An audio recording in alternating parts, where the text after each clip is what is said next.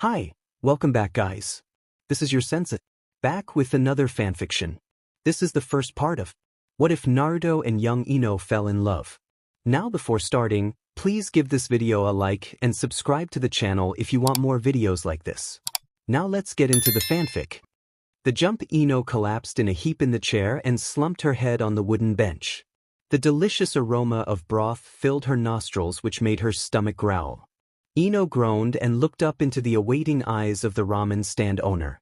"Bring me the largest bowl of ramen you have ever seen," she ordered. Tsuchi laughed. "The only person who orders that is Naruto." Ino smiled, then slumped once more. Her day was rough and all she needed now was some comfort food. She knew that overeating wasn't healthy and she preferred to stay slim, but when you needed comfort and there was nowhere else to get it, then food was the best. Her blue eyes fluttered open when she felt movement beside her. She turned her head and blinked when she spotted a familiar face staring at her with a goofy grin. Speak of the devil, Ino yawned and sat up. "Hey Naruto." Naruto grinned. "Were you talking about me?" She ordered a large bowl of ramen, Tsuchi stated as he placed a bowl in front of Ino. Naruto seemed impressed that Ino was even daring to swallow down so much ramen. Ino stared at the bowl and gulped. After dinner she will probably need a toilet break. A really uncomfortable toilet break. "Old man, bring me the same," Naruto exclaimed. Tsuchi nodded. Ino grabbed a pair of chopsticks, pulled them apart and then dug into her meal. Silence enveloped the two blondes. Naruto's order arrived and soon the two were slurping up noodles in unison. Ino felt oddly comfortable sitting next to Naruto while practically shoving her face with food. Usually she kept her binge eating to herself. All well, Naruto was stupid, he won't pick up any unhealthy signs. Ino picked up the bowl and swallowed all the broth. When she finished, she placed the bowl on the bench and sighed in contentment. She felt much better now. In fact, she felt amazing despite the fact that she just ate twice the amount she usually does. "You know what?" Ino suddenly spoke out loudly.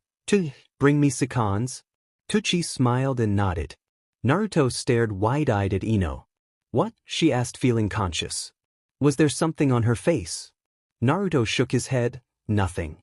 Just surprising, that's all. Girls usually diet and whatnot."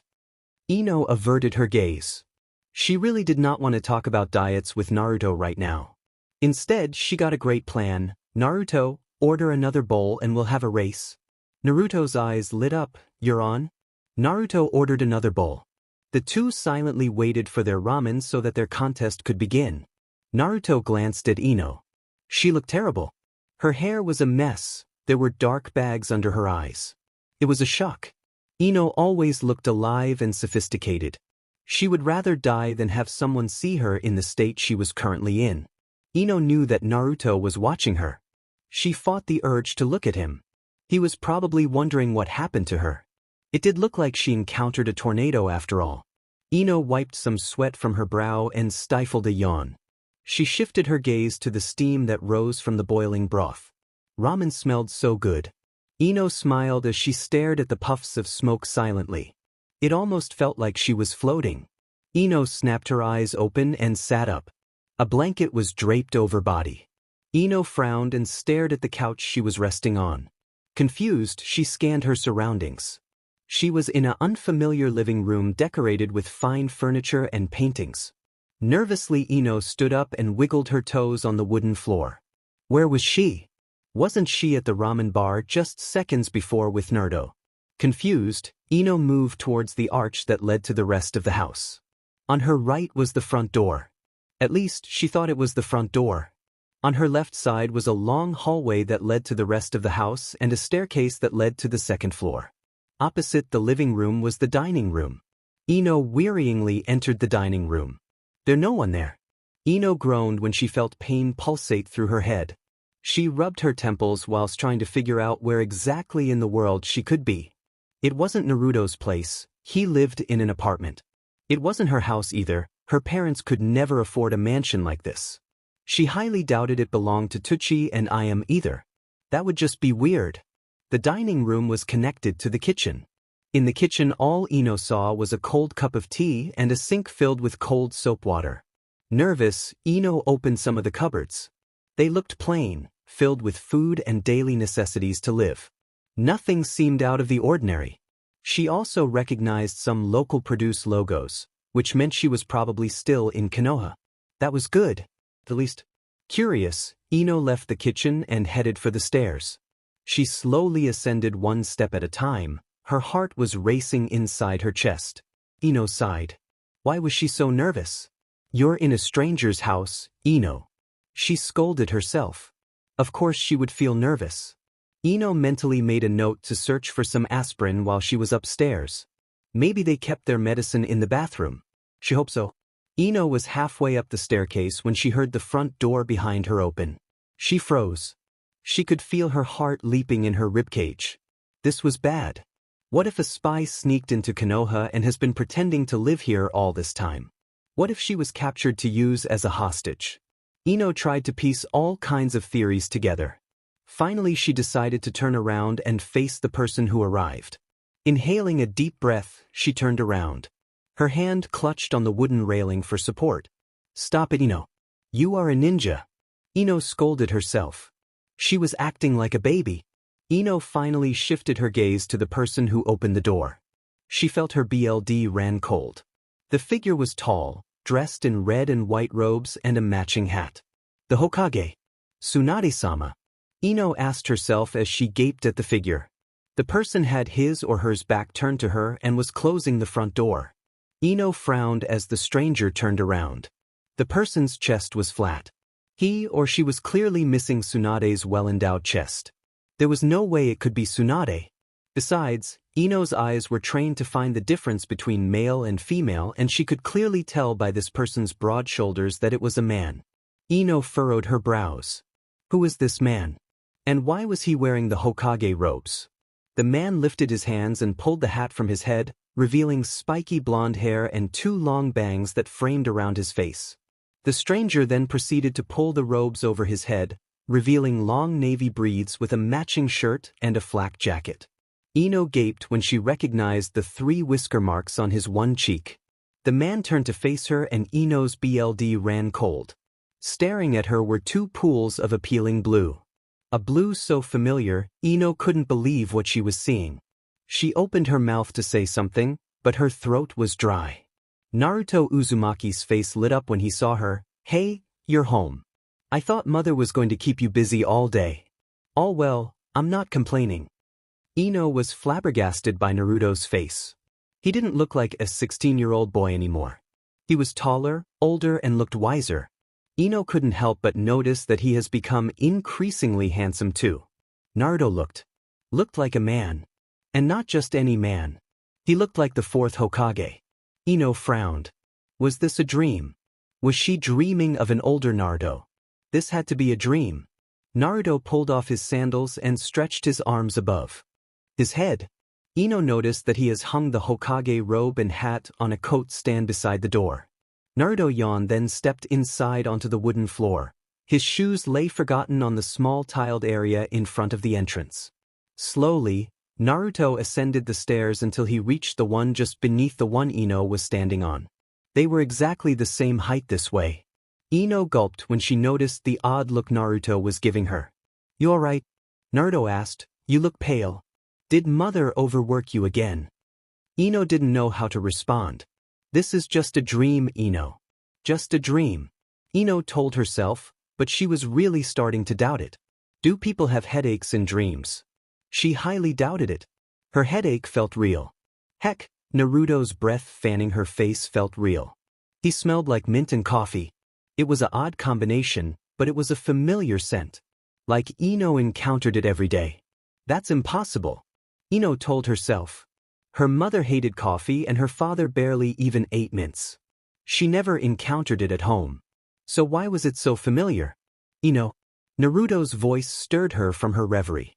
She blinked but still could not find her voice. Naruto's expression suddenly became very worried. Ino was surprised. She has never seen him so concerned before. Her eyes widened when Naruto lifted his arm and reached out to her. Her cheek tingled when Naruto's hand cupped her cheek. She stood still.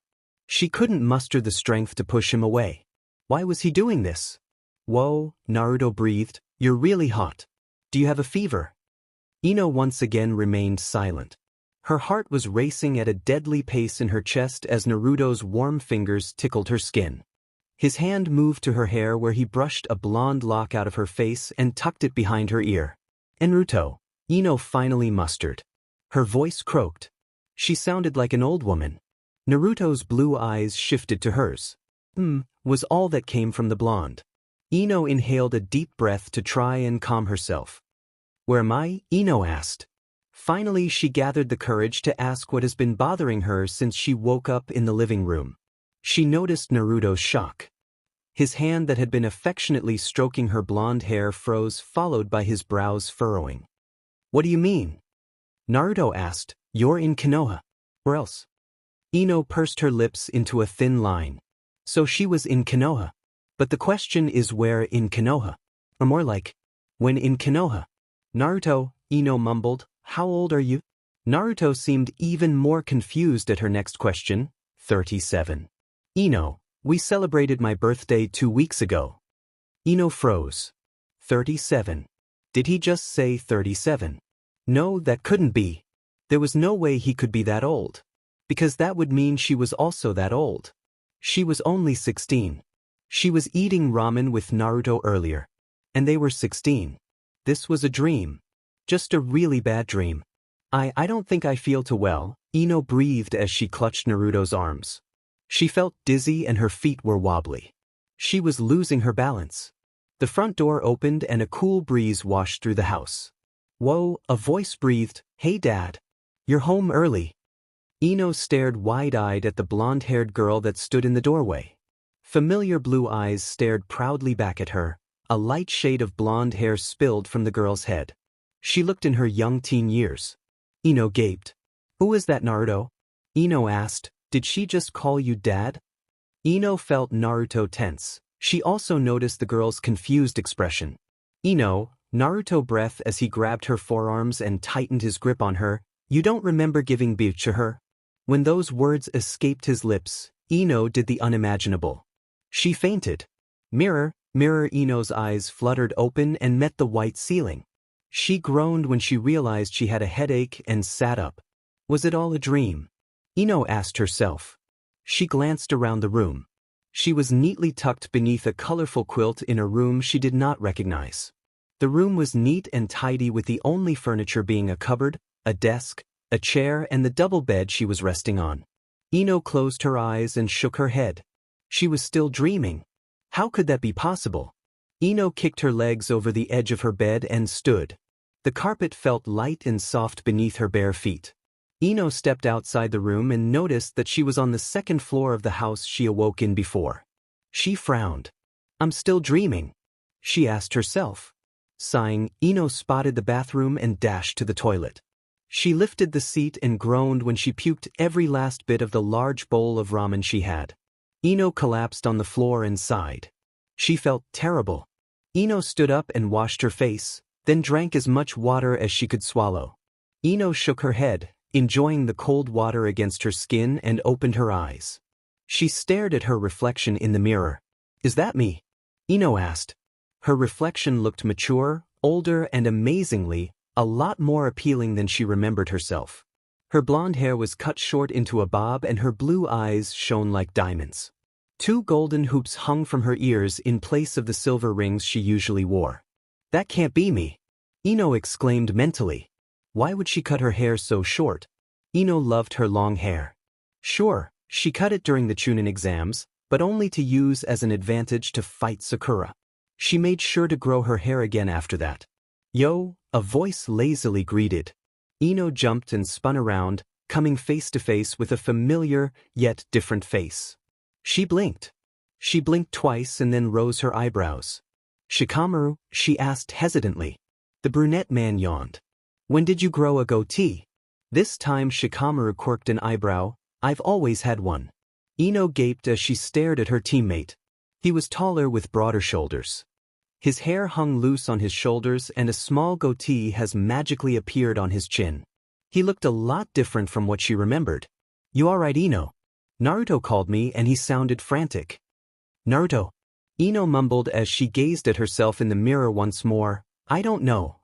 I woke up here suddenly and then he appeared out of nowhere. Shikamaru laughed. He didn't appear out of nowhere, Ino.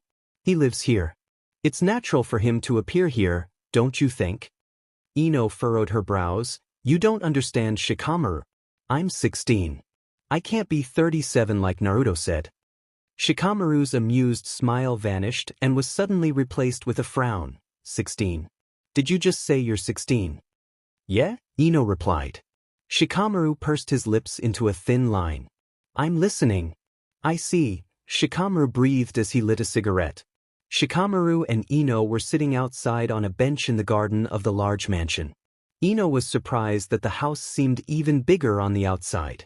Konoha looked the same, yet different at the same time. Some buildings have changed and Naruto's face has been added to the Hokage monument. Ino could do nothing but stare at it in amazement. Naruto was Hokage. She couldn't believe it, even when Shikamaru confirmed it.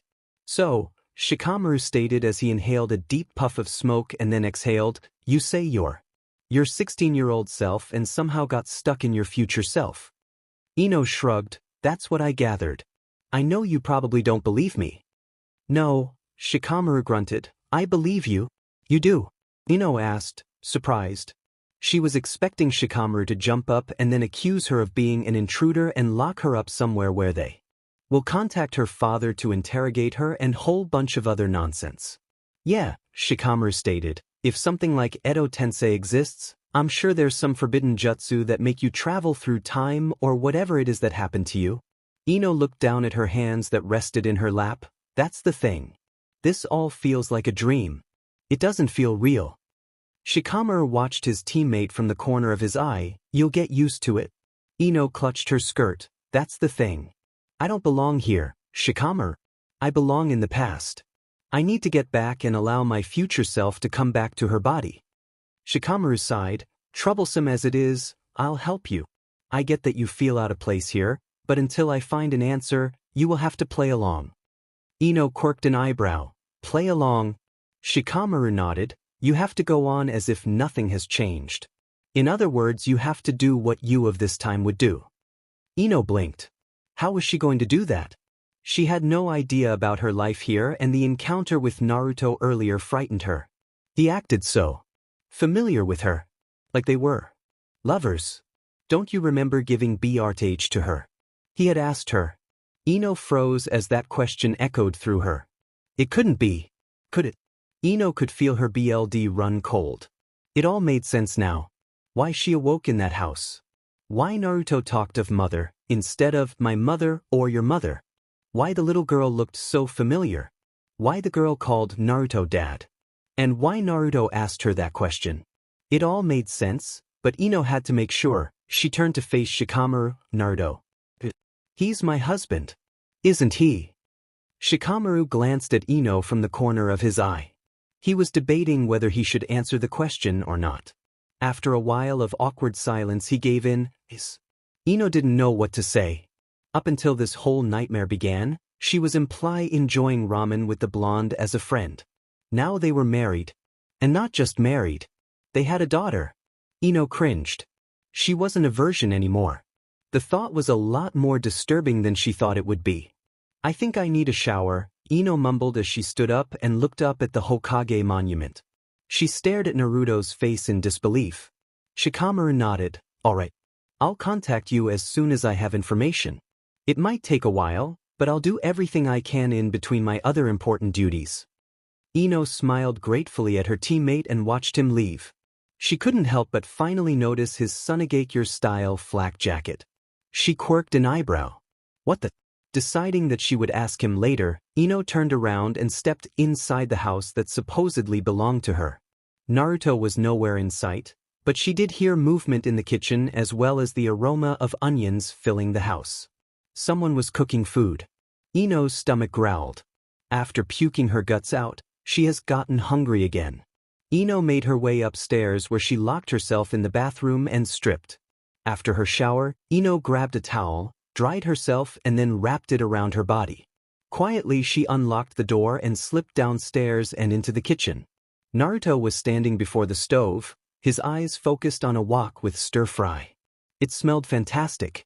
She never knew Naruto could cook. Looks like she's in for a bunch of surprises. Naruto. Ino called. Naruto's head whipped around, but his alarm faded when he noticed it was her. Ino felt blood rush to her cheeks when she noticed Naruto's gaze shifting to her BRs. Always so predictable. Ino cleared her throat. Naruto quickly looked back up into her eyes. Where is my clothes? Naruto blinked, then grinned. In our room. Ino opened her mouth to say something, but Naruto interrupted. Shikamaru told me. You mean? Ino hesitantly asked. Yeah, Naruto shrugged. You were in the shower when he came back. He told me everything. Including the 16-year-old bit. I'm sorry I scared you earlier. Seeing me act that way must have been. Ino shook her head. It's all right. I just really need clothes. Sure. Naruto stated as he explained which room belonged to them upstairs and which wardrobe was hers. He couldn't go with her since had to keep an eye on the food, but Ino was more than happy to navigate herself. She quickly sprinted upstairs, already feeling the cold air getting to her, and entered the main bedroom. It was huge. Well, Naruto was the Hokage. Him having a huge house made sense. To think this was her house too. It was unbelievable. Ino found her wardrobe easily, and when she realized it was walk-in, she felt like squealing. She's always wanted a walk-in closet as a child, now she had one. And it was filled to the brim with clothes, shoes, and accessories. Ino felt like a queen. Ino dressed in a blue kimono decorated with ocean waves. It was simple but appealing, and she loved it. When she pressed the fabric to her nose, the lingering scent of her mother's favorite washing powder filled her nostrils. So she still used the same washing powder as when she was a child. That made her feel comfortable. Ino decided that shoes were not necessary, neither were accessories, but when her eyes landed on the golden hoops she had on earlier, she couldn't resist. They suited her. After clipping on her earrings, she looked satisfied at herself in the mirror. Ino reached up and pulled her fingers through her short blonde hair. She was disappointed that her long hair was gone earlier, but now as she looked at herself, she realized that the short bob suited her. She looked feminine and mature. Ino smiled at herself. Perhaps this life won't be so bad after all. Dinner with the Uzumaki family. When Ino returned to the kitchen, the dining table was set and Naruto was moving the wok from the stove to the table. Ino frowned when she realized the table was set for 4 people. She glanced at Naruto, but his back was turned to her, so he didn't see her questioning gaze. When he finally turned around, he smiled. You look great, he stated. Ino knew he wanted to say more, but he was probably holding back because of their situation. Thanks, Ino mumbled. Dinner. Naruto yelled loudly. Naruto grinned. Have a seat, Ino. Ino nodded and sat down at the lonely seat on the left side of the head of the table. She suspected that Naruto, being the man of the household, sat at the head of the table. Naruto gave her an odd look, but didn't say anything. Ino shifted in her seat. Footsteps echoed from upstairs, and then the girl from earlier that afternoon appeared in the doorway. She was dressed in yellow sundress and her blonde hair was tied up in 2 pigtails. She glanced at Ino, gave her a toothy grin, and then sat down diagonally opposite Ino. Naruto sat at the head of the table, leaving the seat on his right side empty. Naruto's eyebrow twitched. Where's your brother? Ino felt her heart leap. She had a son. Ino smiled as she tried to imagine the boy in her head. The girl shrugged. I don't know. Naruto sighed and glanced at Ino, who was staring at the plate before her with a smile on her lips. Naruto stood up and disappeared. Ino could hear his movements upstairs. Ino looked up and glanced at her daughter. She had Naruto's blue eyes, but definitely her blonde hair. Ino shifted in her seat again. She felt really awkward and out of place. Finally, Naruto returned with a blonde boy following him. He looked around 5 with the same spiky hair as his father, but the same pale blonde as Ino. The boy had blue eyes that shone like diamonds. Ino couldn't help but feel her heart linger to embrace the boy.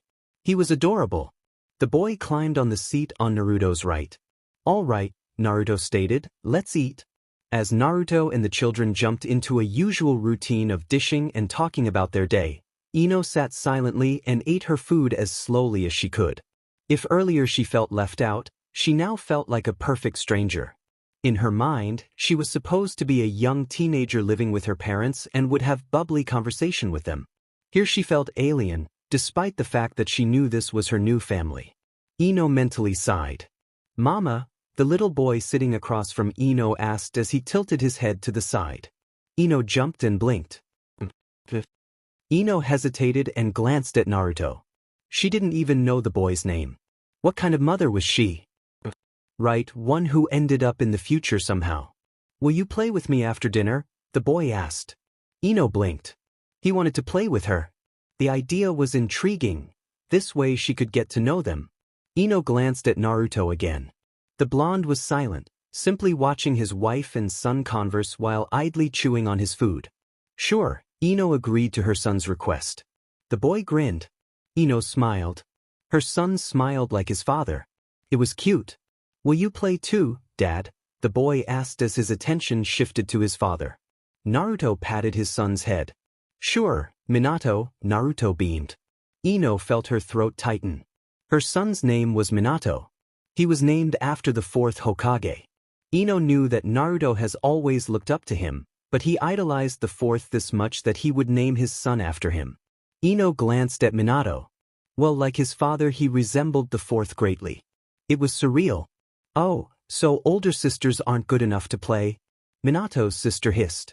The table fell silent and all eyes moved to the daughter of the family. Her blue eyes were narrow. Ino saw herself in the girl right at that moment. It was hilarious. "Of course you can play too, sis." Minato grinned as he poked his sister's nose. She did not look impressed and gave him a very cold glare. Ino glanced nervously at Naruto. Was this normal behavior for the two of them? They weren't going to fight, were they? "Did you just poke me?" Minato's sister growled. Minato giggled as his sister attacked him with relentless tickles. Ino sighed in relief. Luckily the girl was only playing with her younger brother. "All right, stop it you two," Naruto finally interrupted. "Finish your dinner? We'll play as soon as the dishes are done, all right?" The two nodded and continued with their meal. Ino couldn't believe how mature and in control Naruto was with the children. He was like a completely different person from the boy she knew. After dinner, Naruto and Ino washed the dishes while the children played together in the garden under the last few rays of the sun. Ino watched them from the window above the sink and smiled. They looked so happy. So peaceful. Naruto asked. "Yeah," Ino agreed. "What's her name?" "I didn't quite catch it." "Kaguya," Naruto replied. "You named her Kaguya after Kaguya-hime." Kaguya. The name fitted the girl perfectly. Ino felt her heart swell with love and pride. She was their mother. She produced two appealing children. It was something she secretly always dreamed of and now she had it. But it didn't feel right. "I'm sorry, Naruto," Ino whispered. Naruto looked up alarmed. "For what?" he asked. "This whole situation," Ino sighed. "I don't remember our relationship. I don't remember giving BRTH to the kids. How could I do this to you?" Naruto shrugged. "I'll get over it. Let's just keep it to ourselves though. I don't want the whole world finding out. Enemies could take advantage of you this way." Ino nodded in agreement. She especially didn't want the children to know. The last thing they needed was being told their mother wasn't exactly their mother.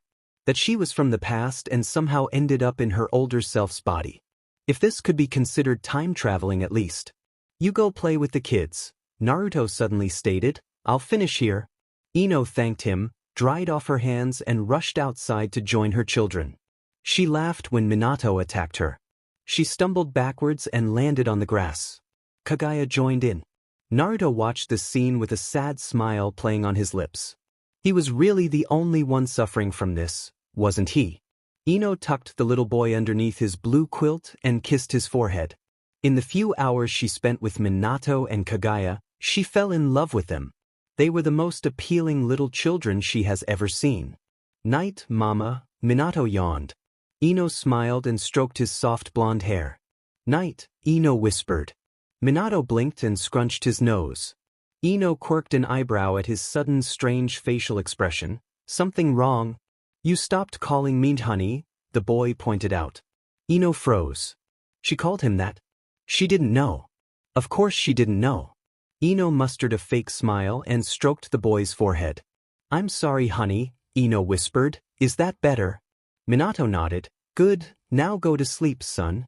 Minato nodded and yawned again. Ino stood up from where she sat beside her son and turned off the lamp beside his bed. She glanced at him one more time, then left the room. She headed for Kagaya's room next. The room was purple, much like Ino's was when she was a teenager and the girl was sitting on her bed reading through some scrolls. Aren't you going to bed, Kagaya? Ino asked. Kagaya looked up from what she was reading. Not yet, I promised Dad I would study these seals today. Oh, Ino breathed. Ino stood awkwardly in the doorway of her daughter's room. Say, Mom, Kagaya suddenly broke the silence. Was Ino's response. Being called Mom was still weird to her. Earlier this afternoon, you didn't know who I was, Kagaya trailed off. Ino bit her lip. She really hoped she could keep this a secret from the children, but Kagaya had heard Ino and Naruto that afternoon and she was 13 years old. She was intelligent and a ninja academy graduate. It would be natural for her to suspect something. Oh, that, Ino trailed off. What could she say? That she was her younger self stuck in her older self. No, she couldn't tell Kagaya.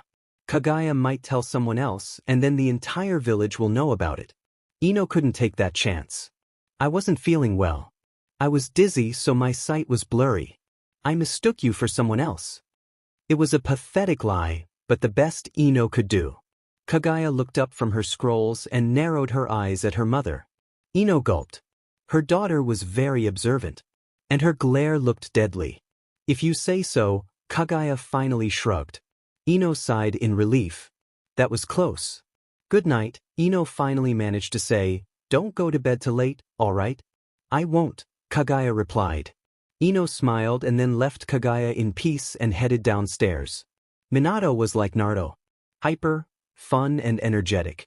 Kagaya was like Ino, but somewhere in her BLD she had a very serious and calm side to herself. Ino couldn't exactly pinpoint which family member that trait came from. It certainly wasn't her. Ino wasn't known for being the calm type. Maybe someone on Naruto's side of the family. Naruto was in the living room, reading a book that dangerously looked like Aika Aika or something. Ino sat down opposite him and sighed. Naruto glanced at her from his book. Tired, he asked. Ino nodded. Kagaya was questioning me about this afternoon. Naruto didn't say anything and returned to reading his book. Ino sat calmly and watched him. He really was a completely different person. After a while of silence and staring, Ino stood up. I'm going to bed. I'll sleep in the guest bedroom. Naruto looked up from his book in alarm. Why? Ino smiled weakly when he trailed off. Naruto looked away from her and tightened his fist. I'll sleep in the guest bedroom. You stay in the main bedroom. Ino blinked. Are you sure? Yeah, Naruto mumbled. I don't need the en-suite bathroom or the walk-in closet as much as you do. Ino chuckled. Thanks, Naruto. He merely waved her off. Ino disappeared upstairs, leaving Naruto to sulk alone. Disrupted Ino was awoken by the sounds of banging pots. She sat up with a jolt and quickly pulled her messy hair together and tied it into a ponytail. The banging stopped, but now she heard two voices arguing. The one was definitely Naruto. His voice was unmistakable anywhere. Ino jumped out of bed and scurried downstairs. As she passed Minato's room, she realized the boy was already out of bed. Perhaps he was arguing with his father. Ino chuckled. She highly doubted it. Ino walked into the kitchen and nearly turned around right there. Before her stood Naruto actively trying to pull someone's hair out while yelling something about tainting my son. Ino quirked an eyebrow at the scene. Morning. Ino half-asked, half-stated. Naruto stopped yelling and pulling and blinked, his eyes now focused on his wife who was still clad in her pajamas. The other person turned around, whilst pulling free from Naruto's grasp and straightened his hair with his fingers. Ino's breath swept away when his face. Sasuke. Ino breathed, shocked when she looked into the raven's onyx eyes. Is that you? The Uchiha remained passive, as if Naruto didn't pull his hair earlier at all, the one and only. Wow, Ino breathed. Sasuke was here. He was back. He had somehow returned to Konoha. She couldn't believe it. And he was wearing a Jounin uniform proudly with his headband on his forehead and the Uchiha crest embroidered on the sides of his sleeves. "Hey, Dobe," Sasuke calmly stated as he pointed at Ino, "what's with her? This is a common occurrence between us. Why is she acting like she's seen my ghost or something?" Naruto snorted, "I'll tell you later, team. I first have some unfinished business with you." Sasuke rolled his eyes. "Of course, I'm tainting your son blah blah blah. Get over it, Dobe. The minute you assigned your daughter on my team, you chose your children's fate. Now tell me what's wrong with Ino." Ino blinked.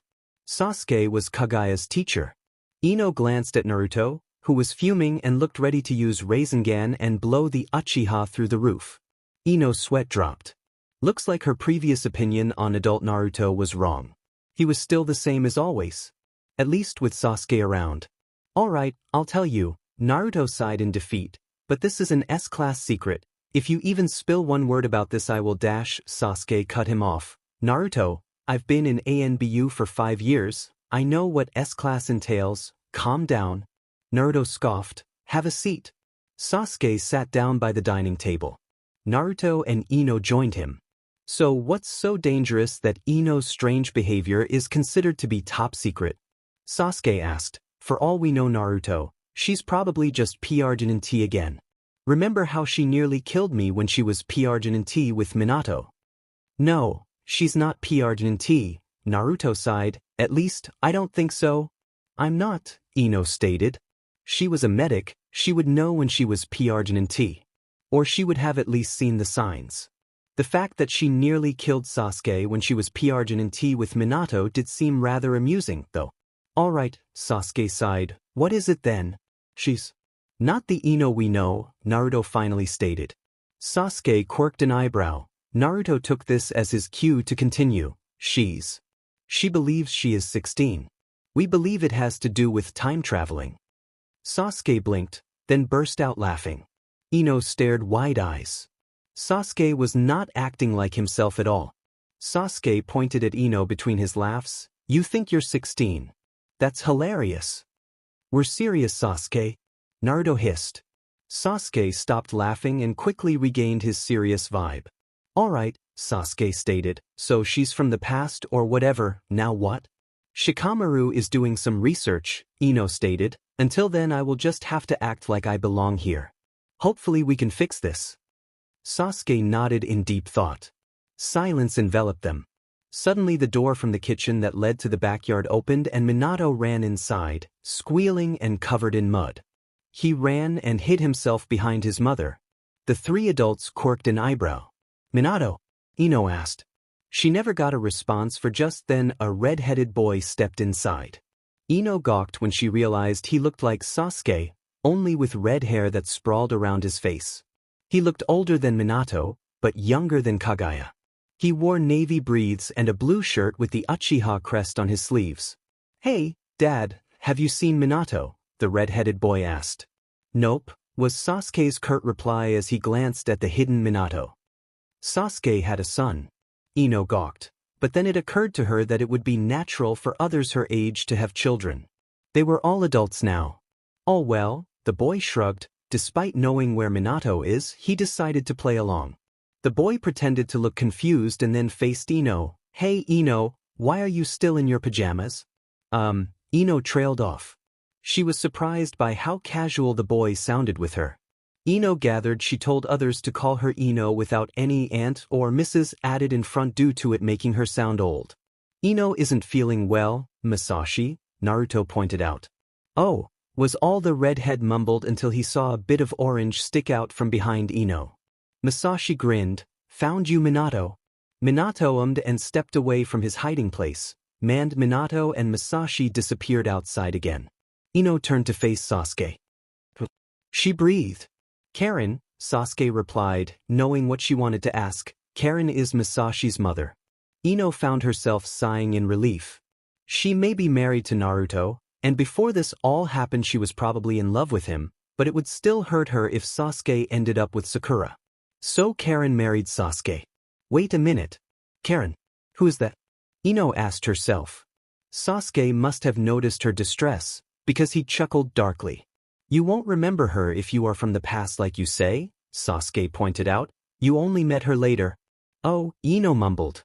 That made sense. Naruto cleared his throat. So, Sasuke, will you keep this a secret? Sasuke glared at his best friend. What do you take me for? An idiot. I know what S-class means. My lips are sealed. However, I do think telling Karen is a good idea. Why? Ino asked before Naruto could. Sasuke smirked. Simple, you're best friends. It would make sense if you told her. Besides, she can perhaps take a look at your chakra. Naruto clapped his hands together. That's a great idea. Perhaps Ino's chakra might give us a clue. Sasuke, you're a genius. Sasuke rolled his eyes. Shucks, dope, just doing my job. Ino had to suppress the giggles that wanted to escape her. After breakfast and a nice long shower, Ino was dragged out of the house by a very enthusiastic Minato, a passive-looking Kagaya and ever-grinning Naruto. As they walked through the streets of Konoha, Ino made mental notes of the things that were the same and the things that have changed. Along the way, they were greeted by several citizens. Naruto greeted everyone in return with a huge smile. Ino was shocked. Everyone loved him. It was so surreal. They finally reached a large house on the opposite side of town. Ino glanced around her curiously. It wasn't the Uchiha compound. Why was Sasuke living in a normal civilian home? Naruto lifted his arm to knock on the door, but the door opened before he got a chance. A woman stood in the doorway with long red hair wearing a very tight black shirt and a purple tank top. She grimaced when she spotted Naruto's shocked expression, his arms still in the air of his attempted knock. Honestly, Naruto, the woman grumbled, I can sense you a mile away. Naruto returned his arm to his side and rolled his eyes. Of course, I knew that. I was just testing you.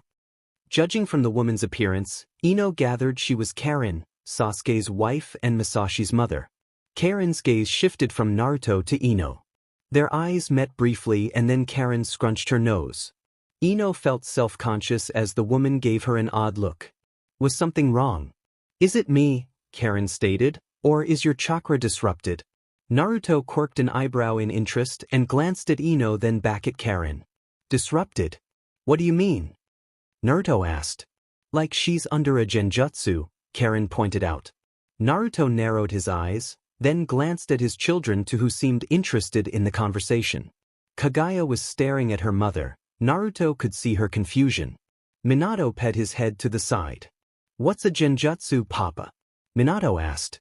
Kagaya, take your brother and go play with Masashi and Itachi. Naruto ignored his son's question. Us adults need to discuss some serious business.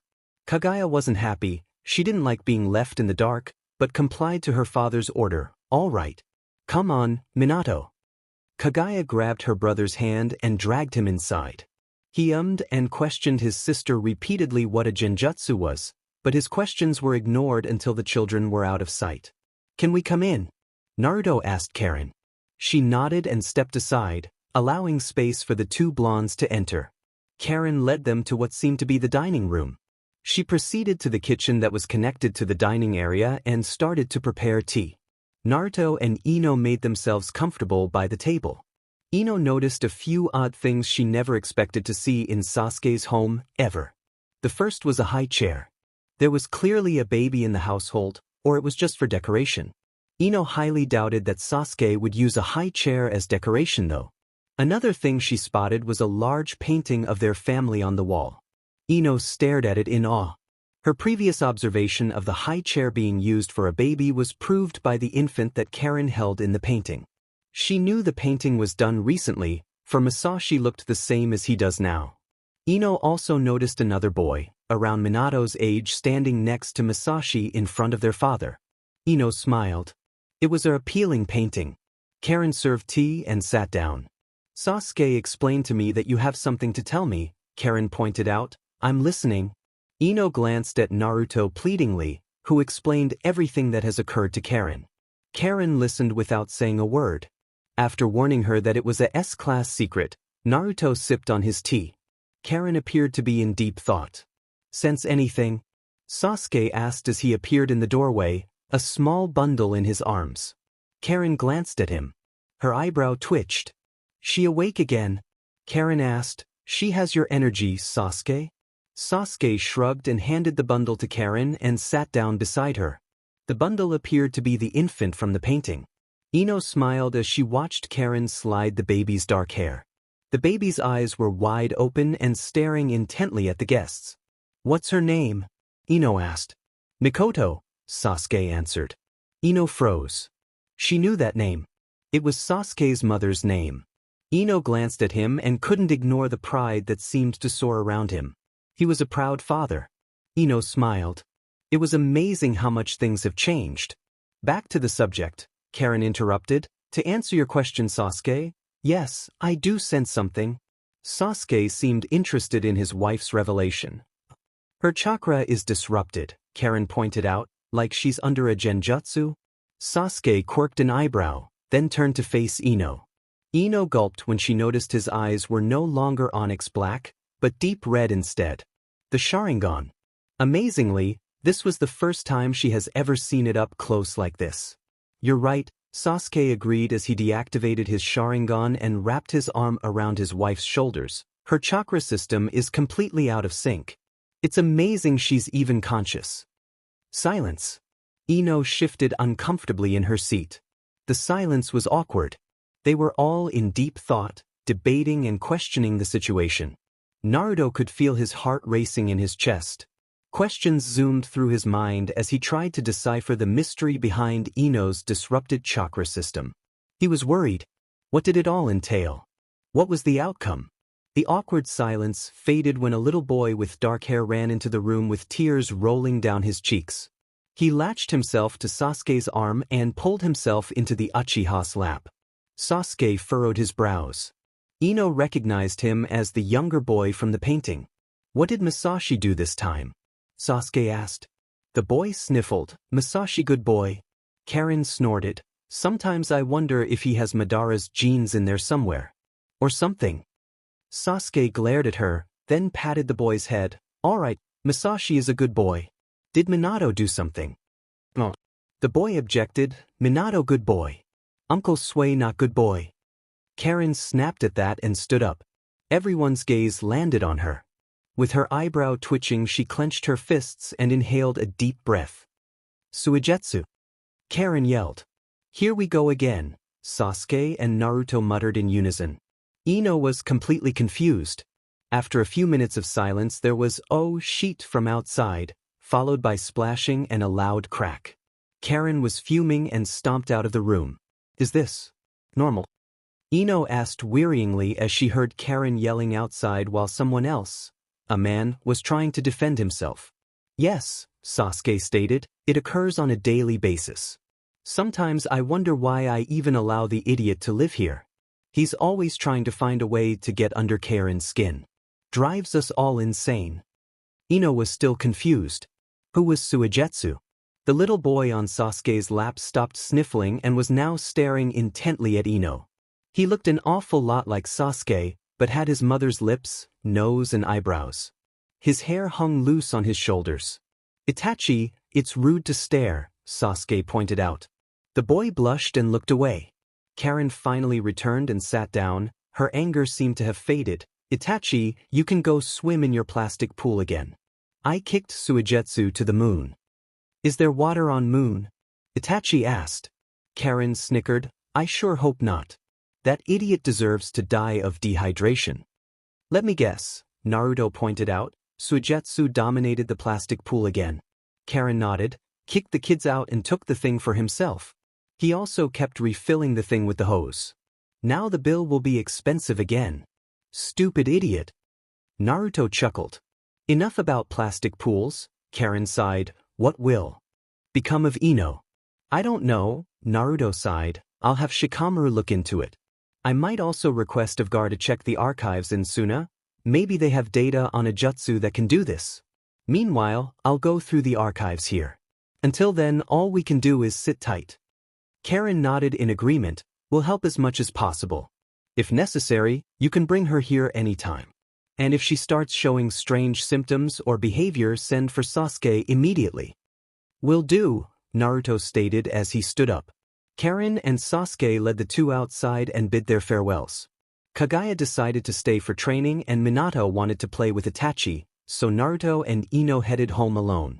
As they walked back, Ino found herself feeling like she was floating in space. Impact's her eyes fluttered open exactly 4 seconds before her alarm clock shrilled loudly through the large bedroom. Ino sighed and silenced the screaming contraption and turned onto her side. She stared at the empty space beside her. Naruto used to sleep here. The mere thought of it made her shiver. Mama. Minato shrieked happily as he burst into the room and jumped on his mother's bed and crawled under the blankets. Ino giggled as his little boy wriggled around and made himself comfortable against her. His small arms wrapped around her. Ino smiled and patted the boy's back. He was the most appealing thing she has ever seen, and it pained her that she basically didn't know him at all. Ino noticed Kaguya standing in the doorway, watching them with her eyes narrowed. Ino could feel panic rise within her. Kaguya was already suspicious, and after the family visited Sasuke, the teenager has been watching Ino closely. It frightened her to think that her daughter might know the truth. What would it lead to? Good morning, Kaguya. Ino decided to greet her daughter calmly. Kaguya was snapped from her serious daze and her gaze shifted to her mother's eyes. Ino felt her heart tug inside her ribcage. Kaguya and Minato inherited Naruto's appealing deep blue eyes. It was a trait Ino found attractive in him, despite the fact that she was mostly oblivious to him when she was younger. Morning, Kaguya returned the greeting. Minato poked his head out from under the covers with a grin and waved at his sister. Sis, come sleep with us, he smiled. Kaguya shook her head and turned to leave. Ino felt her heart sink. She wanted to spend time with Kaguya. She wanted to get to know her. Sasuke-sensei will punish me if I'm late, Kaguya stated passively. Ino made a mental note to lecture Sasuke on making her daughter speak like him. Kaguya sounded so aloof and distant. It was maddening. What kind of punishment? Ino asked, her curiosity piqued.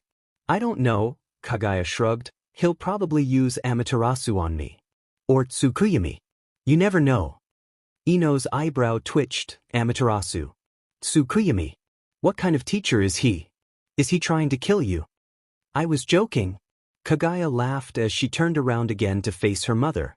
Ino stared shocked at the laughing Kaguya. The girl had dimples. It was adorable. Ino felt pride overwhelm her. That was her daughter. Her appealing daughter. Oh, Ino breathed in relief. So, what does he really do? Kaguya straightened. The worst would be to do his laundry. I don't want to gossip, but apparently Sasuke-sensei's socks really stink. Ino couldn't help but burst into fits of laughter. Minato didn't understand, but laughed because his mother was laughing. Kaguya smiled as she watched her mother laugh. For some reason her mother suddenly seemed normal again. For the past few days, Kaguya noticed a change in her mother. There was something missing. All right, Ino finally calmed down. Go meet your sensei and his stinky socks? Kaguya grinned and then left. Ino turned to face Minato and stroked his blonde hair. And what about you, she asked. I want to make mince pies. Ino agreed without even thinking twice. Naruto sighed as he opened the wooden cabinet and neatly placed 2 new incense sticks in place of the previously burned ones. After lighting the incense, he lifted a small vase with flowers and placed it next to the photograph of his parents. With a smile on his lips and tears threatening to spill from his eyes, he watched the two smiling. What am I supposed to do? Naruto asked. Of course, he did not receive a reply. Naruto sighed in frustration. What could he do? His wife did not know of their marriage at all. She believes that she never even committed herself to a romantic relationship with him. Although he acted like he accepted it. Like he was all right with it. He couldn't bear it. He couldn't bear to look at her and know he can't hold her anymore. He can't tell her how appealing she was anymore, look in her eyes and kiss her. She was like a blessing that has slipped right through his fingers. Naruto, he heard behind him. He jumped and spun around. Ino stood in the doorway, wearing her baby blue pajamas, the ones he brought her for Mother's Day, watching him curiously. Yes, he responded. Ino stepped inside and rubbed her arms while shivering. It was chilly and the thin cotton wasn't doing much for heat. What are you doing? Ino asked as she sniffed the air. Incense? Naruto glanced at the photograph of his parents and smiled. Sorry, does it bother you? No, not at all, Ino stated as she sat down beside him. Silence enveloped the two. Naruto was staring at his hands that rested in his lap and Ino was staring at the photograph before her. She recognized the man. It was the fourth Hokage. But the woman with long red hair, violet eyes and a bulge in her stomach she did not know. Ino frowned as she stared at the photo. She glanced at Naruto and then back at the photo. And then it dawned on her. Why did she never realize?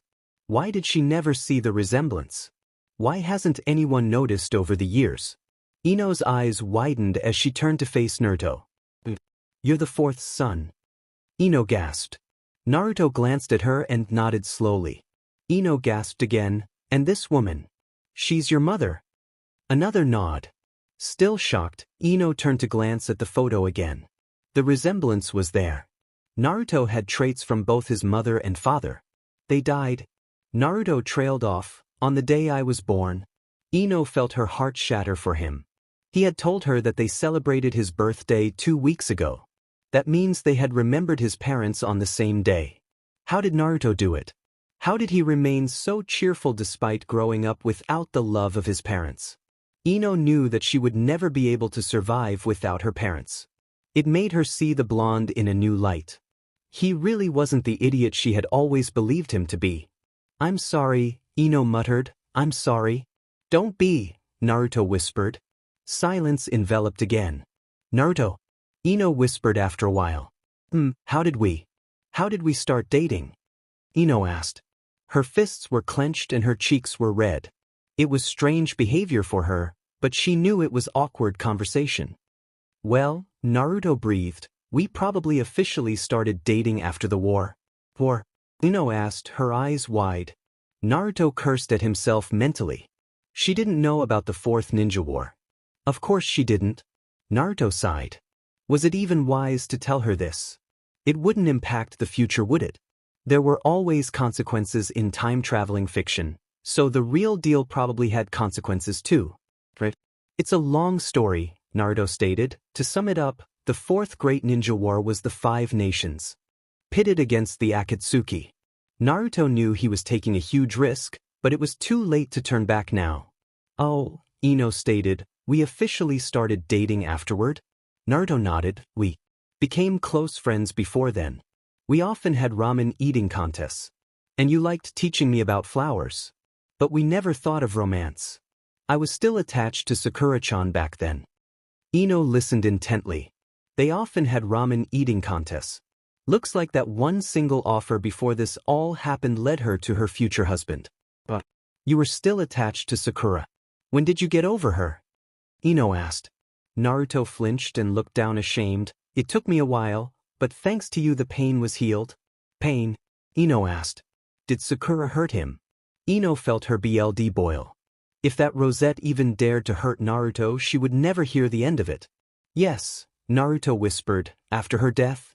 It was like a huge pile of rocks hit her in that instant. Ino froze. The word death echoed through her like a spiraling cloud. Sakura was dead. Haruno Sakura, her childhood friend and her rival, was dead. Dead? Ino echoed. She couldn't believe it. It couldn't be true. It just couldn't be true. She's not the only one, Naruto pointed out. There were many causalities in the war. After Sakura was struck down, it hit us all. The person affected the most was Lee. Ino pursed her lips into a thin line. Lee loved Sakura. Ino knew that much. I'm sorry, Ino stuttered. I am causing you so much trouble. Making you remember such a thing. I'm sorry. Naruto sighed. He couldn't stand to watch her apologize like this. Yes, he was angry. Yes, he was upset. He wanted to scream and curse the BSTRD who did this to Ino. Who made her travel through time. But he could never direct that anger towards her. No matter how much it pained him to watch her without being allowed to touch her, he could never be angry at her. Because he loved her more than anything else in this world. On a day like this, Rock Lee was always seen at one place.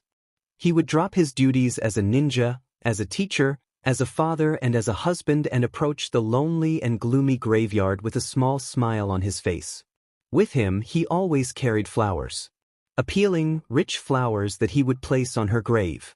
Lee came to a halt before Haruno Sakura's grave and knelt on the wet grass to place the flowers next to the tombstone. The small smile still played on his lips as he remembered the good old days he spent with her and all their friends. She might be dead, but that didn't mean he moped around. He remembered the good things and the bad things. He remembered the time when she was alive. Lee stood up and buried his hands in his pockets. He was a 38-year-old man, married to the most appealing woman and had an appealing son. There was nothing more he could ask for. Deep down, he knew that Sakura would be happy that he found happiness, even if it was without her. Lee, came a female voice from behind him. He turned around, came face to face with the smiling face of Tenten. "Ten, my youthful wife," Lee grinned, "what brings you here?" Tenten rolled her eyes. "For your information, your youthful son is currently sprinting around the village border. Mind explaining?" Lee laughed nervously. "What can I say? He has the burning passion of youth." The bamboo cutter. As a child, Kaguya enjoyed the story of the bamboo cutter. It was an appealing tale that etched into her mind ever since her mother told her that Kaguya-hime was her namesake. Kaguya often asked her mother to share the story at the dining table or when she went to bed, but now as 13-year-old Kaguya sat there, watching her mother silently eating without even glancing at her children, Kaguya could feel her throat dry. Her mother has been acting strange lately. Ever since that day where her mother claimed she was dizzy, Kaguya knew something was wrong. Even dizziness wouldn't stop Ino from recognizing her children. Kaguya knew that much. Her mother was hiding something and the teenager was determined to find out what. Naruto didn't pay attention during dinner. His mind was blank, his eyes focused on his plate of food. He aimlessly played around with his fork, while his children and wife remained just as silent as he did. It was awkward. Very awkward. The bubbly enjoyment the family used to share was gone. "Are you working tomorrow, Dad?"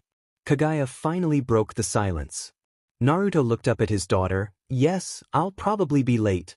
"Oh," Kaguya muttered, disappointed. She was hoping she could train with him and perhaps beat out the information of her mother out of him. She wanted to know the truth. She was already old enough to know and handle the truth. "What about you, Mom?" Ino looked up, alarmed that she being spoken to. Ino shot Naruto a pleading gaze. He cleared his throat and shifted in his seat. "Your mother will be busy tomorrow too." Kaguya sighed and mumbled a "too bad" under her breath. Minato started humming a playful tune while munching on his chicken. His blue eyes were sparkling. It made Ino smile as she watched him bob his head from side to side. After dinner, Ino played a card game with the children while Naruto did the dishes.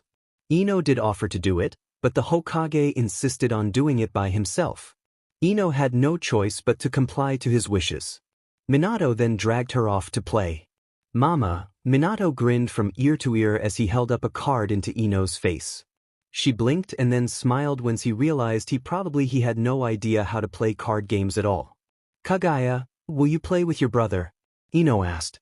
The teenager merely grunted, but took her brother's cards from his small hands and shuffled through them. She then nodded. While Ino scanned through her cards, she noticed the odd looks her daughter was giving her. It bothered her. She didn't want the children to discover that she wasn't well. The mother they knew. She was still their mother, but the younger version. Naruto appeared in the doorway. He was drying his hands with a towel and watching the children curiously as they awaited their mother to make a move. Naruto glanced at the clock on the wall and noticed that it was getting late. "Minato," Naruto called, "time for your bath." "Kaguya, take care of him, alright?" Minato wailed since they didn't get to play, but one stern glance from his father and the boy was silenced. He allowed his sister to take his hand and lead him upstairs, leaving the two adults by themselves in the living room. Ino gathered the cards and packed them away, then she stood up and mustered a weak smile as she passed Naruto. She was stopped dead in her tracks when his hand grabbed her wrist. "Where are you going, Ino?" Naruto asked darkly. Ino felt a shiver run down her spine. "I was going to help with Minato's bath." Ino hesitantly half-stated, half-asked. She glanced over her shoulder and noticed that Naruto was watching her. She gulped. "Kaguya is a big girl," Naruto pointed out. "She'll be fine by herself." Ino felt her cheeks burn. "I know, Is it wrong of me to want to spend time with my children?" Naruto's eyes widened and he let go of her wrist. He stepped back and lowered his head, effectively hiding his eyes behind his blonde bangs. Ino noticed him trembling. Naruto. Ino hesitantly reached out to him, but he slapped her hand away. I'm fine, he exclaimed, refusing to meet her eyes. You're right, it's fine to spend time with them. Ino quirked an eyebrow and was about to open her mouth to say something, but she was cut off when Naruto turned around and sat down on the couch. He grabbed a scroll and opened it. And just like that he ended the conversation. Ino felt her heart tighten in her chest as she stared at the back of his head. She slowly turned around and headed upstairs, her mind constantly flicking back to Naruto. Sleep refused to come. Ino lay awake in the large bed in the main bedroom, her mind reeling. She could hear Minato mumble in his sleep from across the hallway, she could hear the tap drip in the bathroom, she could hear Naruto's soft snore coming from the guest bedroom. She was aware of every noise. Naruto. The name stuck in her mind like glue. His behavior earlier frightened her, but at the same time she understood. It was strange, but she understood. It was painful for him. She was his wife, but yet she wasn't. Of course it was hurting him. Ino silently wondered what Naruto wanted from her earlier. He looked so hurt. Like he was in pain. Ino clenched her fists. She hated seeing him like that. So confused, so lost and filled with so much pain. She wanted to see him happy, wearing that large goofy grin of his. She missed it. She couldn't believe she missed it. With a sigh, Ino got out of bed and approached the window. She pulled open the curtains, allowing the moon's light to cascade on her skin. She silently stared at Konohagakure. Somehow, over the years the village has become more appealing at night. Ino stared at her home village in awe. It wasn't the same anymore. She could remember the Konoha from her days as a teenager clearly, but this new Konoha was so different. She wanted to explore it. She wanted to find the secret alleys and underground pathways, yet she couldn't, for now she was an adult. She had the responsibility as a wife and a mother. Ino clutched onto the curtain fabric. She felt like such a child, stuck in the body of a fully matured woman. Kaguya couldn't sleep. She tossed and turned, but sleep never came. It was unusual for the blonde teenager to be sleep-deprived. Sleep was like second nature to her. She slept like the dead. She inherited that trait from her father. So why couldn't she sleep today? Why was her eyes refusing to close? With a disapproved snort, the teenager got out of bed and stretched her arms above her head. She pulled her blonde hair into a messy bun and quickly left her room. It felt like she was suffocating. Kaguya slipped past her brother's room and headed for the stairs, only to come to a halt beside the guest bedroom. Her eyes widened, her blood ran cold in her veins. Kaguya stared in shock, her lips trembling. For there, in the bed of the guest room lay her father, fast asleep and snoring. He was alone. He was all alone and curled up into a ball. Kaguya knew that pose. He was lonely. Her father was suffering. Whenever it was his birthday, or when her mother was on a mission, he often unconsciously curled up like that. To say she was shocked was an understatement. Why was her father sleeping alone? Why wasn't he in his own bedroom? The questions all had to somehow have an answer. Kaguya turned around and headed for the main bedroom. Her mother was awake. Kaguya stopped in the doorway when she spotted her mother. Ino was standing by the window. Her short blonde hair clung to her face. The moon's light danced on her skin. Kaguya couldn't help but notice her mother's beauty. Why was her mother alone? Why was her father alone? They weren't fighting. No, they couldn't be fighting. They haven't been acting angered towards each other, so that couldn't possibly be the reason. Mother, Kaguya called. Ino spun around, her blue eyes wide. Oh, Ino breathed. Kaguya, it's you? Why are you alone, Mama? Kaguya asked. Ino looked panicked. She shifted her gaze away from her mother. She bit her bottom lip. Kaguya could see her mother trembling. Kaguya could see that this pained her mother, that this confused her. So she changed the subject. Will you tell me the story of the bamboo cutter, Mama? Ino was surprised, but soon her surprise melted away into a warm smile. The heiress Ino was awoken by the sun's rays that hit her face. She groaned and pulled the blankets over her head, trying to shut the sun away. Soon she could no longer breathe properly, so she sat up and cursed silently at the sun. She was tired. So tired. Knowing that she can't stay in bed all day, Ino removed herself from her warm bed and shuffled to the bathroom, where she stripped herself naked and climbed into the shower. She drowned herself in hot water, allowing the droplets to gently caress her skin as she stood there in silence.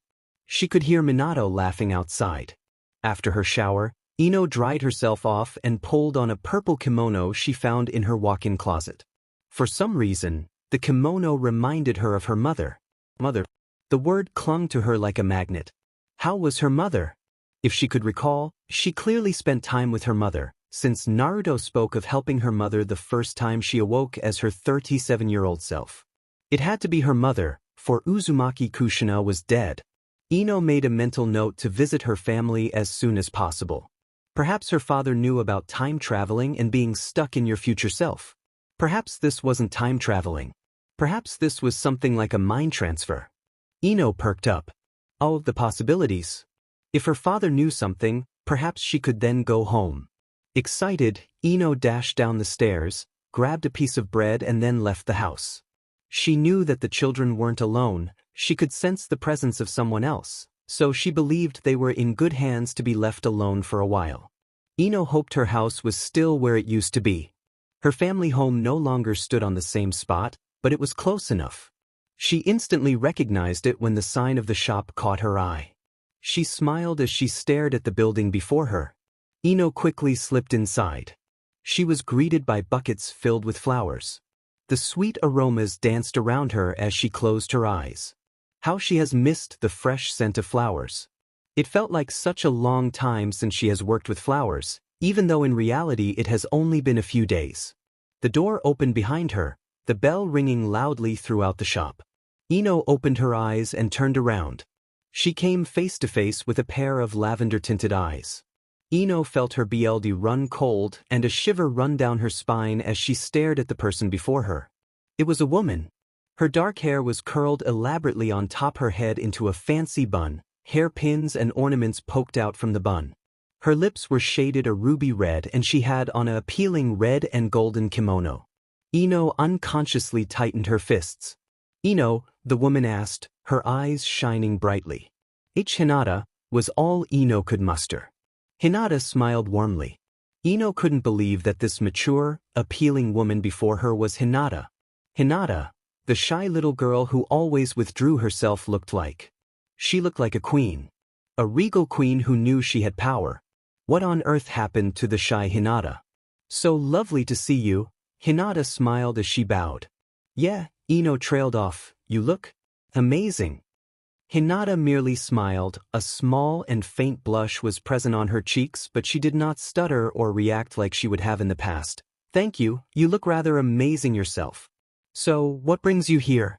Ino asked, her eyes still wide from the shock. I have come to pay for the flowers my family ordered, Hinata stated. I told you I would be come by today, didn't I? Ino blinked. You did? Yes, Hinata continued, confusion apparent on her face. When you were here the other day, remember? The fact was, Ino didn't remember. Her future self would have remembered, but she, of course, being from the past, did not. Ino bit her bottom lip. This was something she was going to encounter from now on when she meets with old friends. Somehow it saddened her.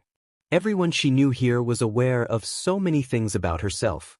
Things that she was not aware of at all. I'm sorry, Ino sighed. I haven't been very well the past few days. I guess it slipped my mind. Trouble in paradise? Hinata asked. Ino looked taken aback. Hinata was smiling evilly at Ino. It was a creepy smile, not a smile you would expect from a shy girl like Hinata. Ino gulped. You can say that? Did you have a fight with Naruto? Hinata asked. Ino was surprised. Hinata was prepared to talk about her relationship with Naruto. Everyone knew that Hinata was in love with Naruto. Wouldn't she have become angry or jealous when Ino supposedly married Naruto? Not really, Ino stated. It's complicated. Hinata merely nodded. She did not press the matter any further. Ino was grateful for that. She relaxed and allowed her eyes to wander down to Hinata's stomach. She blinked, then her eyes widened. Expecting? Ino asked as she looked back up. Hinata's eyes brightened and she smiled warmly. Yes. Hinata exclaimed excitedly, no one seems to notice. It's this stupid kimono's fault. They hide all my curves. They just mistake the small bump for fat. Ino laughed. Congratulations. How far along are you? 28 weeks. The two women were interrupted when someone appeared from the back of the store. An elderly woman with faded red hair and blue eyes entered the room, carrying a basket with purple flowers. She was dressed in a traditional purple kimono with a green apron over it. Ino's eyes lit up when she saw her. Mama! Ino exclaimed. Even though her mother was much older than she remembered, she recognized her instantly. The woman seemed surprised to see Ino, but she smiled nonetheless. Hello dear, what brings you here? Mrs. Yamanaka asked. Ino leaped into her mother's arms, causing the elderly woman to drop the basket with flowers in surprise. Ino buried her face in her mother's shoulder and silently cried. Mrs. Yamanaka noticed her daughter's trembling and locked her arms around her daughter's waist. There, Mrs. Yamanaka whispered, I'm here. I'm sorry, Mama, Ino sobbed, I just feel so alone. Mrs. Yamanaka was confused, but she decided not to push Ino. Instead she patted her daughter's back until she calmed down.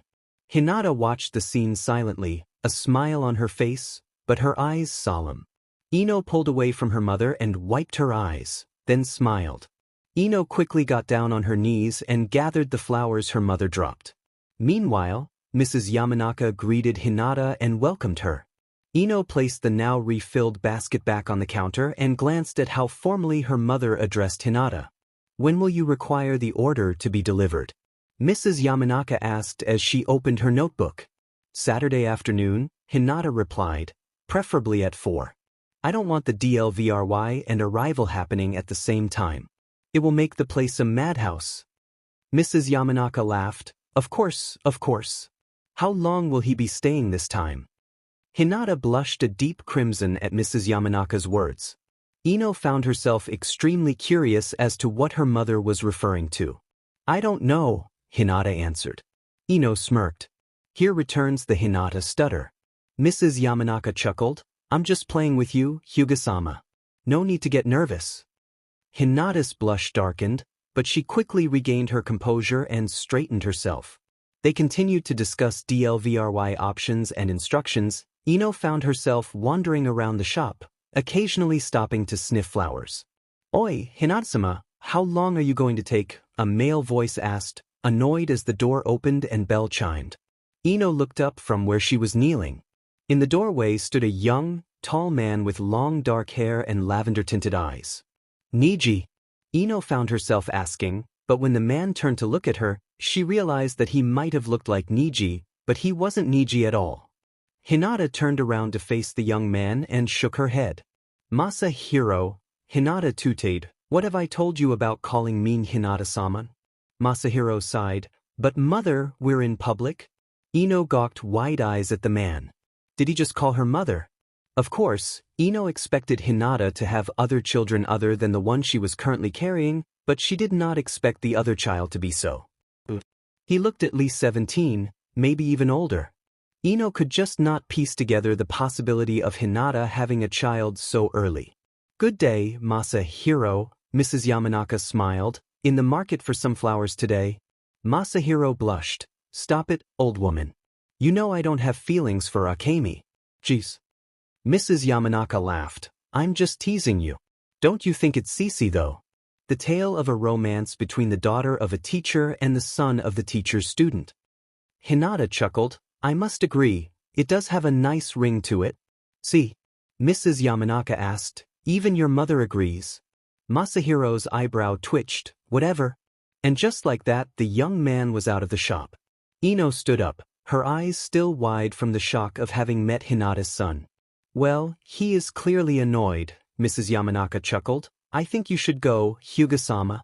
Hinata nodded in agreement. Yes, thank you for your assistance. I shall see you at the banquet. That you shall, Mrs. Yamanaka nodded. Hinata bowed and then left, looking just as regal from behind. Ino was amazed just how much Hinata has changed.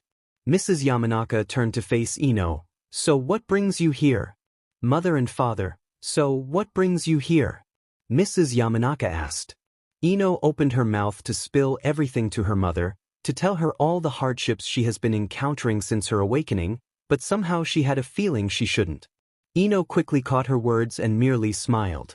I'm homesick, that's all, Ino whispered. Mrs. Yamanaka smiled and pulled her daughter in an embrace. Ino felt content in her mother's warm arms. She sighed and closed her eyes. Finally it felt like she was home. Not that she didn't feel at home with Naruto and the children, but they were foreign to her. They were not the family she had spent all her life with. It's all right, Mrs. Yamanaka cooed. I'm sure you'll work it out. Ino giggled. I didn't have a fight with Naruto. Is that so? I didn't think so, Mrs. Yamanaka laughed. You two fight over the most ridiculous things constantly. It's never something that would drive you out of the house, though. Ino furrowed her brows. She constantly fought with Naruto. The mere thought made her want to shiver. She couldn't imagine having arguments with him. Naruto always seemed like the type to go along with whatever the girl says. Looks like he has gained some independence over the years, which was a very good thing. Mrs. Yamanaka pulled away from her daughter and patted her shoulders. How about some tea? Ino nodded and the two disappeared through the door that led to the Yamanaka family home. Mrs. Yamanaka set up the kettle, while Ino scanned her surroundings. The inside of the house has changed drastically. Most of the furniture has been replaced and the layout of the house seemed different too. Ino smiled when she found a small portrait photo of her family. Minato is so small here. Ino ran her fingers over the glass that protected the photo. Minato was a mere infant in the photo, still wrapped in blankets, resting in his mother's arms. Kagaya was younger too, but she had that same smile she carried now. Mrs. Yamanaka glanced at Ino over her shoulder and nodded. That was taken 2 weeks after he was born, remember? Just look at Naruto's face. He is the most idiotic yet proud father in the world. Ino laughed. Sure enough, Naruto was beaming like a lunatic in the photo. Ino returned the photo to its place and sat down by the dining table. Mrs. Yamanaka poured their tea and handed a cup to Ino, who took it gratefully. Mrs. Yamanaka sat down next to her daughter. Do you have a dress yet? Mrs. Yamanaka asked. Ino looked up, bewildered. Dress? Ino asked. Mrs. Yamanaka frowned. For the Hyuga banquet. You are organizing it with Hyuga-sama, remember? Ino laughed nervously. This was the first she heard of it, of course. Ino made a mental note to ask Naruto about it later so that she wouldn't be stuck in a situation like this again. I don't have a dress, Ino stated, but she added mentally, I think. Mrs. Yamanaka smiled and patted her daughter's arm. You'll find the right dress. You always do. Ino merely smiled and quickly took a sip of tea to break the conversation. Silence enveloped the kitchen as the two women sipped their tea. The front door opened and a tall figure stepped inside, dressed in a navy uniform and a flak jacket. Ino's face lit up when she saw the person's blonde ponytail. Inoichi blinked when his eyes landed on his daughter. She waved at him awkwardly, causing him to smile and kiss her forehead. Inoichi then proceeded to greet his wife, then poured himself a cup of tea and joined the two girls he loved the most at the dining table. What did Naruto say? Mrs. Yamanaka finally asked. Inoichi grunted, at the usual. I swear he's out to hunt me. Or something. Mrs. Yamanaka snorted, you're just paranoid because he's Minato's son. Inoichi pouted, causing Ino to giggle. Her parents turned to face her and smiled. They loved seeing their daughter happy, but despite her laughs, they could tell that she wasn't 100% there. Her eyes were somewhat different, and that worried them. So, Inoichi interrupted Ino's giggles. Have you been interrupting your mother's work all day? Ino shook her head. No, we're just taking a break. Actually, I wanted to talk to you. Inoichi quirked an eyebrow. Ino inhaled deeply. Should she tell them? Naruto was quite stern when it came to her condition. They did all agree to keep it a secret until they could figure out what was happening to her, but this was her parents. She couldn't keep something so big away from them. She never could before, so naturally she can't right now. Ino trailed off, feeling intimidated by her parents' stares. It's about my condition. Are you sick? Mrs. Yamanaka asked, worried. Ino shook her head. Pardon. Ino shook her head again. Inoichi appeared to be in deep thought. Is this regarding what Naruto was babbling about? Ino frowned. What did he tell you? That you dodged time or something? Inoichi stated, rolling his eyes. I thought he was playing me, much like his parents always did when they were still alive. Mrs. Yamanaka laughed. Those were the days. Naruto is quite the energetic Hokage. It's refreshing, is it not? Inoichi nodded in agreement. Naruto was right, Ino stated. Kind of. Her parents stared at her. Ino gulped and tried to piece everything together so that she could properly explain it to them. Finally she spoke. Minato, the teacher called out. A little boy with blonde hair and eyes as blue as the sky looked up from where he was playing in a sandpit at the woman who he called teacher during the day. She was a petite woman who always dressed modestly and wore a yellow apron. Home. Minato mumbled when he spotted his sister standing beside the teacher, her arms crossed and her brows knitted together. He could tell she was not in a good mood. That meant no candy on the way home. Itachi glanced at his friend, his onyx eyes wide in curiosity. Your sister is here, the teacher continued to call. Minato sighed and stood up, his blonde hair ruffled in the wind. He wiped his dirty hands on his shorts and then skipped to the lockers where he grabbed his backpack and then approached his sister. He looked up at her and smiled widely. Kagaya gazed at him, then her frown disappeared and she returned the smile. He took his sister's hand, waved goodbye to Itachi and his teacher and then allowed his sister to lead him out of the school. Minato looked up at his sister as they walked home. Where's Mama? Kagaya furrowed her brows again. She's busy, Minato. But she always picks me up. Minato objected. Kagaya sighed, memories of her parents sleeping in separate rooms flashing through her mind. I know, Minato, I'm sorry. Can't I be her temporary replacement? Minato pouted but did not answer. Kagaya smiled at her brother sadly when she spotted his unhappy face. She hated seeing him like this, but what could she do? Kagaya pulled her fingers through her blonde hair and then spotted a familiar sign. She smiled. How about we get some ramen? Minato's face brightened. Really? Shikamaru didn't like smoking, but for the sake of stress he smoked. He popped a cigarette in his mouth and lit it and sat back, frustrated. He had searched endlessly for answers, but came up with nothing. Not one single entry has been entered into the Nara archives regarding time travel, which was expected, but still. He was annoyed. Now he will have to actually go through the village archives, which could take months. Life was incredibly troublesome. Shikamaru. Temari walked out into the garden, her blonde hair hanging down on her shoulders, wet from her shower. He looked up and waved. Temari rolled her eyes, poked his forehead and then sat down beside him. Find anything? Shikamaru let out a puff of smoke and sighed. Nope. Nothing. I'll request access to the archives tomorrow. Hopefully there's something in there. Temari nodded. I've received a letter from Gaara, but he hasn't found anything yet either. Not surprising. It's only been a few days. Shikamaru agreed. Yeah. Listen, Temari. You must not tell anyone about this. I won't, Temari stated. Not even Kankuro knows. Shikamaru nodded. Good. The two sat silently and watched the sun set. Shikamaru wrapped his arm around Temari's shoulder and pulled her closer to him. She smiled and rested her head on his shoulder, closing her eyes and enjoying his warmth. Temari, Shikamaru whispered.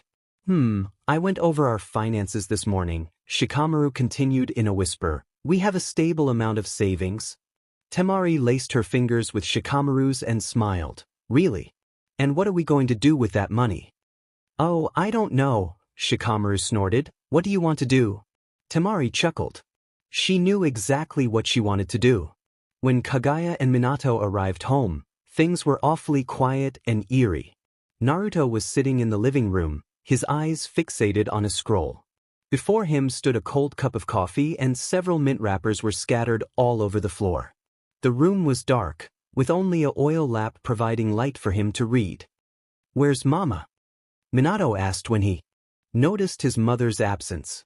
I don't know, son, Naruto replied without looking up from his work. Did you guys eat? Yes, Kagaya answered. Naruto nodded. He reached for his coffee and took a sip, pulled a face and abandoned the scroll and got up to make himself a new cup. He glanced at his daughter, who was staring at him with serious eyes, but he merely smiled and pushed past them. The front door opened and Ino stepped inside. The children turned to face her, their blue eyes curious and waiting. Ino pulled off her coat and placed it on the coat rack. She then proceeded to remove her shoes. She stretched her arms over her head. "Hello, Mama," Minato greeted. Ino smiled and motioned for him to come closer. He did as told and yelped when his mother pulled him into an embrace. Minato blinked at the sudden emotion he felt radiate from his mother and wrapped his little arms around her neck. Ino looked up into Kagaya's eyes, beckoning for her to come closer. Kagaya was wary, but eventually gave in and the three embraced each other. Ino was grateful for her children. Despite only knowing them for a few days, she loved them to bits. She could no longer imagine life without them. Naruto watched the scene from the kitchen doorway, his heart aching in a way it shouldn't be. After all, fathers should never be jealous of their children. "I am Uzumaki Ino," she jumped, her senses suddenly very alert. She could hear and smell so many different things. The bustling of everyday life moved around her. Ino stared dumbly at the wooden wall before her, her brows furrowed together. A sudden movement beside her caught her attention. A hand was shoved into her face. "Ino," a familiar voice asked. Ino slowly turned to face the source of the hand and came face to face with eyes so blue, the sky could be put to shame. The first thing she noticed was that the person beside her was someone she knew very well. Her first reaction was to smile, but when she opened her eyes to give him another proper look, she noticed something was very wrong with him. Uzumaki Naruto gave the blonde next to him a very confused stare. "You challenged me to a ramen contest, yet you didn't even touch the ramen." Ino, still flabbergasted, quickly glanced at the large bowl of ramen before her. She then glanced back at Naruto. "How was the contest?" Tucci asked as he stepped back into the shop. Ino looked up at him, amazed by how young he looked. Tucci stared at her, then laughed. "You didn't even eat a thing. Too much for you."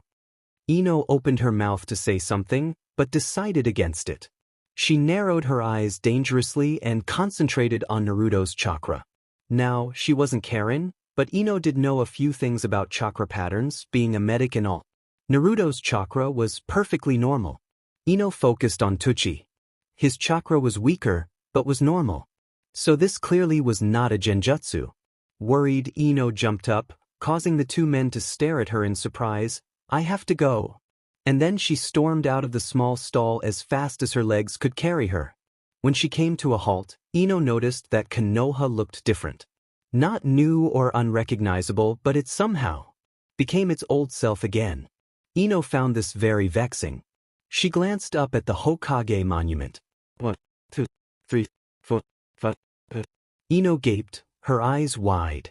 There were only 5 faces. Ino suddenly felt her stomach churn wildly. She spun around and quickly sprinted to a flower bed. After puking her guts out, Ino collapsed on the ground in a heap. She lifted her hand and looked at them. No wrinkles. No blemishes. Her skin was silky smooth. Like she was a teenager again. She touched her hair and gasped as she ran her fingers through the long locks. She had long hair. How did she not notice? She had hair practically covering her eye. Ino then looked down at herself. She was once again wearing the purple outfit she had loved as a teenager. Suddenly, the realization hit her. She obviously wasn't physically 37 anymore. Someone used the 5 dimensions to heaven. And whoever did it knew how to use mind transfer jutsu. Ino thought about approaching Tsunade, who was Hokage at this time, but decided against it. She was still unsure of the circumstances and did not want to bring danger to Konoha when it clearly isn't needed right now. So, she will just have to continue on as if nothing happened. Ino sighed in frustration. 16 all over again. How wonderful. Ino mentally sighed. How she wished she knew the date, then she would be more aware of what schedule her 16-year-old self had for the day. She was with Naruto at Ichiraka before. So could it be the start of their courtship? Ino found this very annoying, for now she's back to square one with him. How fantastic. Ino, a voice asked, causing the poor old woman to jump. She spun around, very alert, but relaxed when she met the lazy gaze of Shikamaru. Oh, Ino sighed, it's you? Don't scare me like that. Shikamaru quirked an eyebrow. Right, sorry? Weren't you feeling sick earlier? Ino stared. What do you mean? At training, you said you were sick, so you went home, Shikamaru pointed out. Ino frowned. She certainly didn't feel sick now. Then again, she did puke her guts out earlier. Maybe it's gastro. Ino shrugged and pulled her fingers through her hair. She still could not get over the fact that her long hair was back. Well, Shikamaru sighed, don't come crying to me when you get worse. Troublesome woman. Ino smiled weakly. Right, thanks? By the way, Shikamaru, what's the date? Shikamaru avenue her an odd look, but answered anyway, it's July the 10th. What? Mental blank. Maybe I do still feel sick. Ino quickly covered up. Shikamaru didn't seem to believe her, but he didn't question her either. He merely shrugged, then excused himself. Ino stood by herself for a while, wondering what she could do now. She decided to go home. Ino stared at the alleyway in shock. Of course her house wasn't here anymore. Ino slapped her forehead, then sighed. She scanned her surroundings, amazed by how industrial the area of her future home was. She has already forgotten what it looked like before their home was built. Ino suddenly felt her heart clench. If her home doesn't exist, if she's 16, if she's not married, then that means Kaguya and Minato were never born. Not yet at least. Ino felt like crying. How could she possibly live without her children? Ino turned around and slumped her way through the streets. Her mind was not set on a certain location, but she only knew one place to go now. Her parents' home. That's clearly where she lives now. Her home stood on the same old spot it used to be before the war. It somehow made her homesick, despite the fact that technically she was home. She clutched the cold doorknob and stepped inside into the family shop. She was greeted by the fresh aroma of flowers. Ino smiled. At least this place was still somewhat the same. Her mother was stationed behind the counter, where she was organizing a variation of flowers. She looked up, her red hair tied up in a bun on her head and her eyes sparkling with happiness. Oh, Mrs. Yamanaka exclaimed, welcome home, Ino. How was training? Ino quickly said the first thing that entered her mind, great? Was it only Shikamaru and Choji? Or did you have another jounin help you? Mrs. Yamanaka asked. Ino frowned, not quite understanding what her mother meant. What other jounin? Asuma would have helped them, wouldn't he? Ino trailed off. Just us? Better safe than sorry, she decided. Her mother smiled weakly. It must be so hard for you. Asuma's death affected all of you after all. Ino's widened. Asuma was dead. She could not believe it. But just as quickly as the sadness wanted to take her, she realized that this was another dimension. An alternative universe to the one she came from. In her world, Asuma might be alive, but here he was dead. What other surprises like these would she encounter? Ino shook her head. She wasn't going to encounter other surprises like them.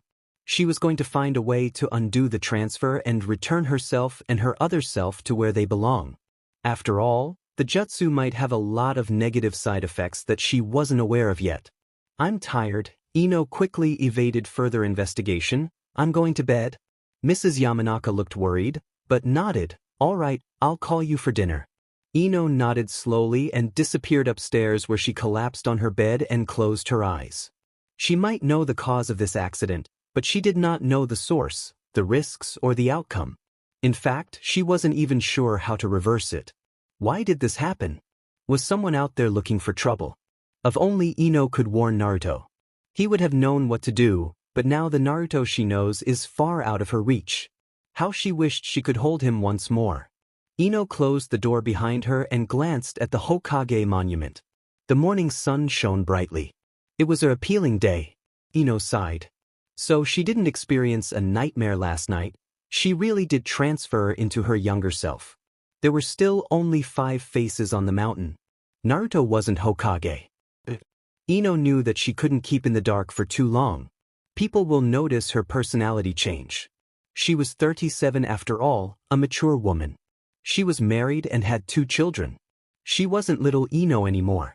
She had to tell someone. Someone with responsibility. Someone she could trust. Her only bet at this time would be Tsunade. Of course, she trusted Naruto above anyone else, but she highly doubted dense, 16-year-old Naruto would believe her. Tsunade it is.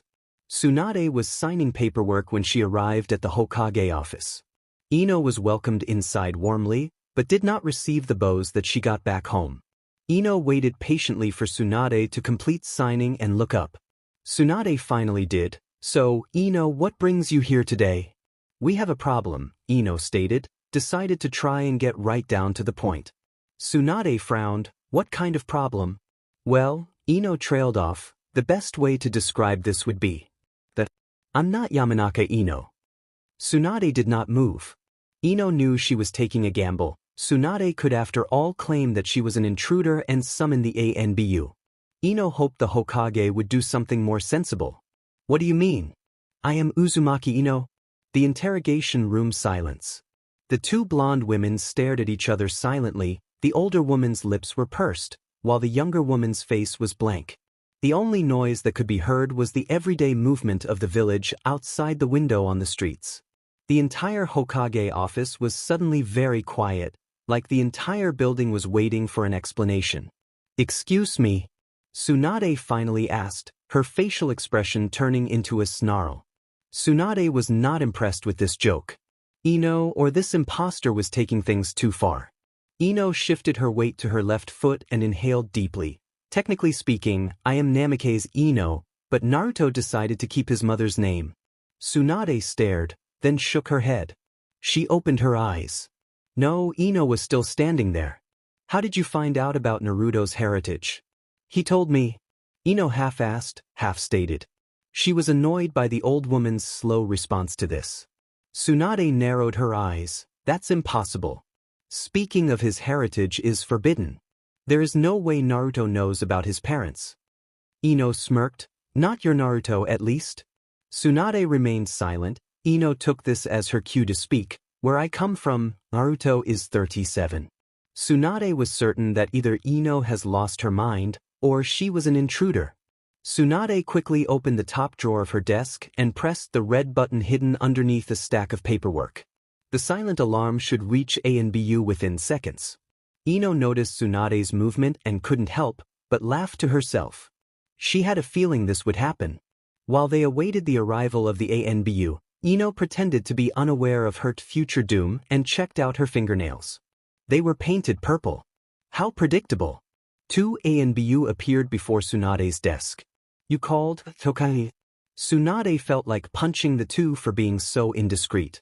She nodded, then pointed to Ino, who was still pretending not to notice the situation she was in. The ANBU glanced at her, frowned, then looked back at their leader. How is she a threat? One of the ANBU asked. Tsunade's eyebrow twitched. She's speaking nonsense. Arrest her and call for Inoichi. The ANBU nodded. One grasped Ino's arm while the other disappeared. Ino did not make any movement against her captive. Tsunade was surprised that the blonde teenager wasn't putting up a fight. Ino allowed the ANBU to drag her out of the office and down to the interrogation department. Ino smiled in victory. At least her message will get through. Inoichi wished he could die. When he walked into the interrogation department and saw his daughter chained, he thought the world had to be ending. Ino? Inoichi asked, hesitantly. Ino stared at her father blankly, then smiled. Hi, Dad, Ino greeted happily, like she wasn't about to be groped in the mind by her own father. She didn't have anything to hide after all. Okay, maybe her SEC life was something she should hide, but she didn't want to waste any energy on blocking her memories. She had to save as much energy as possible to reverse the jutsu that caused her and her other self to travel dimensions. What did you do? Inoichi demanded. Ino sighed. All I did was tell Tsunade that Naruto has a mother and a father. Honestly, is it that surprising? Inoichi stared at Ino. He stared some more, then turned to his coworker. This is not my daughter. My daughter would never speak like that to me. That's why we're interrogating her, his co-worked half-assed, half-stated. Inoichi narrowed his eyes and turned back to Ino. Who are you? I'm Uzumaki Ino. Don't be stupid, Inoichi warned, suddenly very serious, there are almost no Uzumaki clan members left. Uzumaki Kushina had no relatives when she moved here, and Uzumaki Naruto is an orphan.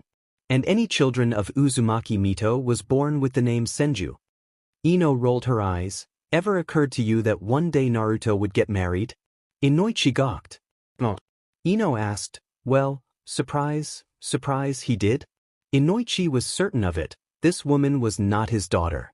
He motioned for the team to move her to the interrogation room. It was time to study this imposter's mind. The team worked quickly, strapping Ino into the dome and then proceeding to their positions. Ino pretended to look bored, but truthfully she was enjoying her father's expressions. 1 minute he was confused, the next he was angry, then he was confused again. She shivered when Inoichi placed his palm on her forehead, and then the world went black. Inoichi had to admit, the woman had quite an impressive mind. He admired her brain for a while, then proceeded to work. He unrolled a scroll of memories and prepared himself for the worst. He was bombarded with the complete unexpected. What will you name her? Before him was an image of himself, along with whom he assumed was his daughter, but several years older. They were in hospital and a newborn infant was in his daughter's arms. His wife stood by his side. He stared at the scene in shock. This had to be a joke. This was a genjutsu. Kaguya. Her name is Kaguya, like the princess of the moon. Inoichi quickly zoomed away from that memory.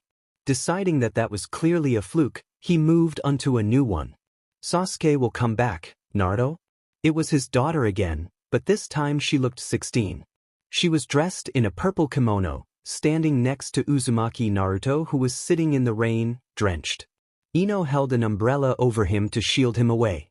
Naruto looked up at her and smiled weakly. Inoichi was flabbergasted by the sheer chemistry that sparked between the two. Thanks, Ino. You're a great friend. Inoichi moved to the next memory, hoping to find something that clearly wasn't trying to play with his mind. What do you mean Niji is dead? Ino exclaimed this angrily to someone Inoichi could not see. His daughter still looked 16, but she was dressed in a navy uniform with a flak jacket. Her face and arms were covered with scratches and bruises.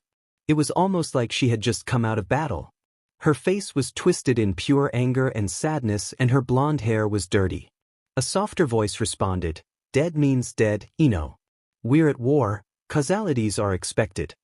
Inoichi knew that voice. Shikamaru. It had to be him or Shikaku. It was definitely one of the Nara men. The war. What war was he speaking of? What was going on? Hyuga Niji wasn't dead. He was certain of it. Inoichi narrowed his eyes.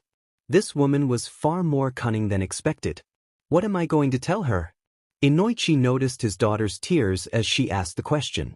Silence passed, then finally she received a response. Tell her that Niji died a hero. It's the best you can do, Ino. Inoichi slipped out of Ino's mind with a puzzled expression on his face.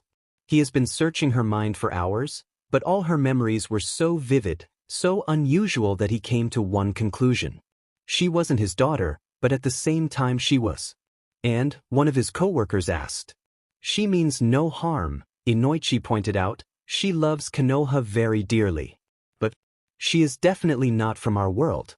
There are many memories that conflicts without history and time. It's almost like she time traveled. That's impossible, his co-worker objected. Is it? Inoichi asked. So many jutsus have been developed, ones that we always thought would be impossible, yet it was achieved. Why is time travel not one of them? His coworker thought for a while. It goes against human morals. How? Inoichi asked. Because she has seen what will happen. Because she will change the future by being here. How do we know that this happens? Perhaps fate has already been written and the past and future can never be changed. We can't take risks, though, his coworker pointed out. Inoichi sighed. You're right. Keep an eye on her. I'll report to the Hokage. Ino was transferred back to the Hokage's office after she woke up. She was still chained and kept under steady surveillance. She was placed on a chair, with several eyes watching her. She recognized plenty of faces, but when her eyes landed one pair of eyes, she felt anger build up. What is he doing here? Ino asked. Tsunade glanced at the person Ino was referring to, then back at Ino. Here to hear you speak. Ino glared at Tsunade. I refuse to talk with him here. Why? Tsunade asked. Because, Ino stated, I don't want him here. Is there something wrong with me? Naruto demanded. Ino glanced at him, her heart soaring. How she wished she could jump and pull him into a tight embrace, but she knew that he wasn't her Naruto. No, Ino whispered, This is confidential. It involves him, Tsunade pointed out. No, it doesn't, Ino stated, her eyes on Tsunade. Tsunade noticed the cold warning coming from the blonde. She has never seen Ino so frightening, it made even her, the Hokage, shiver. She sighed and turned to Naruto. Naruto didn't even have to look at her, he already knew what the old woman was going to say. He had to leave. Annoyed, Naruto stomped to the door, opened it and slammed it behind him. Tsunade sighed. Alright, tell me your name, age, gender, registration number, rank, marital status and where you live. Ino inhaled deeply. I am Uzumaki Ino, 37 years old and female. My registration number is 012604. I am currently married to Uzumaki Naruto and I live in the Konoha Manor, which at this moment does not exist. Tsunade frowned. The few Anbu and Jounin present were also baffled. Inoichi, however, knew she wasn't lying, he had seen it all in her memories. Of course, he wasn't sure as her memories were correct, but he had a feeling that she wasn't the type to lie. After all, she was most likely his daughter. Inoichi tells me you are from a different dimension, Tsunade pointed out. I believe so, Ino responded. How did this happen? Tsunade asked. Inoichi told me some of your memories were blocked off. Ino sighed. She didn't mean to block her memories, since she wanted to spare her energy, but she decided against it in the last minute. She had an image to uphold, her father seeing her connect to Naruto would just be weird. Of course, she hid a few other things deep within her mind too. I am a Yamanaka, Ino pointed out. Inoichi smirked. Smart girl. Tsunade didn't find this amusing. I cannot free you until you have proven this. You must unblock your memories. No, Ino declined without even thinking. I hid them for a reason, not just to keep them away from you. It's dangerous. How? Inoichi asked. I cannot tell you, Ino stated, but I can assure you, I will reverse this.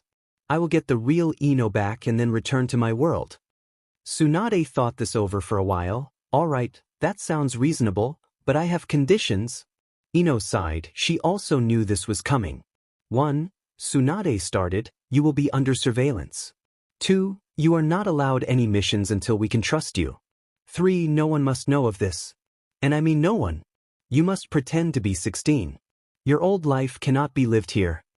Ino rolled her eyes. Oh, I know. I'm glad we have an understanding, Tsunade smiled. Ino smirked. She wasn't so sure that this wasn't an understanding, but then again, she wasn't exactly in a position to complain. It matches her eyes. Uzumaki Naruto was not just the Hokage, but he was a husband and a father to 2 appealing children he loved more than anything else, except maybe his wife. So you would expect him to be a happy man. Happy, unfortunately, was currently a dead word in the poor young soul's dictionary. It was a cold morning, and when Naruto's eyes fluttered open, he realized once more that he was in bed alone.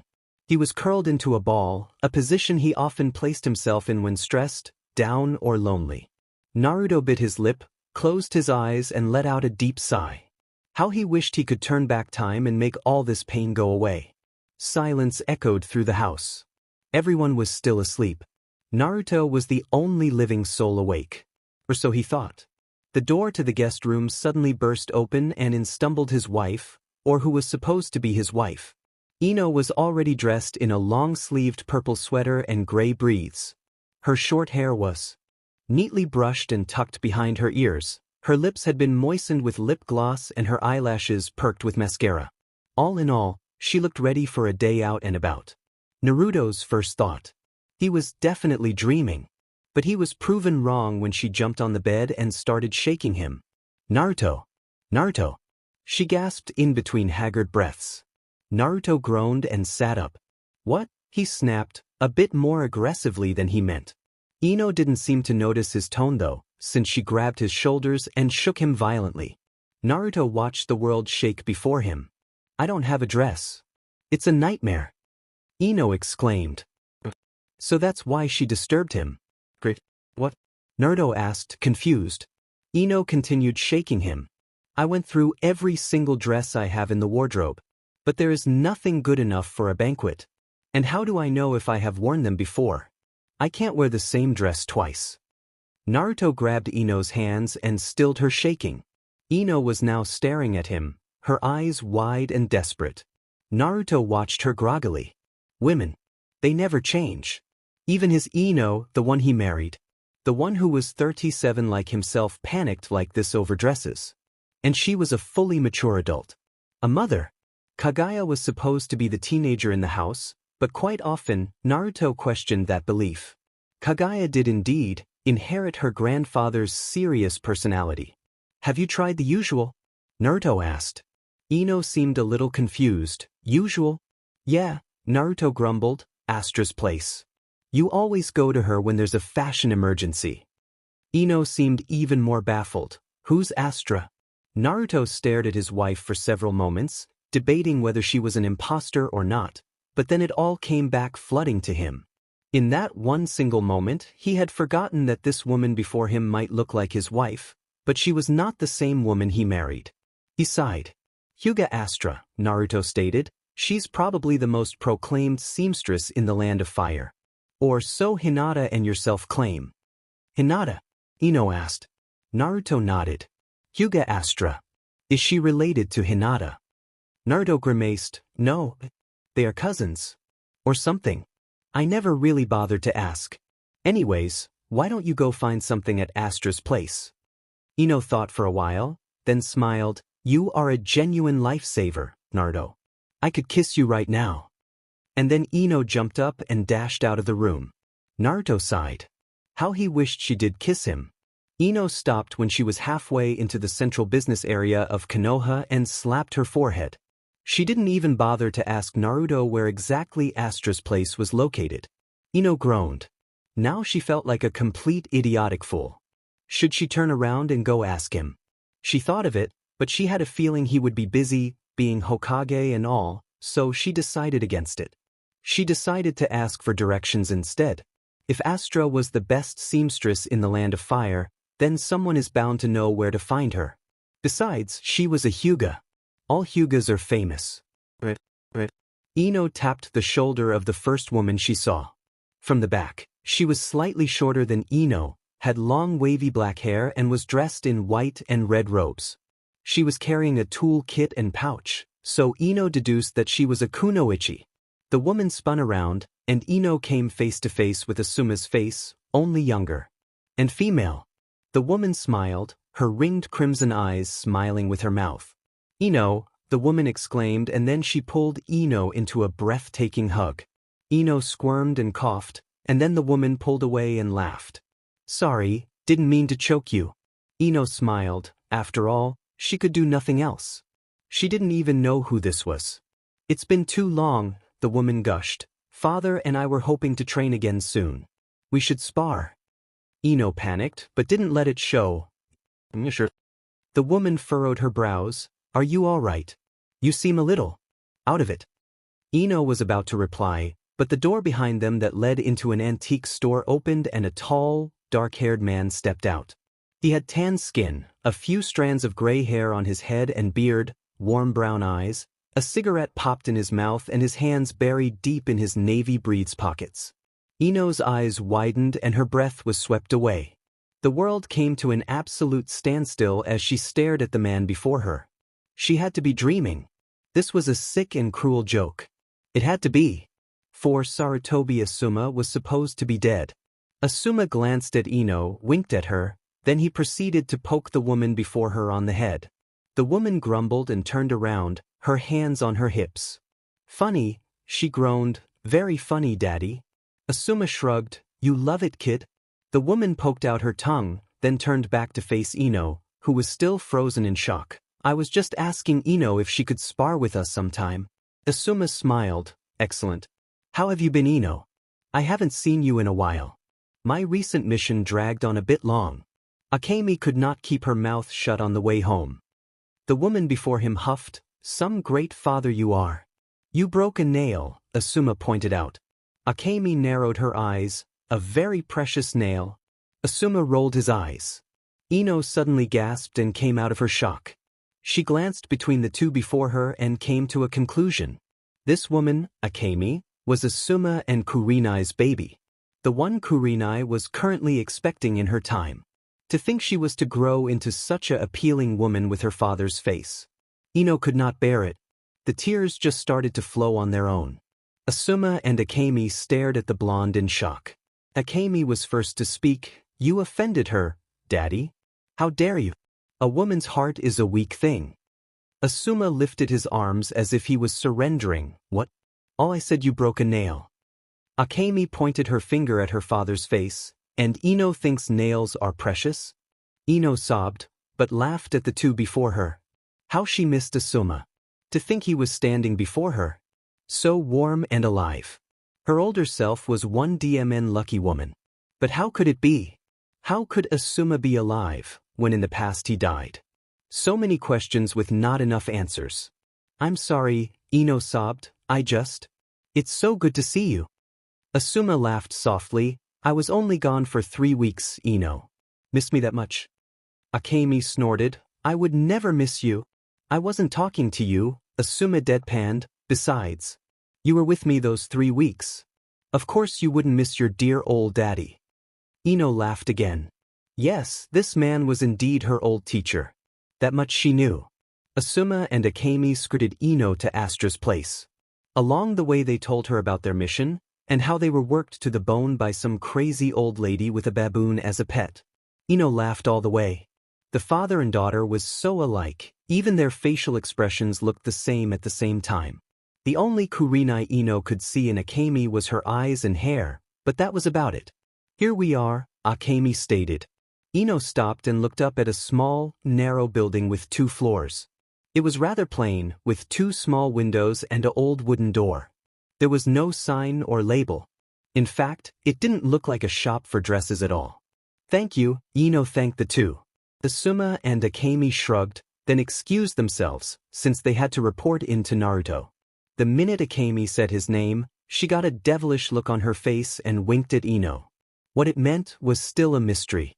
Ino stepped up to the door, smile gracing her features as she thought about her teacher and his daughter. Akemi. It certainly rang a bell. Ino raked her mind for any memories and then it came. Wasn't Akemi supposedly the one Hyuga Masahiro had a crush on? Ino giggled. She could certainly see why. Akemi was a doll. Ino lifted her hand to knock, but the old wooden door swung open before she had a chance. In the doorway stood a young woman with dark navy hair that curled around her face, red lips, white eyes and dressed in a very elaborate kimono. Ino blinked. The woman watched her, then smiled, but Ino could have sworn she saw some disdain in the woman's eyes. "Ah," the woman sighed, "Lady Ino.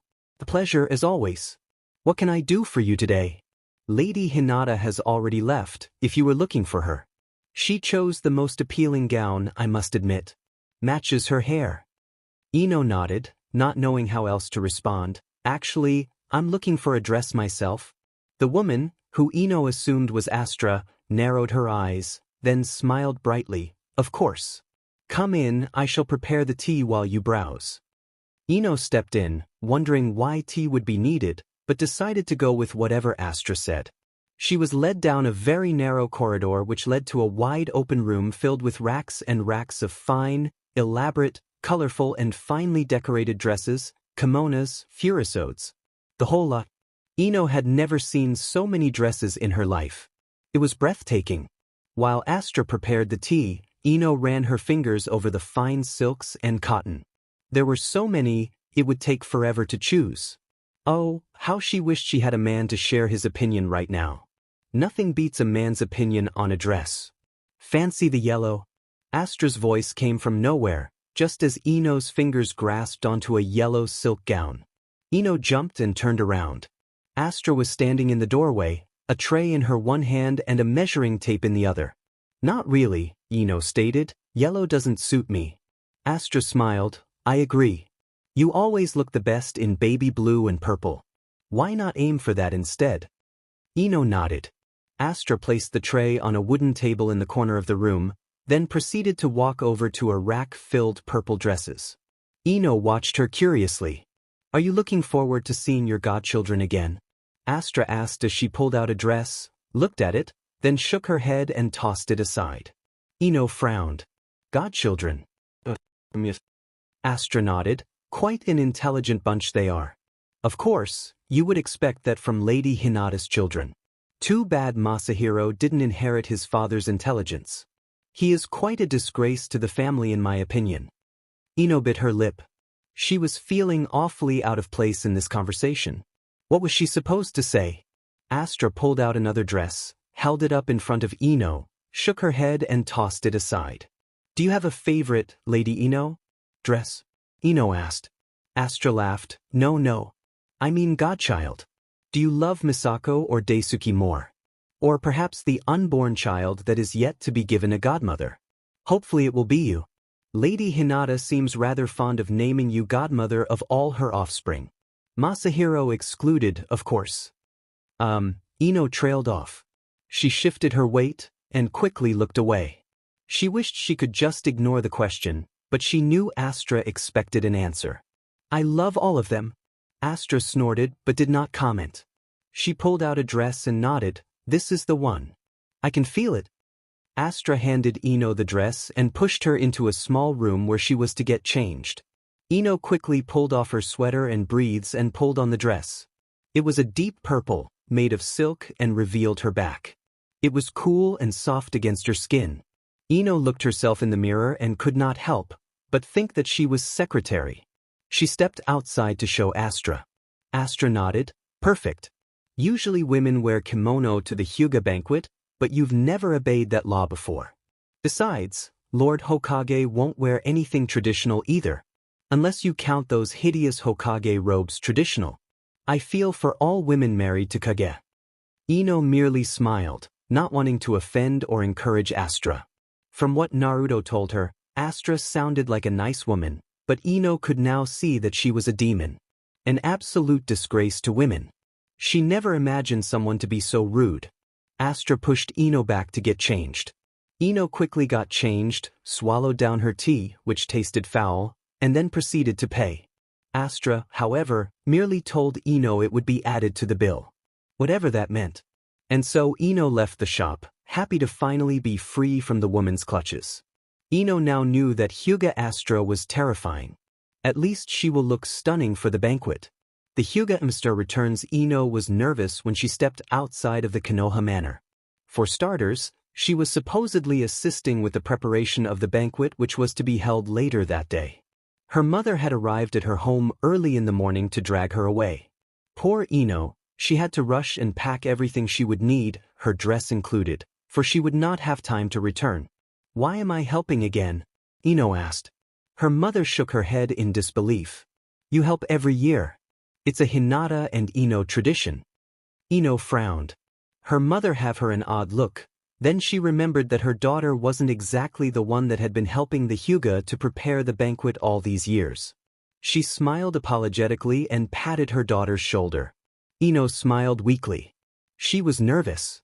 The first being that she had no clue what was happening. The second, she supposedly had godchildren and she was certain she would meet them at the banquet. She wondered what they were like. And who their father was. Mrs. Yamanaka grabbed her daughter's arm and the two trotted down the streets towards the Hyuga compound. Well, Mrs. Yamanaka was trotting and Ino was being dragged along. Several people in the streets greeted the two women along the way, earning Ino quite a few surprises, once again. The villagers have been nothing but overly polite to her since she arrived in this new world. Was it because she was Naruto's wife? Probably. The Hyuga compound looked almost identical to the one from the past, except it had a few new additions added. Like a large wooden gate with two dragons standing beside it. Ino gawked at the statues, amazed by the fine craft work. Whoever designed them was a seriously talented artist.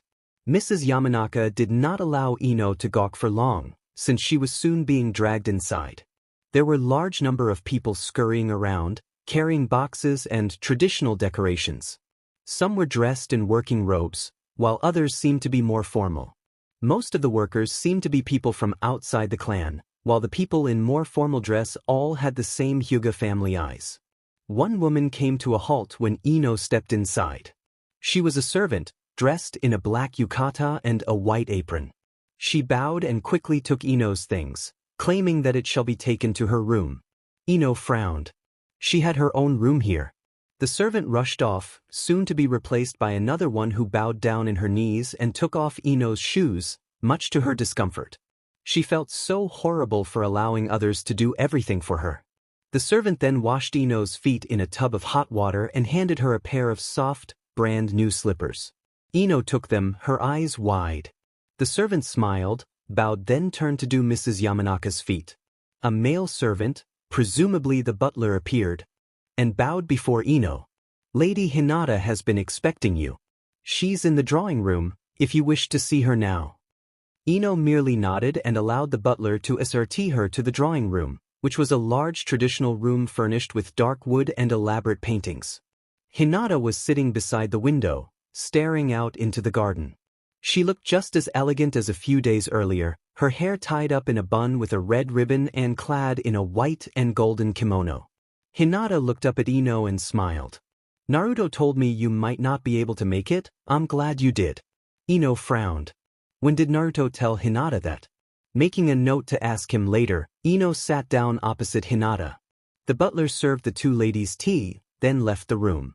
I was thinking about Madoka, Hinata stated out of the blue.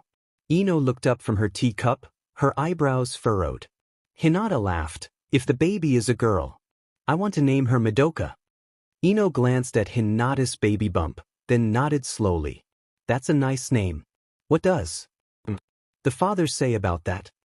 Hinata's smile faltered and she looked back out the window. Ino felt her stomach drop. Did she touch a nerve? Could it be that the father wasn't even in the picture? Suddenly Ino felt like kicking herself. He doesn't know, Hinata whispered. I haven't discussed it with him yet. I will when he comes home. Ino frowned. When did you decide on the name? Hinata's smile returned, allowing Ino to breathe normally again. Hinata took a sip of her tea. A few days ago actually, when I was in your shop. Oh, Ino trailed off. So, you're going to use the characters for circle and flower. Is that what inspired it? The flowers? Hinata nodded. Ino smiled, then frowned again. So why haven't you been able to discuss it with the father? Hinata seemed alarmed by the question. She gave Ino an odd look, but answered anyway. I haven't been able to write letters to him recently. I'm far too busy. Ino merely nodded. She wanted to know more, but she could already see that Hinata was becoming suspicious of her questions. She couldn't spill all her secrets now, could she? The women sat in silence, enjoying their warm tea when a voice echoed through the hallway, and then seconds later the door to the drawing room snapped open, revealing Masahiro with a very annoyed expression. And a certain Sarutobi Akemi on his back with a huge smile plastered on her face. Lady Hinata. Masahiro shrieked. Hinata gave him a glare. He cleared his throat. Ahem, mother. What possessed you to invite this thing on my back? Akemi giggled. Oh come on, hero. I can be useful sometimes. Besides, Kana has a boyfriend and no longer has time for me. And she calls herself my best friend. She's worse than her father, I tell you. Masahiro groaned, while Akemi beamed widely. Hinata merely smiled at the sight. Ino noticed the evil gleam in Hinata's eyes and gulped. Hinata planned this. She wanted Akemi to annoy Masahiro. Ino chuckled. It was actually kind of cute. Well then, Masahiro snapped. Make yourself useful and help. Akemi pouted, got off Masahiro's back, waved at Ino and then dragged Masahiro out of the room. He protested the entire way, until they could no longer be heard. Hinata burst out laughing, causing Ino to look at her, alarmed. Sorry, Hinata tried to calm herself. He's so different from when he was a child. Akemi is really a great friend to him, he just denies it. Ino quirked an eyebrow. Different? How? Hinata was becoming suspicious again. Ino panicked. This was bad. She couldn't let more people know about her problem. However, just then, Mrs. Yamanaka burst into the room, her arms filled with baskets of flowers. "Let's flower arrange, ladies," she exclaimed. Ino silently thanked her mother for saving her. It was exactly 4:15 when a whistle echoed through the Hyuga household. Ino looked up from the flowers she was arranging into vases, confused. Hinata was already running to the doorway, a childish grin on her face. It was the first time since Ino had awoken in this new world that she saw the smile that 16-year-old Hinata always wore. Mrs. Yamanaka laughed. The emir of the household has returned. Quite early. He doesn't usually arrive until 5. Strange. Ino glanced at her mother, still confused. Mrs. Yamanaka rolled her eyes, quickly placed another rose amongst other flowers and then stretched her arms above her head. Might as well go and greet him. I'm sure Misako and Daisuke are eager to see you again, Ino. She recognized those names at least. Hyuga Astra had mentioned them. Her godchildren. Mrs. Yamanaka noticed her daughter's confusion and patted the blonde's shoulder. You'll be fine, Ino. Just be yourself. They won't notice that you're a teenage version of yourself. Ino merely smiled weakly and followed her mother silently. They made their way through the corridors until they finally reached the front door of the main house. Outside there were several men, all dressed in Suna-style flak jackets and headbands. A few servants were attending to some of the men, serving water and other refreshments. Ino searched for Hinata, finally finding her in the arms of a red-headed man dressed in green robes that looked exactly like Naruto's robes. Ino stared stunned as the two kissed, like they haven't seen each other in months. Or even years. Is that Gar? Ino asked, her eyes wide. Her mother laughed, the one and only. He's. Ino trailed off. Really, she could not think of a word to say. Hinata's husband. Mrs. Yamanaka finished for Ino. Yes, indeed. Poor things, they haven't seen each other in months. He still lives in Suna, you see. How do they do it? Ino asked. They make lots of sacrifices, was Mrs. Yamanaka's reply. What you two gossiping about? A female voice suddenly interrupted. Ino looked down into the pale eyes of a teenage girl, probably no older than Kagaya. She was rather short, with burgundy hair and rosy pink lips. Ino didn't have to guess who she was. She just kind of... Misako? Ino asked. The girl smiled widely. Aunt Ino, she exclaimed and jumped into Ino's arms. Ino gasped and stumbled backwards. Now that kind of greeting she did not expect. Aunt Ino, I missed you.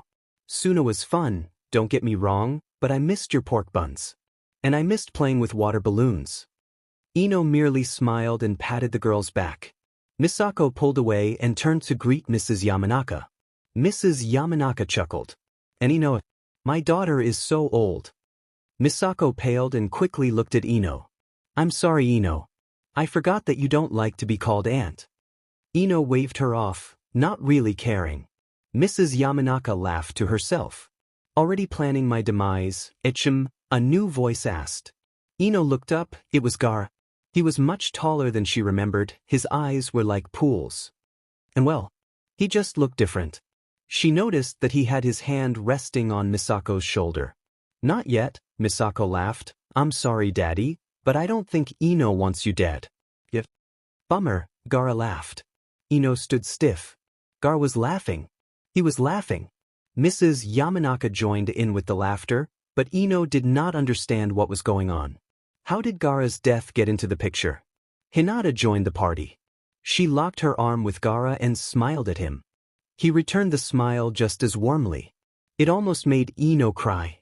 Never did she think she would see him so affectionate. And then Ino noticed the young boy on Hinata's hip. He looked around Minato's age, he had the same eyes and hair as Misako, but his hair was much darker. And he looked a lot more like Gara than Misako did. Daisuke? Ino asked. Once again she knew who it was. The boy blushed and looked away. Ino felt her heart flutter. Say hello, Daisuke, Hinata whispered into the boy's ear. He hid his face in her hair, causing the adults to laugh. He's just shy, Ino. Daisuke usually can't leave you alone, can he? Ino did not know what to say, so she nodded her head anyway. She glanced at both her godchildren again. They were appealing. In fact, she was already in love with them and she just met them. "Where's Naruto?" Gar asked.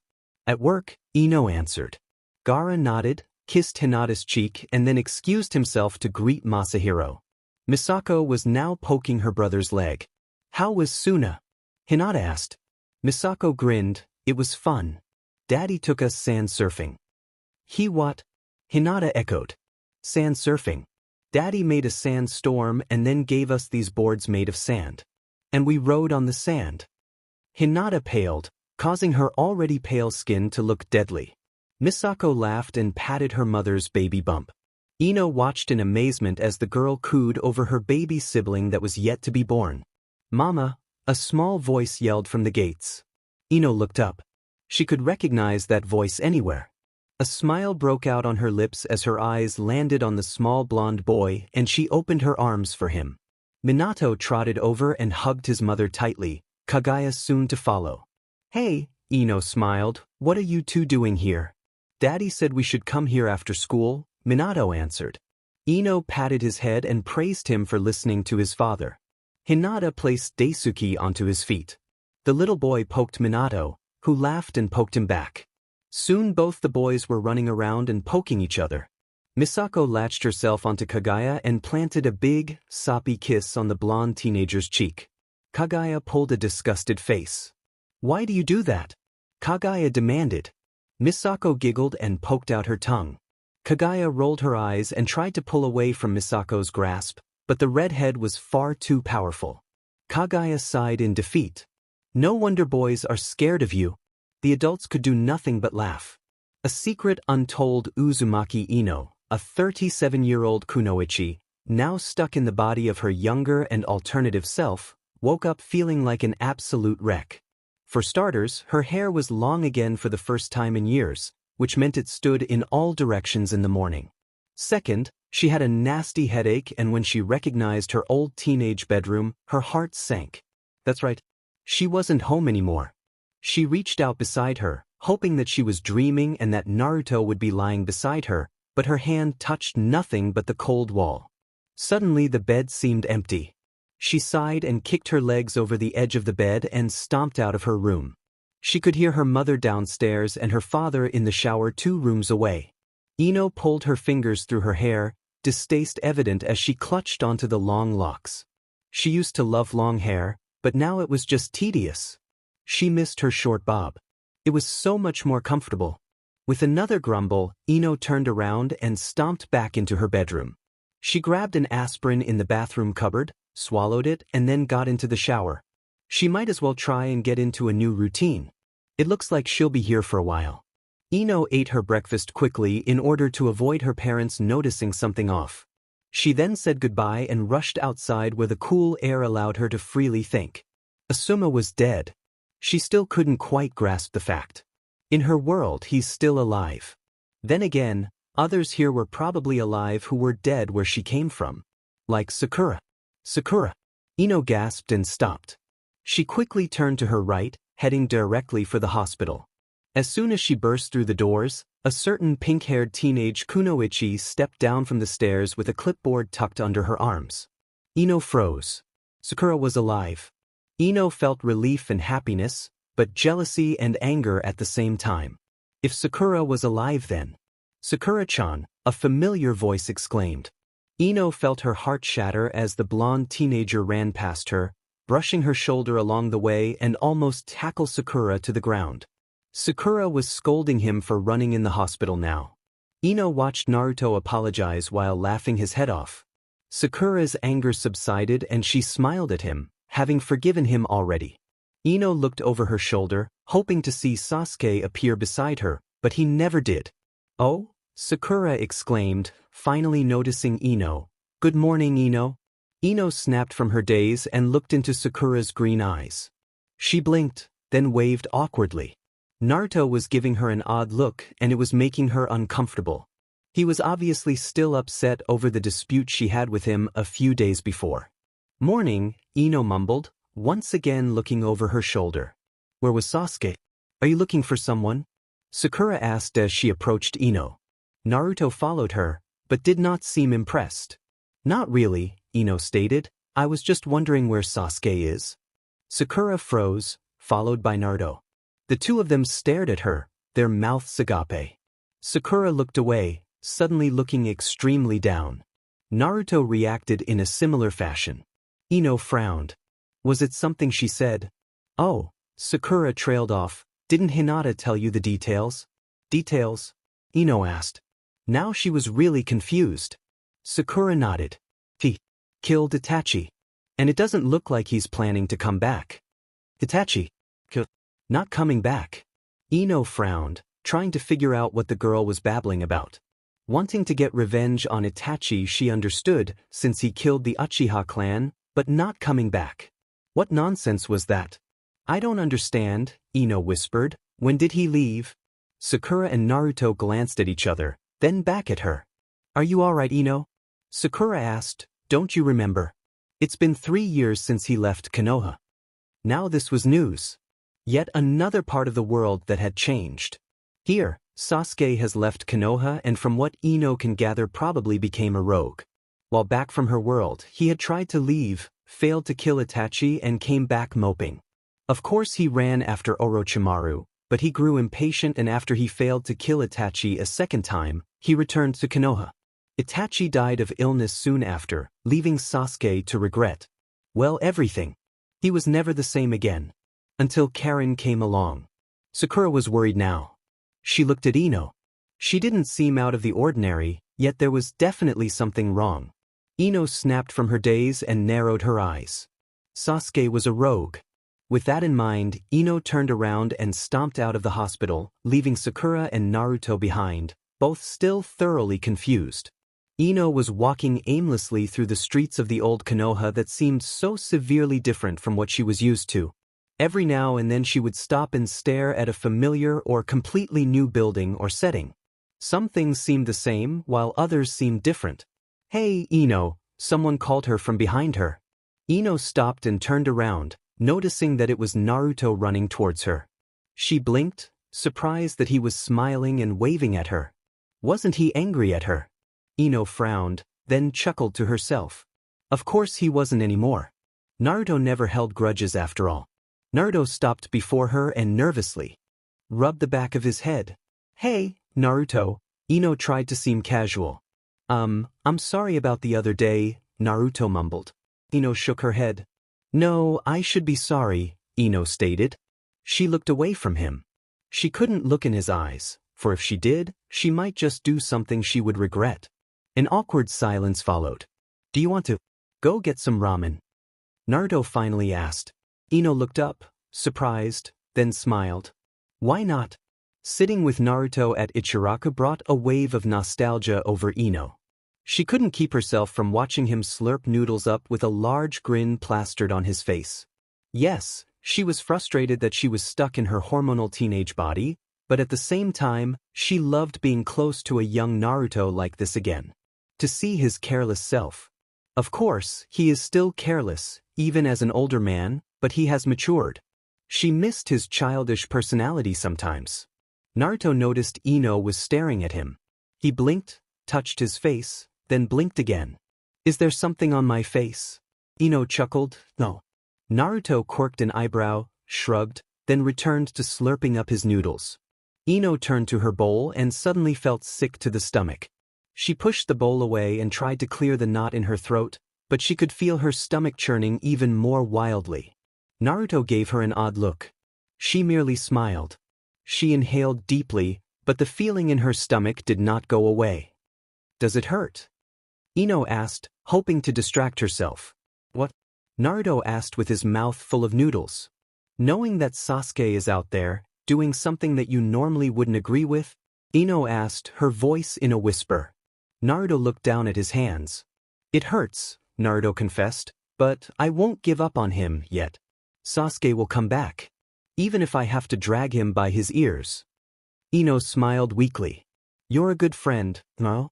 Naruto beamed at her, then returned to eating. Ino sighed and looked up at the ceiling. The nauseous feeling was still clinging to her. She felt big, bloated and ugly. It was strange. Are you on a secret mission or something? Naruto suddenly asked out of the blue. Ino looked at him, surprised. Naruto laughed nervously. It's just, you seem so different. You're not usually this calm. And then there is that stuff you're keeping from me about the other day. I'm sorry, Naruto, Ino whispered, but I really can't tell you. I'm doing this to protect you, not to go against you. Protect me from what? Akatsuki. I've faced them multiple times already. Naruto exclaimed, slightly annoyed. Ino winced at his tone. Naruto noticed this. I'm sorry, Ino. I didn't mean. Ino shook her head. No, you have every right to yell at me. I'm keeping something from you.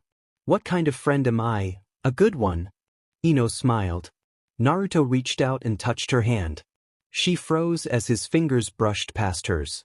She looked up into his eyes. Those pools of blue that never seemed to end. Ino found herself hopeful. How she wished to hold him. But just as she started hoping, Naruto pulled away and returned to eating. Ino laughed as Naruto twirled down the streets on the way to her family home. It was good to see him in high spirits. However, every step Ino took forward, the nauseous feeling in her stomach worsened. Ino bit her lip and let her hand rest on her belly. She was unaware of her alter self's history. She really hoped she wasn't 16, hormonal and PRGNT. That would just be horrendous. Naruto suddenly stopped twirling and turned to face her. You alright? Ino nodded. Naruto returned to twirling. Ino spotted her house and pointed to it. Naruto merely nodded and continued twirling in the right direction. They came to a stop before the door. Mrs. Yamanaka was inside arranging some flowers. Naruto waved at her. She waved back. Ino smiled and looked up into Naruto's blue eyes. Those very same eyes she looked into every day. The same eyes that watch her, fascinated and full of adoration. But now his eyes contained nothing but a smile. There was nothing like what she shared with her husband. Ino hoped she could change that. After all, how long was she going to be here? She might as well make it worthwhile. With that in mind, Ino stepped closer to Naruto, took hold of his arm, leaned forward and planted a kiss on his cheek. She felt Naruto stiffen. When she pulled away, he was bright red. Ino smiled at him, winked and then stepped inside. Naruto could not believe what just hit him. Mrs. Yamanaka watched her daughter kiss the blonde boy's cheek and smiled to herself. Her daughter was growing up. How sweet. When Ino stepped inside, Mrs. Yamanaka smirked loudly, causing Ino to glance at her curiously. Yes, Mama? Ino asked. Mrs. Yamanaka merely shook her head. Young love. Ino knew what her mother meant. As soon as Ino was upstairs in the comfort, somewhat, of her room, she rushed to the bathroom where she knelt before the toilet and puked her guts out. Feeling disoriented, Ino stood up, but the bloating feeling was still not going away. A sudden impulse to push her finger down her throat overwhelmed her. She had to get rid of all the impurities within her. She bent over the toilet once more. Once Ino washed out her mouth, something flashed through her mind. An image of herself, bending over a toilet. It definitely wasn't from today. And it wasn't from her life as a 37-year-old life either. No, it was a memory of her alter self. Now she knew what was wrong. She wasn't PRGNT, nor was she carrying some virus. Her alter self was bulimic. Like father, like son, something was wrong. Ino watched herself in the mirror, her eyes narrow as she contemplated all that has happened in the span of 5 minutes. Bulimia. Was it not an eating disorder? Was it not all in the mind of the person who suffers from it? So then why was a 37-year-old Ino, in her 16-year-old self, suffering from it? Why did she suddenly have the temptation to stick her finger down her throat to eliminate all the calories she had eaten that day? And why did she feel nauseous before? Bulimia does not invoke nausea. Something was wrong. Very, very wrong. Somewhere along the line of the transfer of dimensions and bodies, Ino has somehow contracted her alternative's bulimia. Does that mean the technique wasn't completed yet? Someone has used 5 dimensions to heaven without actually completing it. Who in their right mind would use a forbidden technique without making sure it was safe? Not that forbidden techniques were ever safe. Ino sighed and pulled her fingers through her long hair. Something was going on, and she was going to figure out what. and return things to normal once and for all. Meanwhile, with 16-year-old Ino. Ino spun around in the mirror, her eyes sparkling with delight. The dress she had brought a few days ago suited her figure perfectly. And to add to that, Ino only just realized how amazing her older self actually looked. For a mother of two, she didn't carry much weight, she still had her curves from her teen days and her skin radiated. How could she have missed this before? A knock on the door shook Ino from her reverie. She turned around and noticed that it was Hinata dressed in a lavender gown. Her hair was pulled up into a neat chignon bun with several hair ornaments arranged on her head. Naruto was starting to wonder where you went, Hinata laughed. Oh, Ino blushed, I'll be right there. Hinata nodded and left. Ino turned to look in the mirror once more, then proceeded to place the single clip with a large flower on it just above her ear. There wasn't much she could do with her short hair, but at least she could wear a hair clip to give her hair some life. Satisfied with her appearance, Ino left the room. The banquet was just starting, with the first guests already arriving. Gaara and Hinata were standing hand in hand by the door, welcoming everyone. Naruto was with them, but he seemed to be off in his own little world. Ino decided to join him. The guests were expecting to see her with her husband, of course. Several strangers came in and greeted Ino as if they knew her. She merely greeted them with a smile, hoping they wouldn't pester her for too long. Hinata often glanced at Ino curiously, but Ino tried her best to act as naturally as she could. Naruto eventually started to greet people with a large smile, his hand resting on the small of Ino's back, which made her nervous, but she made no move to push him away. Two familiar faces appeared in the doorway. One was a man with dark brown hair, a goatee and a ponytail on top of his head. He was dressed in a traditional hakama and kosode. Another was a woman with blonde hair and blue eyes. She was dressed in a blue kimono with a pink obi. She was smiling radiantly, but her smile widened even further when her eyes landed on a certain redhead. Gaara, she exclaimed and pulled the poor Kazekage into a very tight embrace. A blush crept to his cheeks, but he made no move to pull away. Instead he laughed softly and returned the embrace. The woman sighed. "You foolish little brother, no letters." "I was busy," Gaara stated as he pulled away to look into his sister's eyes. Temari glared at him. "A man is never too busy to write to his sister," Temari snorted. "You only responded when I needed help." Gaara smiled weakly. "Sorry, Tem." "You better be," Temari huffed as she crossed her arms over her chest. Shikamaru, who had been quiet all this time, laughed. "Hello, Shikamaru," Ino greeted. "Yo, Ino," was his response. Ino smiled. Temari was with him. Could it be that they were married? Ino always had the feeling that Shikamaru had a crush on Temari. Temari suddenly brightened up again. "Oh, we have wonderful news. We're going to have a baby." Silence. Gaara and Naruto's first reaction was to stiffen. Hinata was surprised, but was a lot more relaxed than the two men. Ino glanced around her. What was with their odd responses? Wasn't it great news that they were going to have a baby? Something so appealing and cherished should be celebrated. Ino stepped up and gave Temari and Shikamaru a tight embrace. "Congratulations." "Thank you, Ino," Temari smiled. Gaara snapped from his stupor and grabbed his sister's hands, fear suddenly crossing over his face. "How? Temari, you know you can't. The last time the two of you tried, you nearly died." Ino froze.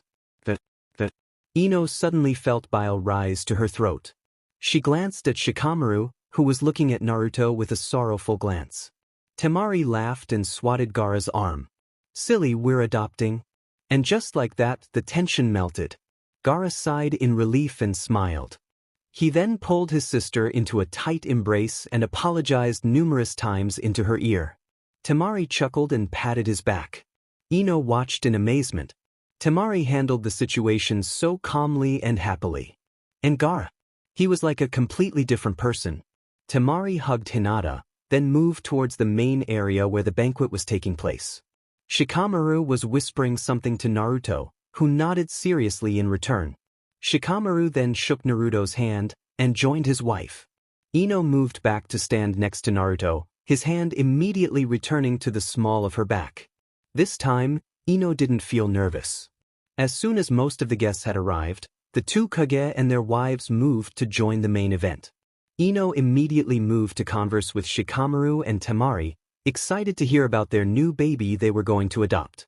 Naruto and Gaara were moving around and greeting people, as well as discussing some common matters.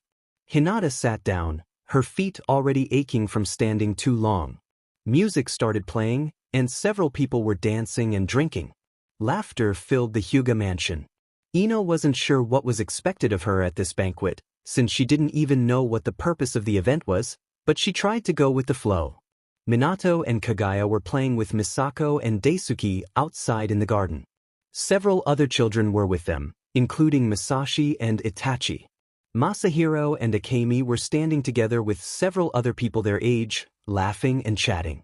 Ino could have sworn the one girl with them looked like a female version of Kakashi. Without the mask, of course. Shikamaru was eventually dragged away by Temari, who demanded a dance. No matter how much he argued, he wasn't going to win. Ino laughed as they disappeared into the crowd. "Ino," a male voice exclaimed. Ino spun around and nearly fell backwards when she collided with someone's chest. Two strong arms caught her, and laughter filled her ears. "Sorry, didn't mean to scare ya." Ino looked up and smiled widely. "Kiba." Kiba grinned and stepped back, giving Ino some room. Much like the other men, Kiba looked different as well. His hair was long now, he was taller, and it looked like he was blind in one of his eyes. Unlike most of the guests, Kiba did not dress traditional, but more modern. "It's good to see you." "You too," Kiba stated. "You've been dodging public lately, why is that?" Ino blushed. Well, the truth was she wasn't exactly herself. "Oh, busy with the children." Kiba nodded in understanding, then held out his hand towards her. Ino blinked, looked up into Kiba's eyes and then down again. Ino smiled and took his hand and allowed him to lead her onto the dance floor. It was a party after all, she might as well enjoy it. The two swayed in silence, but it was comfortable. Kiba did not ask questions, nor tried to make conversation, which gave Ino peace of mind. After a few dances, someone patted Kiba's shoulder. They stopped dancing and turned around, and came face to face with a tall, dark-haired man whom Ino could recognize anywhere. "May I?" Sasuke asked. Kiba laughed, nodded and bid his farewell. Sasuke took Ino's hand and the two moved into place and continued to dance. "Enjoying the party?" Sasuke asked. "Yes," Ino replied. "I would love to know what we are celebrating though. I couldn't ask Kiba, for obvious reasons." Sasuke chuckled. "Indeed. It's Niji's birthday." Ino furrowed her eyebrows. "Niji's birthday? This is quite a festival to throw for a branch member's birthday, don't you think? And why isn't the birthday man here himself?" Sasuke opened his mouth to say something, but then closed it. They swayed in silence for several minutes, and then the song ended. Sasuke pulled away and bowed. "I think Hinata is the only one who can answer those questions." Ino frowned. "But I can't tell her the truth." "Why not?" Sasuke asked as he stood straight. His onyx eyes were twinkling. "She's your best friend, is she not?" "She's..."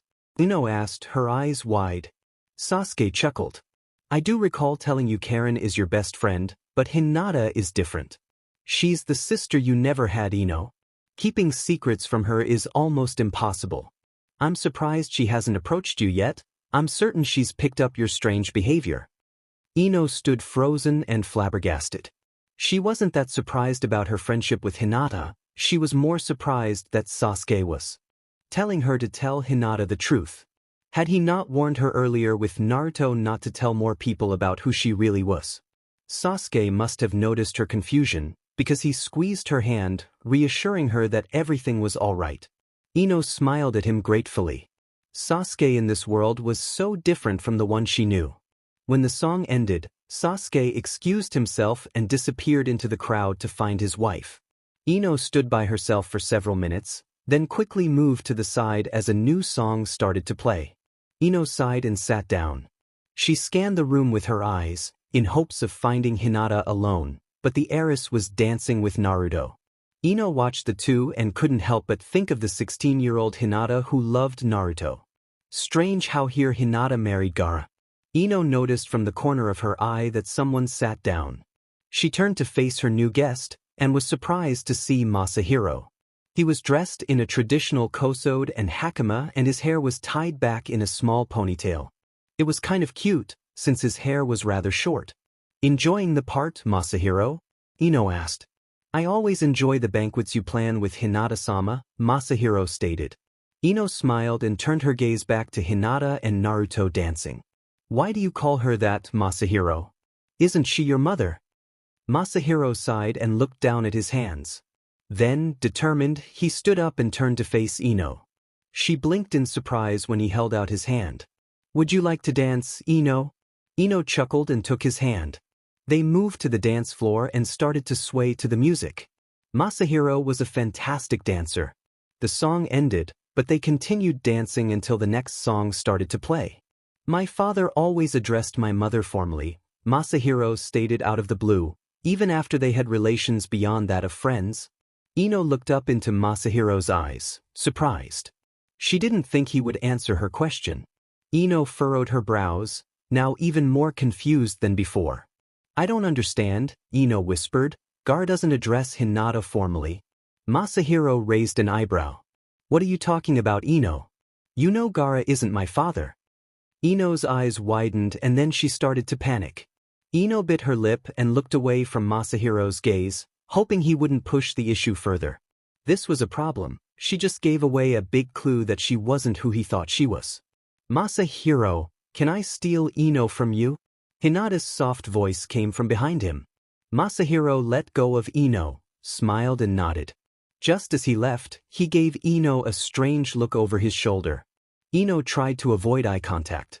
Hinata noticed Ino's strange behavior several days ago, and was now going to get to the bottom of things. "Want to take a walk, Ino?" "Sure," Ino muttered.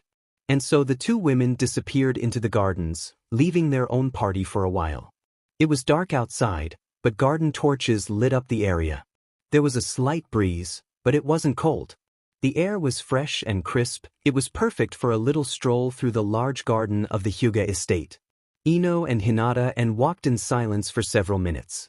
It was comfortable, but Ino was still nervous about what was going to happen next. Finally, Hinata spoke. "Something happened, right?" Ino stopped and looked down at her feet. Hinata stopped as well and turned to face her best friend. The wind picked up speed and brushed past the two women, but they ignored the chills that came over them all of a sudden. "I'm sorry," Ino whispered. Hinata frowned. "For what?" "You did nothing wrong, Ino."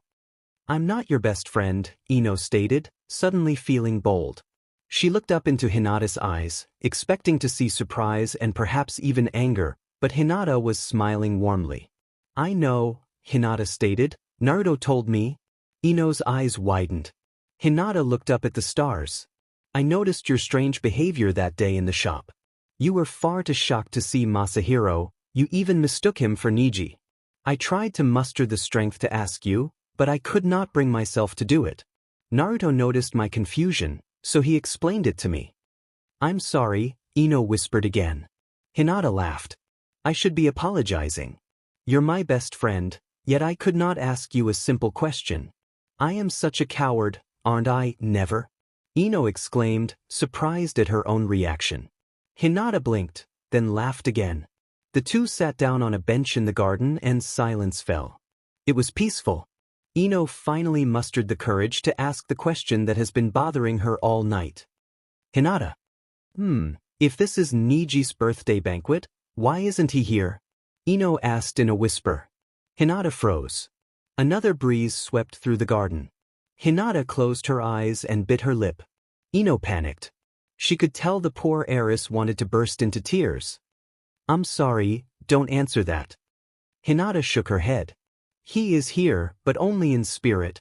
Ino blinked, then it clicked, causing her eyes to widen. Hinata started to shake and tears were now flowing down her cheeks. Ino wrapped her arms around her best friend to comfort her. "I'm sorry, Hinata." Hinata continued to sob uncontrollably in Ino's arms. "I loved him, Ino. I truly loved him, despite the circumstances we were thrown into together." Ino had no idea what Hinata was talking about, but nodded anyway. Hinata's sobs grew louder and she wrapped her arm around Ino, hoping to find more comfort. Ino allowed her friend to do so. While Hinata cried, Ino looked up at the party that was going on inside and spotted Masahiro standing in the doorway, watching them with saddened eyes. And then it all suddenly made sense.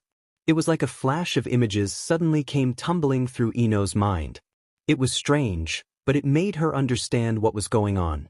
No wonder she mistook Masahiro for Niji. He was Niji's son.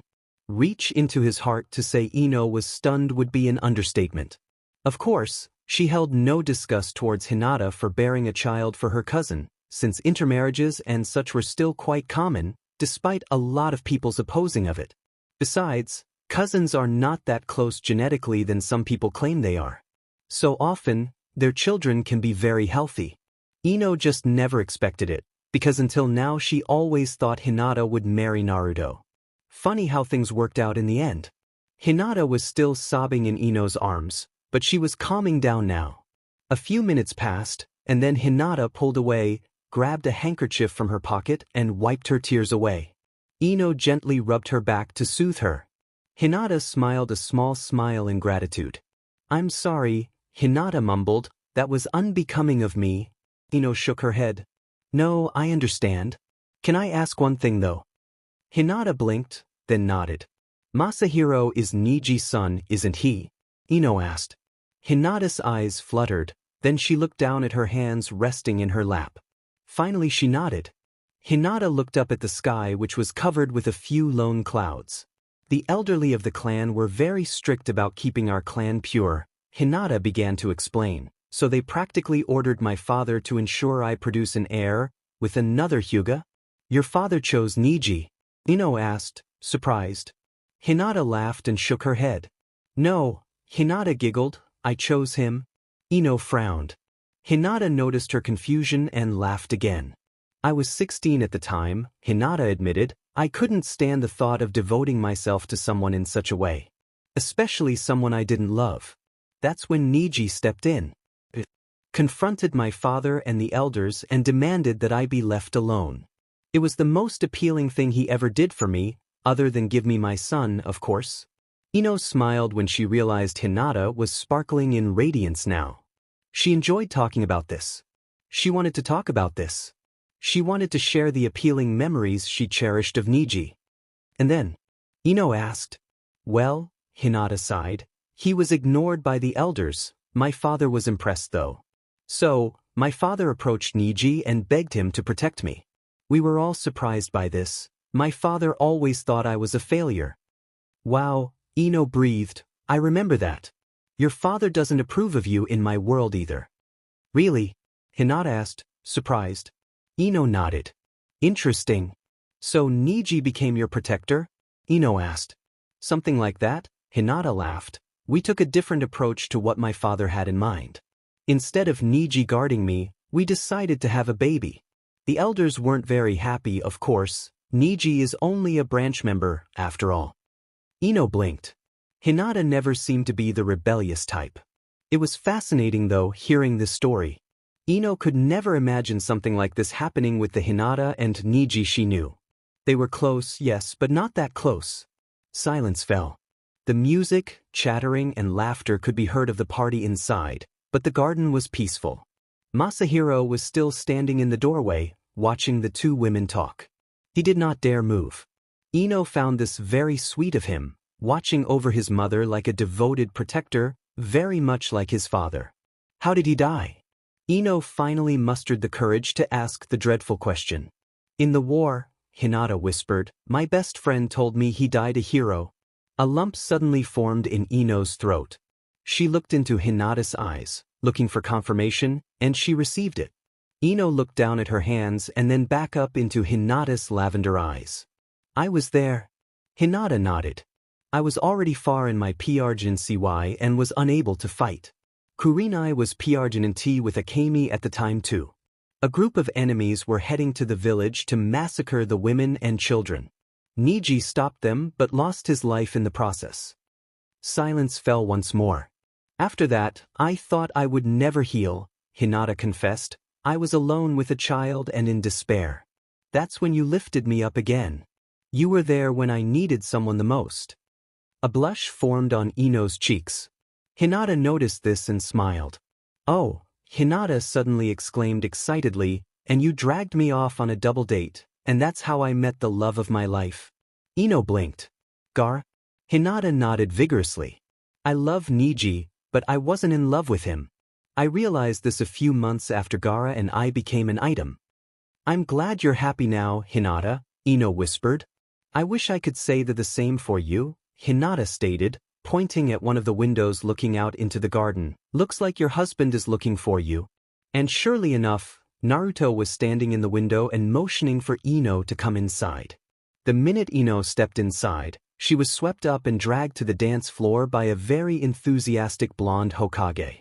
Ino couldn't help but giggle at his childish excitement as they started to sway to the music.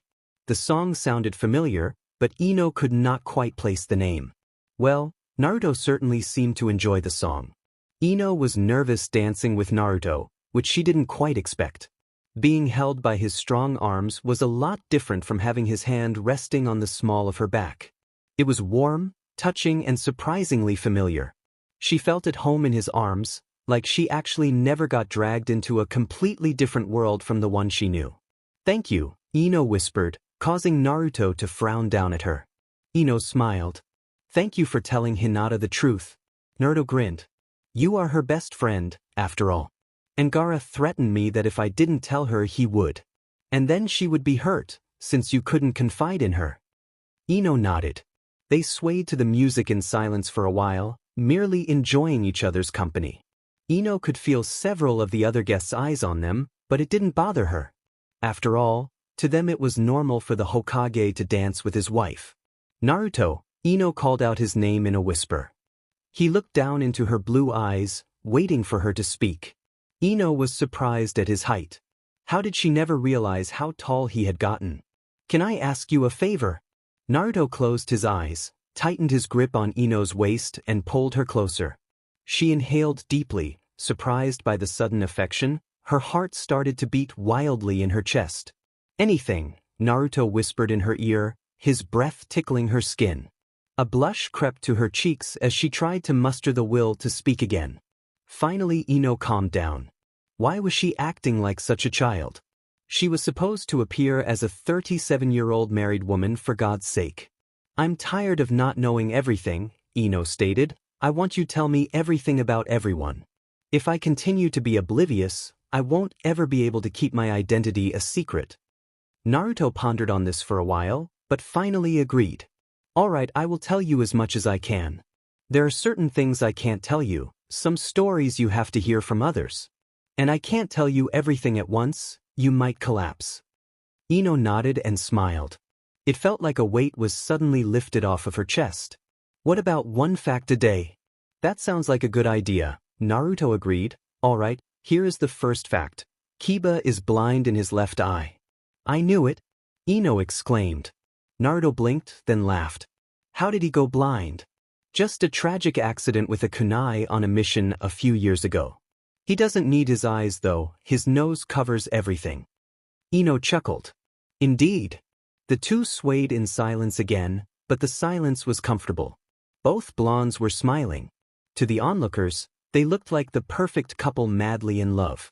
Their children, Kaguya and Minato, were watching from the garden, content that their parents seemed to be acting normal again for a change. Ino, I just had a brilliant idea, Naruto suddenly spoke up. Ino looked up, confused. Why don't we exchange stories? I tell you a fact a day about this world, and you tell me a story of yours. Ino pondered on this. Should she? Would it be safe to do so? Well, she was already deep into everything here, so it shouldn't hurt, right? Ino nodded. Alright. Here is fact number 1. You love ramen. Naruto pulled a very disappointed face and groaned, Not fair, I know that already. Ino threw her head back and laughed, causing several people to glance at her, surprised. Naruto pouted. Ino's laughs died down, but she continued to shake in laughter as she gently rested her head on Naruto's chest, completely unaware of what she was doing. Her body just seemed to move by itself. Naruto was surprised but didn't mind at all. Kidding, Ino finally stated when her laughter stopped. Here is the real fact number 1. Asuma is dead? Naruto stiffened at this. Ino felt his grip on her waist tighten again. I'm sorry, Naruto whispered. Ino closed her eyes and hummed. Naruto didn't have to be sorry. Death comes to everybody eventually. The two were so engrossed in their conversation that they didn't realize they had been dancing for 7 songs already. Despite this, neither made a move to stop. They were very comfortable in each other's arms, even with a whole crowd watching them. Naruto, you can sleep in our bedroom again if you want, Ino whispered, a blush slowly creeping to her face as she said every word. Naruto frowned. No, Naruto protested. You can stay there, I'm fine in the guest room. Ino sighed. That's not what I meant. I mean, move in back with me. Naruto stopped moving to the music, causing Ino to look up into his eyes, worried. Did she overstep a boundary? Should she not have suggested that? No, she was happy with her choice. She loved being in his arms, she wanted to stay in his arms, she wanted to wake up in his arms. Besides, he deserved to sleep in his bed next to his wife. Are you sure? Naruto asked sternly. Ino nodded, and rested her head against his chest once more. Naruto remained frozen, so Ino took the initiative to start swaying to the music again. Naruto soon joined her, but this time he moved his arm from her shoulder and wrapped both arms around her waist. It surprised her, but she did not pull away. Her face was on fire, but she was not going to act like a teenager here. No, it's time she acted like a grown, mature, married woman. Because that is exactly what she is. Mostly. After dancing with Naruto what seemed like hours, Ino excused herself and escaped outside. She was hoping to find her children and give them each a tight embrace, but no child was to be seen. They must have moved to play somewhere else.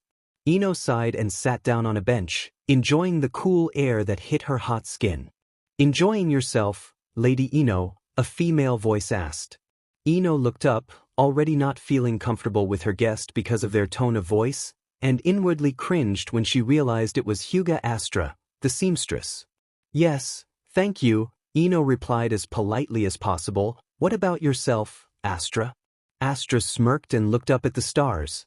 I only attend because it is my duty. I see, Ino trailed off. She wasn't really in the mood to talk to Astra. She didn't like the woman. Her dresses and kimonos were appealing and elegant, but her personality didn't seem to be of the same esteem. Everything about Astra's demeanor sent warning signals throughout every part of Ino's body. Minato poked his head up from a bush and waved. Ino smiled widely and waved back. Minato giggled. Mama, come play with us? Ino stood up, excused herself and started heading towards Minato's direction. A sudden chilly breeze swept through the garden. Ino shivered. She made a mental note to check all the children were warm. She didn't want any of them to get sick. Lady Ino, Astra called out her name. Ino looked over her shoulder, annoyed that the woman was still going to disturb her, despite the fact that she had excused herself. Yes?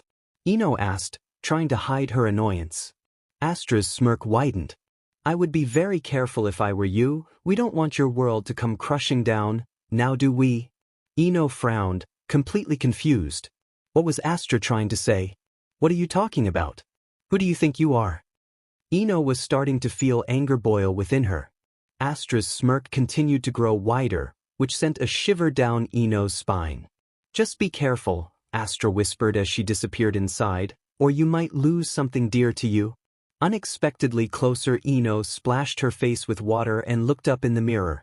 Her short hair was still something she had to get used to, but she really admired the way the style suited her. Satisfied that the makeup was removed, Ino moved back into the bedroom where she sat down and started to blow-dry her hair. Naruto came in and closed the door behind him silently. The kids are in bed. Minato woke up again, but he quickly dozed off when I told him we're home. Ino smiled. Thanks. Naruto shook his head and removed his robes. Ino froze, but sighed in relief when she realized he wore a black shirt and breathes under the Hokage robes. Naruto glanced at her, smirked, and then moved to the bathroom. Ino continued to blow-dry her hair, while trying to calm her sudden, erratically beating heart. The banquet was a huge success. Everyone felt good about attending. Hinata offered for Ino and family to stay the night, but Ino declined. She really wanted to get the children home and make sure they were well rested for the upcoming week. Hinata understood and complimented Ino on how quickly she has taken to motherhood. Ino merely blushed. Now they were home, and Ino could not deny that she was nervous. It was silly of her to be nervous. She was after all the one who invited Naruto back into their bedroom. But she couldn't help it. Can't be blamed, she was only a teenager at heart. With her hair dry, Ino moved to the wardrobe to find her pajamas. She was still only dressed in a cotton nightgown and it was starting to become chilly. Ino finally found a blue tank top with matching briefs with pink rabbits on it and quickly got dressed, since Naruto wasn't going to stay in the shower much longer. Satisfied, Ino moved to the bed and made herself comfortable with a book she had found early that morning in the study. Naruto came back in from the bathroom with nothing on but a towel. Ino glanced at him, blushed deeply and quickly looked away. Naruto didn't seem fazed by her reaction at all, since he ignored it and moved to the wardrobe to find something appropriate to wear. Ino tried to fight the urge to stare, but she couldn't help it. She abandoned the book and locked her gaze on Naruto as he searched through some drawers in the wardrobe. She had to admit he was extremely attractive. She had never noticed it before. Strange. He had a toned body due to excessive training and his skin was tanned, but the battle scars were all still there. Ino wished she could reach out and kiss all those scars so that they would go away, but she knew that would be stupid. Naruto seemed to be enjoying the fact that Ino was staring, since he chuckled and dropped the towel around his waist, leaving him bare. Ino shrieked and quickly buried her face in her book. Naruto laughed and pulled on some underwear. "That's not funny, Naruto," Ino stammered, without moving her face from the book. Naruto pulled on a pair of shorts and moved to the bed. He got in next to Ino and pulled the covers over him. "Sorry, I just love teasing you." "I noticed," Ino whispered, "all clear." "Yes." Ino sighed in relief and peeked at Naruto. When she realized that he was indeed decent, she closed her book and put it away. She made herself comfortable and turned off the lamp, leaving the two in darkness. Now that she could no longer see him, Ino was nervous. She knew he wouldn't do anything, but the nerves were still there. After all, she had never shared a bed with a man before. "Relax, Ino," Naruto's voice whispered soothingly. Amazingly, Ino found herself relaxing. She closed her eyes and snuggled deeper under the covers. And as she lay there, Ino found herself feeling incredibly aware of her situation. It was strange, but all of a sudden reality hit her. She was a 16-year-old stuck in a body of an older and altered version of herself. She had suddenly been drawn into a new, foreign world where she was expected to be a mother, a wife, a friend, and so much more. She was no longer little Ino, she was now the Hokage's wife. Up until now, she thought she could handle it, but with everything that she has learned, the things were really piling up. Tears slowly formed in the corner of her eyes, and before she knew it, Ino burst into tears. "Ino?" Naruto asked, surprised when he heard her sob. Moved closer to her and wrapped his arms around her. He pulled her closer and held her tightly. Ino was in such a state that she didn't have time to react to Naruto's gesture. Instead, she continued to sob into his chest. Naruto slowly started to slide her head. "Shoo, it's okay. Everything will be okay. We'll figure this out, I promise." And as they lay there, Naruto felt his heart break for his wife, for he could never bear to see her in such pain. Kaguya was already gone the next morning when Ino sat down for breakfast. She gave Naruto a questioning look, and he mouthed missioned to answer her silent question.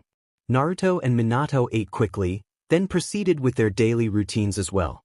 Minato got his bag for school and waited for his father so that they could leave together.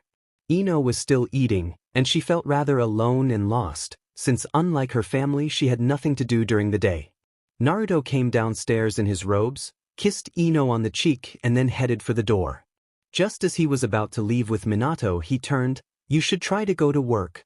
Ino blinked. "What?" "I said you should try to go to work," Naruto stated. "I'll let them know that you are not feeling yourself, so they'll leave you be. At least you'll have something to do." "I have a job," Ino asked, surprised. Naruto laughed. "Of course you do, you're a botanist at the greenhouse." "Really?" Ino asked. "I'm a botanist in my world too." "Well, then I assume it won't be hard," Naruto grinned, then left. Ino felt somewhat excited at the prospect of having something to do, so she quickly finished her breakfast, cleaned up, then got ready to leave. She wasn't exactly sure where the greenhouse was, but she was sure she would find it. Greenhouses were not that hard to find, after all. The greenhouse was the largest greenhouse in Konoha and was located about a meter away from the hospital. There was a collection of wildflowers planted around the greenhouse in an orderly fashion and a stone path that led to the door. It was appealing. Ino nervously headed towards the greenhouse and opened the door.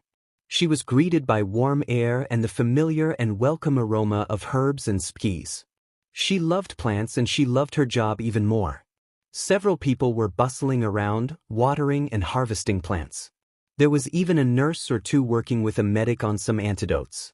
Ino glanced around her, mesmerized by the size of the place. "You're back," a female voice exclaimed. A young woman, not even older than her teens, appeared around the corner. She had silver hair and dark eyes. Ino recognized her from the banquet. She was with Masahiro and Akemi. The funny thing, she looked like a female version of Kakashi, without the mask. "It seems so," Ino stated, careful not to give any hints away.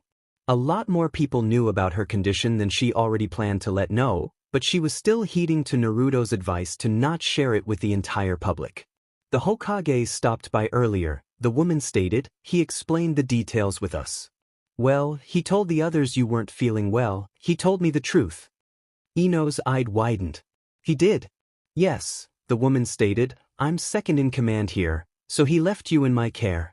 "Who's in command then?" Ino asked. "You are," the woman stated, causing Ino's eyes to widen. "Or well, you used to be." That was news. Ino never expected that she would be the boss, the head botanist, to run this entire place. That means the entire village depended on her knowledge for survival when the time came. The thought was rather daunting. "I'm Kana, by the way," the woman introduced herself. The name rang a bell, and it took only a few seconds for Ino to remember Akemi mentioning a Kana some time ago. "Nice to meet you," Ino smiled. "This will probably sound weird, but you look an awful lot like—" Kana cut Ino off. "Kakashi. I inherited most of my father's looks, it seems. My poor mother was forgotten in the process." Ino was astonished. She had only guessed that Kana was Kakashi's daughter. Seems she was right. "I'll show you around," Kana said and turned around, obviously stating that Ino must follow her. Meanwhile, with 37-year-old Ino, the sun's rays shone through the window and woke Ino from her slumber. She sat up, groaned and pulled her long hair into a ponytail. She was tired of her long hair already, no matter how appealing it looked. With a yawn, Ino stumbled to the bathroom, stripped, and took a shower. She then stumbled back to her room, got dressed and went downstairs where she greeted her parents. "What do you plan to do?" Inoichi asked. "About what?" Ino asked as she smeared butter on her toast. "About the whole traveling dimensions thing?" Inoichi asked. Ino sighed and took a bite out of her toast. "I'm not sure yet. I know how I got here, I just need to figure out who did it. It certainly wasn't me. I don't have a death wish." Inoichi frowned. "You know how you got here? So you know the technique's name?" Ino nodded. "And I am not the only one. I just hope Naruto remembers about it before something terrible happens. The longer we stay like this, the worse things may get." As Ino continued to munch on her toast, Inoichi pondered on his daughter's words. There must something he could do to help her. He wanted to help her. She was his daughter, whether she was from another dimension or not. "What is this technique called? Who developed it?" Inoichi asked, hoping that perhaps the information could assist them in finding some answers. Ino gave him a blank stare. "That, I'm afraid I cannot tell you." Ino, in her 16-year-old body, was bored. Being 37 and only stuck in a teenage body didn't give you many options for entertainment. For starters, drinking was out of the question because it was illegal, and Ino could really do with a drink right now. Another problem was the fact that she was entirely different personality in a world where she wasn't familiar with her surroundings. How was she to find something to do when she didn't know where to go or who to call? So Ino decided to go to the hospital and annoy Sakura, since it seemed like the only thing to do. Not to mention, it's been years since Ino had ever come in contact with Sakura, since she was after all dead in the dimension where she came from. Sakura was giving immunizations today. Several people, mostly children and their mothers, were waiting for their turn to be shot with a needle. Ino personally always hated needles, but she knew how useful the things were. "Good morning, Ino," Sakura greeted as she cleaned a patient's arm with an alcohol swab. "Morning," Ino returned the greeting. "Do you need an immunization?" Sakura asked as she prepared a needle for the patient. The patient stared at the needle anxiously. Ino understood the patient's discomfort. "No," Ino stated, "I was just swinging by to say hello. I was wondering if we could get a drink after work." Sakura seemed surprised. "That sounds fine. I'll be done at 5 today. Meet at the tea house where we usually have a drink." Ino nodded, despite not having a clue where the tea house was. All well, she would find out one way or another. "All right, do you know where Naruto is today?" Sakura seemed surprised by the question. "He's training outside the village. Why?" Ino smiled and turned to leave. "No reason, I just think he has a cute butt." Ino walked away, leaving Sakura flabbergasted. Sure enough, Naruto was training outside the village by doing sit-ups while hanging upside down from a tree. He was shirtless and looked as sexy as always. Ino leaned against a nearby tree and watched him with a grin. He continued training, not having noticed Ino's presence, and she intended to keep it that way for a little while longer. She just loved watching him. Several minutes passed and Naruto finally finished and jumped down and landed on his feet. He sighed and stretched his arms above his head, giving Ino one hell of a view. Her grin widened. Naruto wiped some sweat from his brow, then he picked up his jacket and moved to pull it back on. Ino moved from the shadows and headed towards him. "Hello, Naruto," she greeted, causing him to jump. "Gah," Naruto exclaimed, "don't scare me like that." Ino chuckled. Naruto gave her a glare, then he laughed and zipped up his jacket. Ino watched the zip move upwards with a pained expression. Naruto noticed and gave her a confused look. She smirked and shrugged. "So," Naruto started, "what you doing here?" "Hoping you would entertain me," Ino stated. "I'm bored." Naruto seemed confused, but he shrugged. "I'm heading to Ichiraku's now. You're welcome to join me." "I'd like that." The two turned and returned to the village where they settled at Ichiraku's and ordered ramen. Naruto was telling Ino about his training routine, and she listened. "So," Naruto finally finished, "why were you watching me?" "Oh ho," Ino smirked, "what makes you think I was watching you?" "Maybe I was interested in the tree." Naruto quirked an eyebrow. "Seriously? That's just stupid, Ino." Ino threw her head back and laughed. "Oh, so maybe I was watching you. You have nice abs, has anyone ever told you that?" A blush crept to Naruto's face. Ino smirked and took a sip of water. Naruto silently slurped on his ramen, since he could not think of anything to say.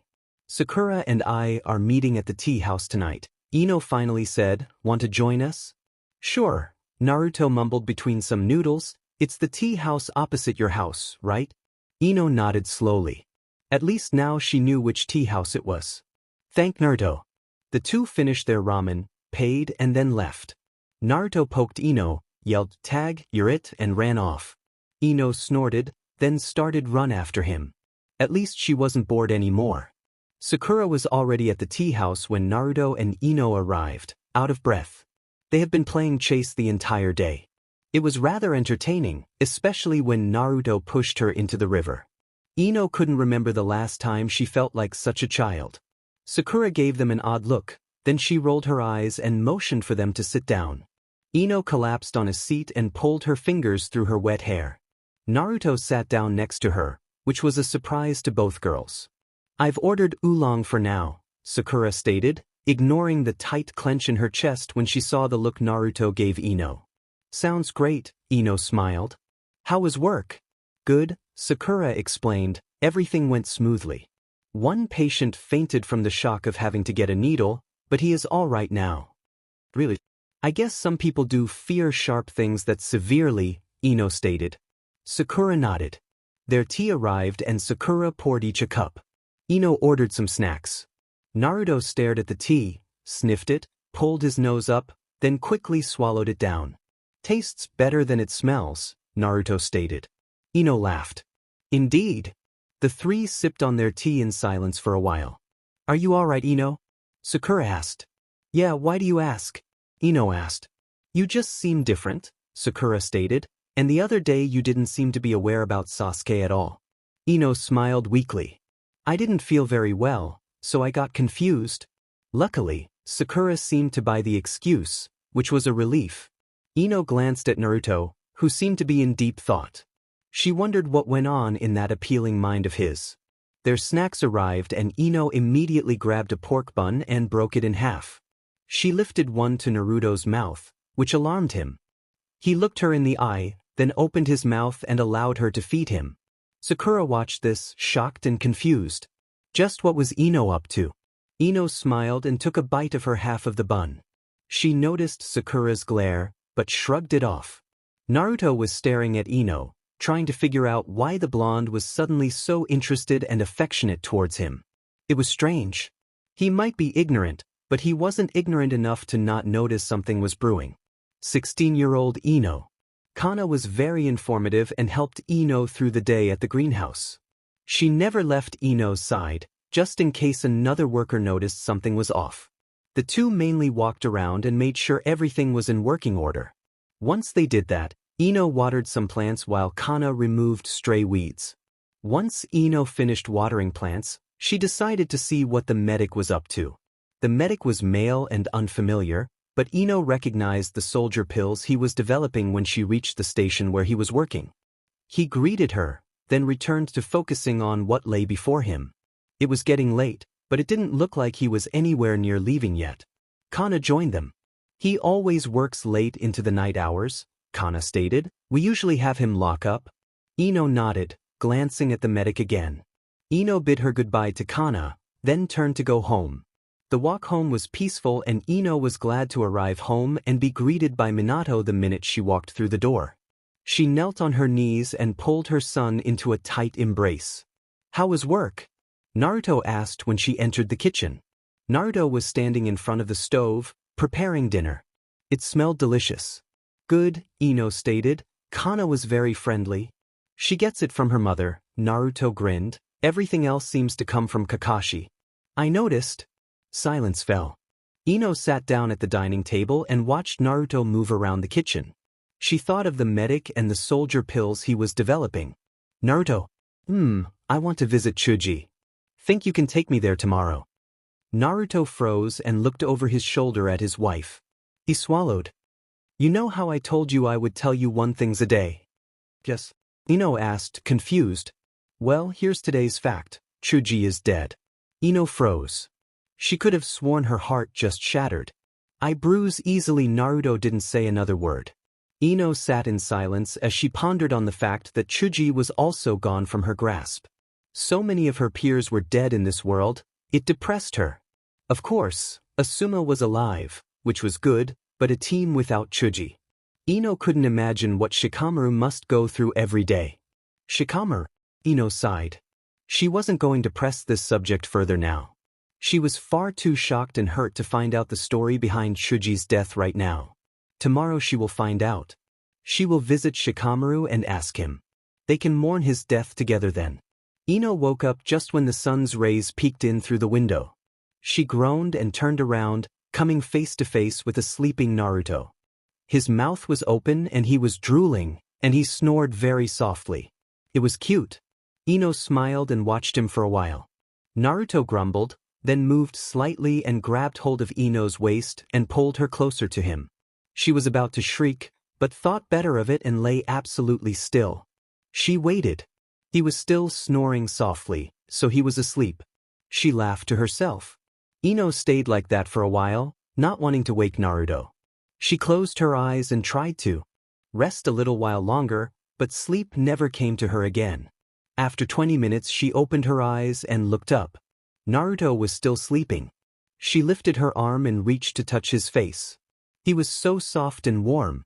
She smiled warmly as she ran her fingers gently over his skin, then his hair. She pulled away, suddenly realizing what she was doing. A blush crept to her cheeks. What was she doing? Naruto's eyes fluttered open and he yawned. He noticed that Ino was in arms and pulled her even closer. She blinked and looked into his blue eyes and noticed he was awake. Her blush intensified. Naruto smirked. "Good morning," Ino mustered to greet. "Morning," was Naruto's sleepy reply. He reached up and pulled his fingers through Ino's short hair. She closed her eyes at the soft touch. It felt so comfortable being in his arms and having him touch her like this. She never knew Naruto was the affectionate type. Footsteps echoed in the hall, and then a small blonde boy jumped on the bed and forced his parents apart to snuggle in between them. Naruto looked disappointed, but he smiled when Minato greeted him. "Morning, son." Naruto returned the greeting. "Can we bake cookies today?" Minato asked. Naruto laughed. "Ask your mother." Minato turned to Ino and gave her 2 large puppy dog eyes. She laughed and pulled her son closer and placed a wet kiss on his forehead. Minato pulled a face and wiped his forehead. Ino chuckled. "I assume that is a yes," Naruto stated. Ino nodded. "Hey!" Minato exclaimed happily. He jumped up, bounced on the bed several times and then ran out of the room. Silence followed. Naruto and Ino glanced at each other, then they both got out of bed. The moment they had before was gone. Ino inhaled deeply as she stared at the door before her. She knew that she wanted the truth, but that didn't mean she was nervous about bringing the subject up. She knew Chuji's death would have affected Shikamaru in many ways and she didn't want to open old wounds. Taking another breath, Ino knocked. Temari opened the door. She was dressed in a purple nightgown and her head was covered with curlers. She was obviously dressing herself up for an occasion. Temari smiled when she saw it was Ino. "Morning, Ino," Temari greeted. "Shikamaru is in the kitchen. I assume you're here to see him." Ino nodded. Temari stepped aside and allowed her to come in. Ino looked around her awkwardly after Temari closed the door behind them and disappeared down the hallway. Ino decided to look around for the kitchen. It was easy to find, it was the first door on her left. Shikamaru was making coffee. "Hey," Ino greeted. Shikamaru looked. His hair was actually pulled up into a ponytail today for a change. "Hey," he greeted in return. "What you doing here, Ino?" "We need to talk," Ino stated as she looked away, awkwardly. Shikamaru stared, then his eyes narrowed. "Chuji?" he asked. Ino nodded. Of course he would guess right. Shikamaru poured 2 cups of coffee. "Have a seat." Ino sat down at the dining table. Shikamaru placed a cup of coffee in front of her and offered her sugar. She thanked him and added 1 spoon, then stirred. Shikamaru sat down opposite her and took a sip of his coffee. He didn't add any sugar. "Naruto told you?" Shikamaru asked. Ino nodded. "I see. I just want to know what happened," Ino whispered. "Don't overdo it. I don't want you to remember the gruesome details." Shikamaru gave her a lopsided grin. "Thanks for being worried, but death comes to all of us. Chuji's just was earlier than all of us thought."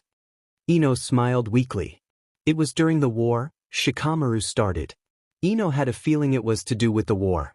The enemy had gotten their hands on the second Hokage's forbidden technique and brought many people back to life.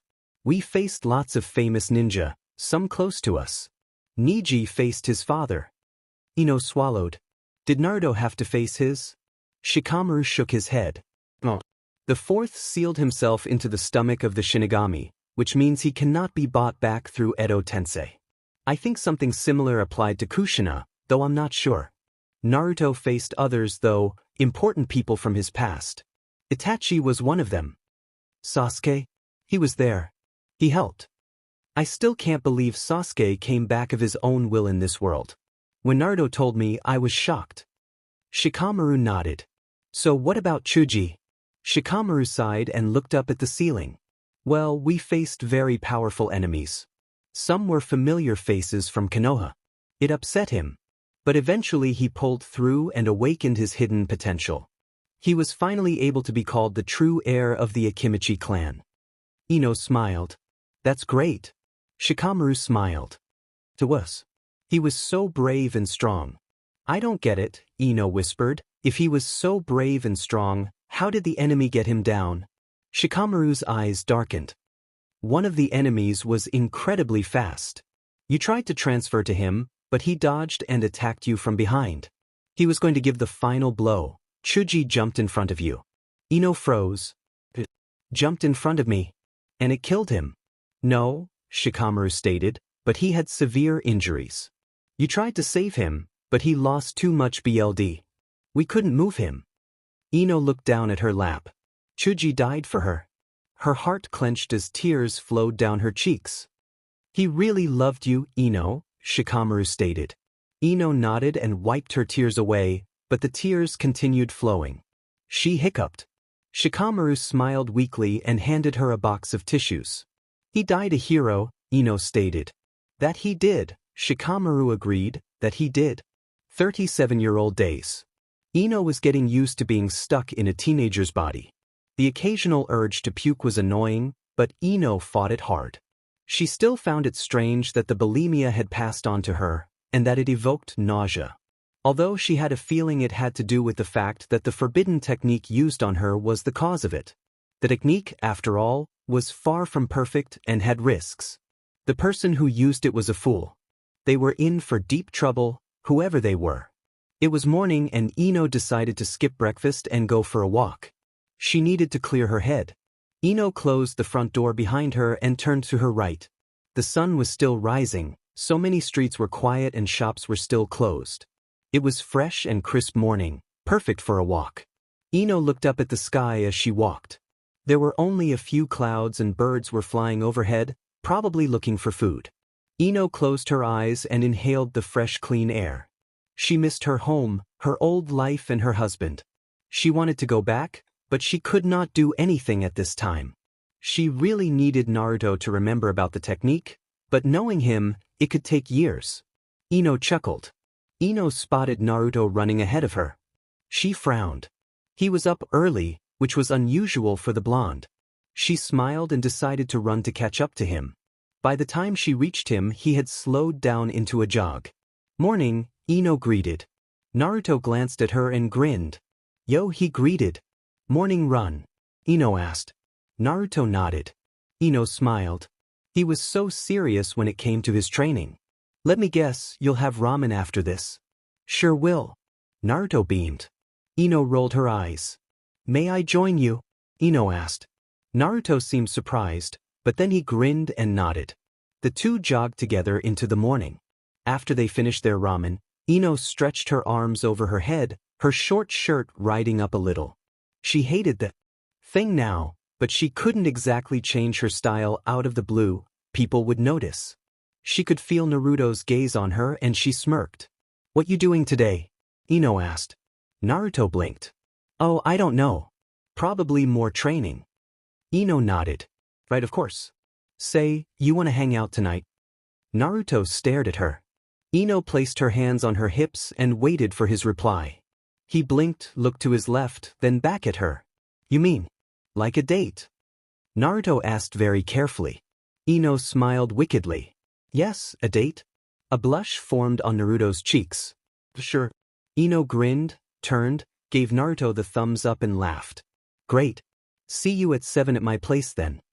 Then she disappeared around the corner, leaving a shocked Naruto behind. Meanwhile, with 16-year-old Ino. Kagaya was back when Ino returned home from the cemetery. Shikamaru decided to take her to Chuji and Sakura's graves. She placed flowers on both of them and prayed silently. Now she felt much better and she was happy to see her daughter again. How was your mission? Ino asked as she put the kettle on for tea. Good, Kagaya stated. Sasuke-sensei gave me some scrolls to study. That's nice, Ino stated. Is he a good teacher? He's a better leader, Kagaya stated, but he gets along well enough. Ino smiled and poured the boiled water into a cup. You also want tea? No, thank you, Kagaya stated. Ino joined her daughter at the table. Kagaya was reading the scrolls Sasuke gave her. She looked so serious as she scanned the scrolls. Ino was amazed. Kagaya was very serious when it came to her studies.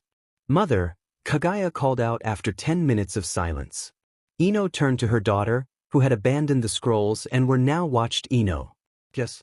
Sasuke-sensei said I need to improve my mind transfer technique, Kagaya stated. I failed on the mission more than once to actually properly HRSS the technique. Will you help me? Ino blinked. She didn't know Kagaya could use the Yamanaka trait, but she wasn't surprised that she could. Kaguya was her daughter, after all. Ino smiled. Of course. How about tomorrow? I'll tell Kana to take care of things at work for me. Kaguya smiled warmly. Thanks a bunch. I feel useless when I fail. Ino knew exactly what that felt like. Karen stared at herself in the mirror. She had on nothing but an old BR and black shorts. Her glasses were on her nightstand and her red hair was unruly and standing in all directions. She bit her lip and pulled on her BR straps, slipped the contraption from her shoulder until her BRSDS were visible. She stared in silence, then turned to her side and placed her hand on her stomach. Nope, she wasn't imagining things. Sasuke entered the room and raised an eyebrow at his wife's bare state. She turned to him and gave him a cold, long stare. He blinked and shifted his gaze to her bios. How he loved those things despite the fact they were small, but they were just right for him. They are swollen, Karen stated. They were, Sasuke could tell. They even look bigger. So, I'm not complaining, Sasuke smirked. I'm PR'd, you moron. Karen sneered. Sasuke froze, looked up into his wife's eyes, then back down at her biff, then lower to her stomach. Of course, he couldn't see a bump, but when he activated his Sharingan he saw a small flicker of chakra that did not belong to his wife. When he asked, "This morning," Karen stated, "I realized my chakra was different. I sensed the baby for the first time. I'm probably only 2 weeks along. Give or take a few weeks." Sasuke moved to his wife and pulled him to her. "You are appealing. You're only saying that because my melons are bigger. No, really you are appealing. Even with small melons. And I'm happy. You are carrying my 4th child." "Yeah, thanks a lot, Sasuke. I just had a baby, now another one is on the way. Give me a break. Why are you so fertile, damn it?" Sasuke laughed and kissed Karen's nose. "I don't think it's me who is so fertile." Sasuke wiggled his eyebrows. Karen glared at him. Is that an offer?" Karen slapped her forehead. "One is all is one." Ino sat down on the grass, motioning for her daughter to do the same. Kaguya hesitated, then sat down opposite her mother. Ino smiled and closed her eyes. Kaguya did the same and inhaled deeply, allowing the air to travel through her body and carry oxygen to her organs through her BLD. She tried to release the tension in her muscles and imagine herself in a place she loved, surrounded by people she loved. "This is the first step to being able to control yourself," Ino stated, "coming to peace by meditation." Kaguya nodded, but did not open her eyes. "Grandfather said something similar when he trained me too." Ino smiled. Of course her father would have said that, she had learned it from him. It was heartwarming, knowing her family wasn't very different in this world from her own. At least her older self also had a warm and open family. The thought was reassuring. "Thank you for taking the time to train me," Kaguya whispered. "I am your mother," Ino stated. "It is no problem at all." It was strange saying that, even after all this time Ino has been stuck in this alternate life of hers. But she had come to accept the fact that she might be here for a while and in order to survive, she must carry on. Besides, she really did love Kaguya and saw her as her own daughter, which she kind of was.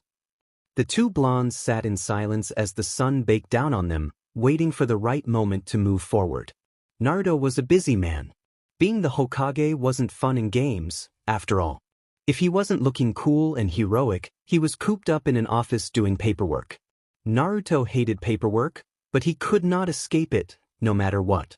Luckily he had clones to help him, even if it did use chakra.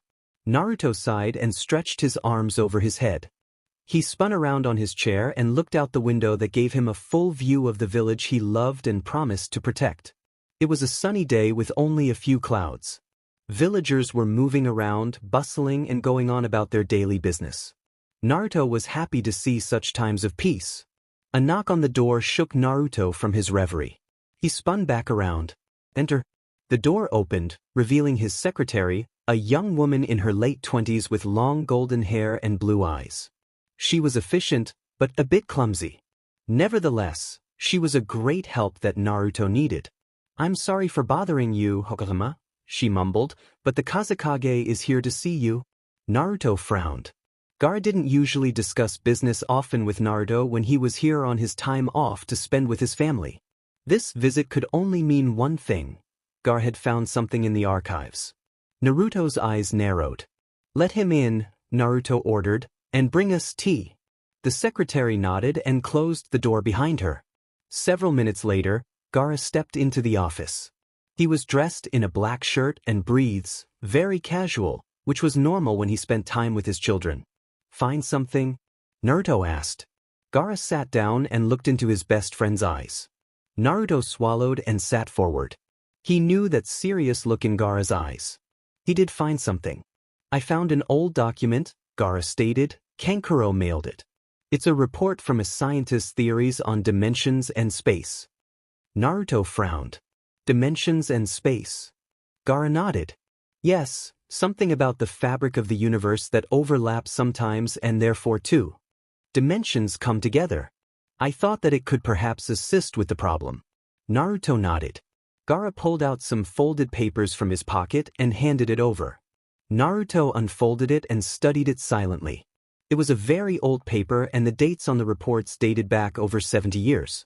The scientist was most likely no longer amongst the living, so speaking with him was not an option. "It sounds familiar," Naruto stated, his brows knitted together. Where did he hear of this before? The fabrics of the universe overlaps. He was certain that someone had told him about it, explained it in detail. But who? Naruto mentally cursed himself. How could he forget in such a dire moment? "I will continue the search," Gaara stated. "Maybe there is more." Naruto nodded. "Thank you, please do. Now go home and enjoy your last few days with Hinata." Gaara blushed lightly, then excused himself. Naruto sat back in his chair and sighed. If only he could remember. "An opponent will never give you the opportunity to transfer to them," Ino stated as she corrected Kagaya's stance. They were practicing on a mouse that Ino got at the pet store. Ino wasn't usually fond of using animals, but they couldn't practice this kind of technique on a log. "Right?" Kagaya nodded. Ino smiled and stepped back, proud of Kagaya's strong posture. "Your teammates are in charge of distracting the enemy and immobilizing them, so that you can grab them." Kagaya nodded. "That's why we are always placed on a team with the Nara and Akimichi clans. They are the best suited to our ability." "That's correct," Ino stated, "but none of your teammates are from those clans, are they?" Kagaya looked down at the ground. Ino frowned at her daughter's sudden look of sadness. "Kagaya, Shikamaru's wife can't have children," Kagaya whispered, "and Chuji didn't even live to have children. I will never be on a team with Nara or Akimichi clan members." Ino's eyes widened. It had never occurred to her that that was the outcome. And to think it bothered Kagaya so much. It made Ino's heart clench. "But you have adapted, haven't you? That's what every kunoichi must do, adapt to her new environment and social surroundings." Kagaya looked up and smiled weakly. "You're right. And I don't really have to adapt. I never had such a team to begin with. I've learned to work well with my teammates, now I must just perfect my own technique." Ino smiled proudly at her daughter. She was so determined. "All right, do it. Capture that mouse, but be careful, they have very sensitive minds. One mistake and you might kill it." Kagaya nodded, then focused and executed. 37-year-old Ino. Ino stared at herself in the mirror. She looked so young and elegant in the purple summer dress she had selected to wear for her date with Naruto. She twirled around.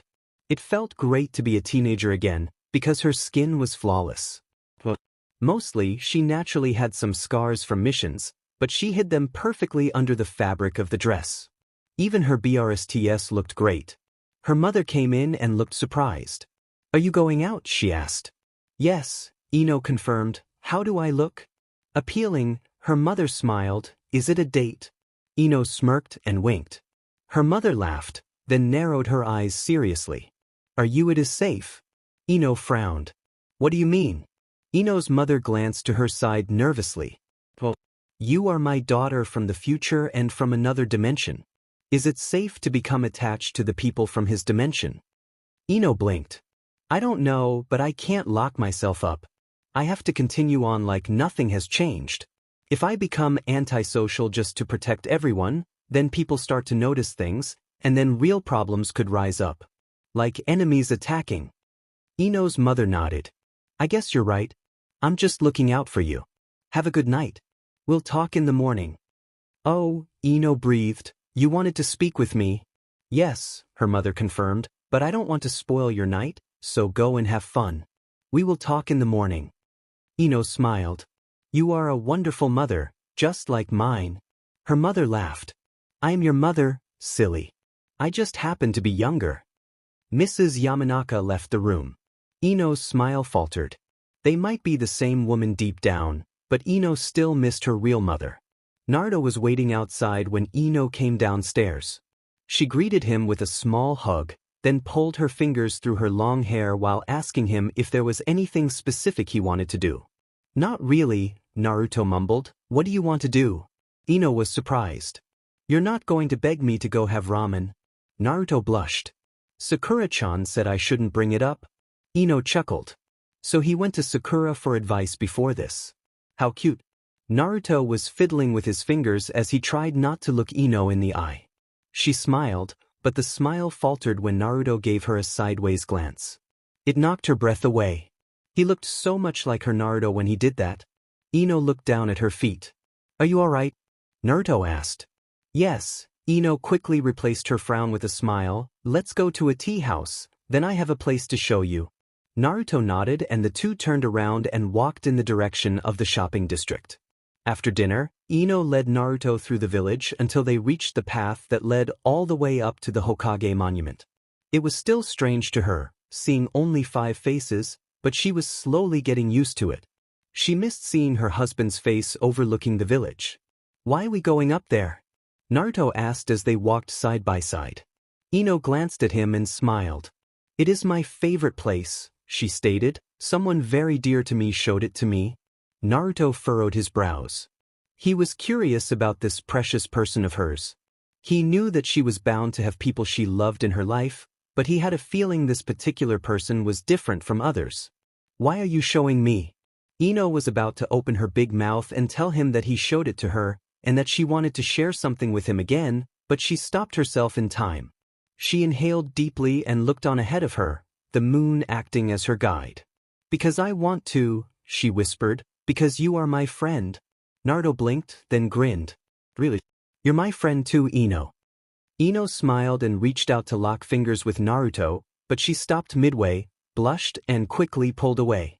Naruto noticed this and was surprised. He's never had a girl reach out to him like that before. He was oblivious, yes, but he knew enough to know that she wasn't just reaching out for the heck of it. They finally reached the top and the view blew Naruto's breath away. It was amazing.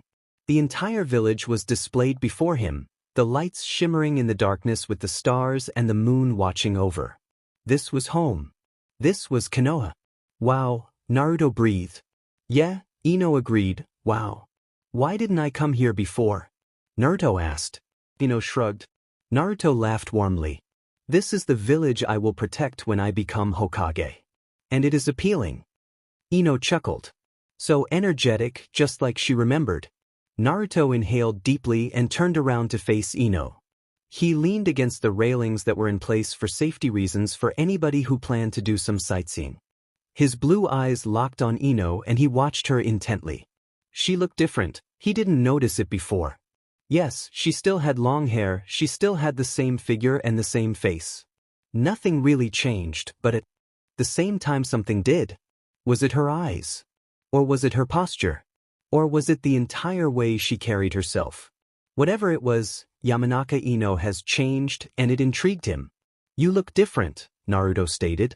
I feel different, Ino admitted. I don't mind the change, Naruto whispered, surprising Ino. You look? Naruto blushed as he said this and quickly looked away. Ino smiled as her heart leaped in her chest. Thank you, Naruto. Silence enveloped them, but it was comfortable. A warm breeze swept over them and Naruto watched in awe as Ino's hair gently whipped around her face. She really was appealing. He never really noticed it before, since he was always so caught up with Sakura. But he knew Sakura loved Sasuke and nothing was going to change that, even if Sasuke doesn't return as the same man. Naruto knew Sasuke wouldn't look at Sakura ever, and he would be there when she realized that. But now as he looked at Ino, he wondered if it would be a romantic gesture. No, he would support her as a friend. At least, that's what he felt now as he watched the blonde before him. "What are you looking at?" Ino asked, her hands on her hips. Naruto laughed nervously and rubbed the back of his head. Ino rolled her eyes, then looked Naruto in the eye. They froze, blinked, and then both unconsciously took a step closer. Another breeze swept through and Ino had to pull her hair out of her face this time, but it did not stop her from moving closer to Naruto even further. He also moved forward, and when they were both standing so close to each other, their chests were touching. Naruto leaned down and Ino raised her chin and their lips met. It was a short kiss, but when Ino pulled away, she felt giddy. Naruto felt the same. He had just kissed Ino. It was his first kiss with a girl, and it definitely was no accident. A blush crept to his cheeks and he quickly turned around to look at the village again.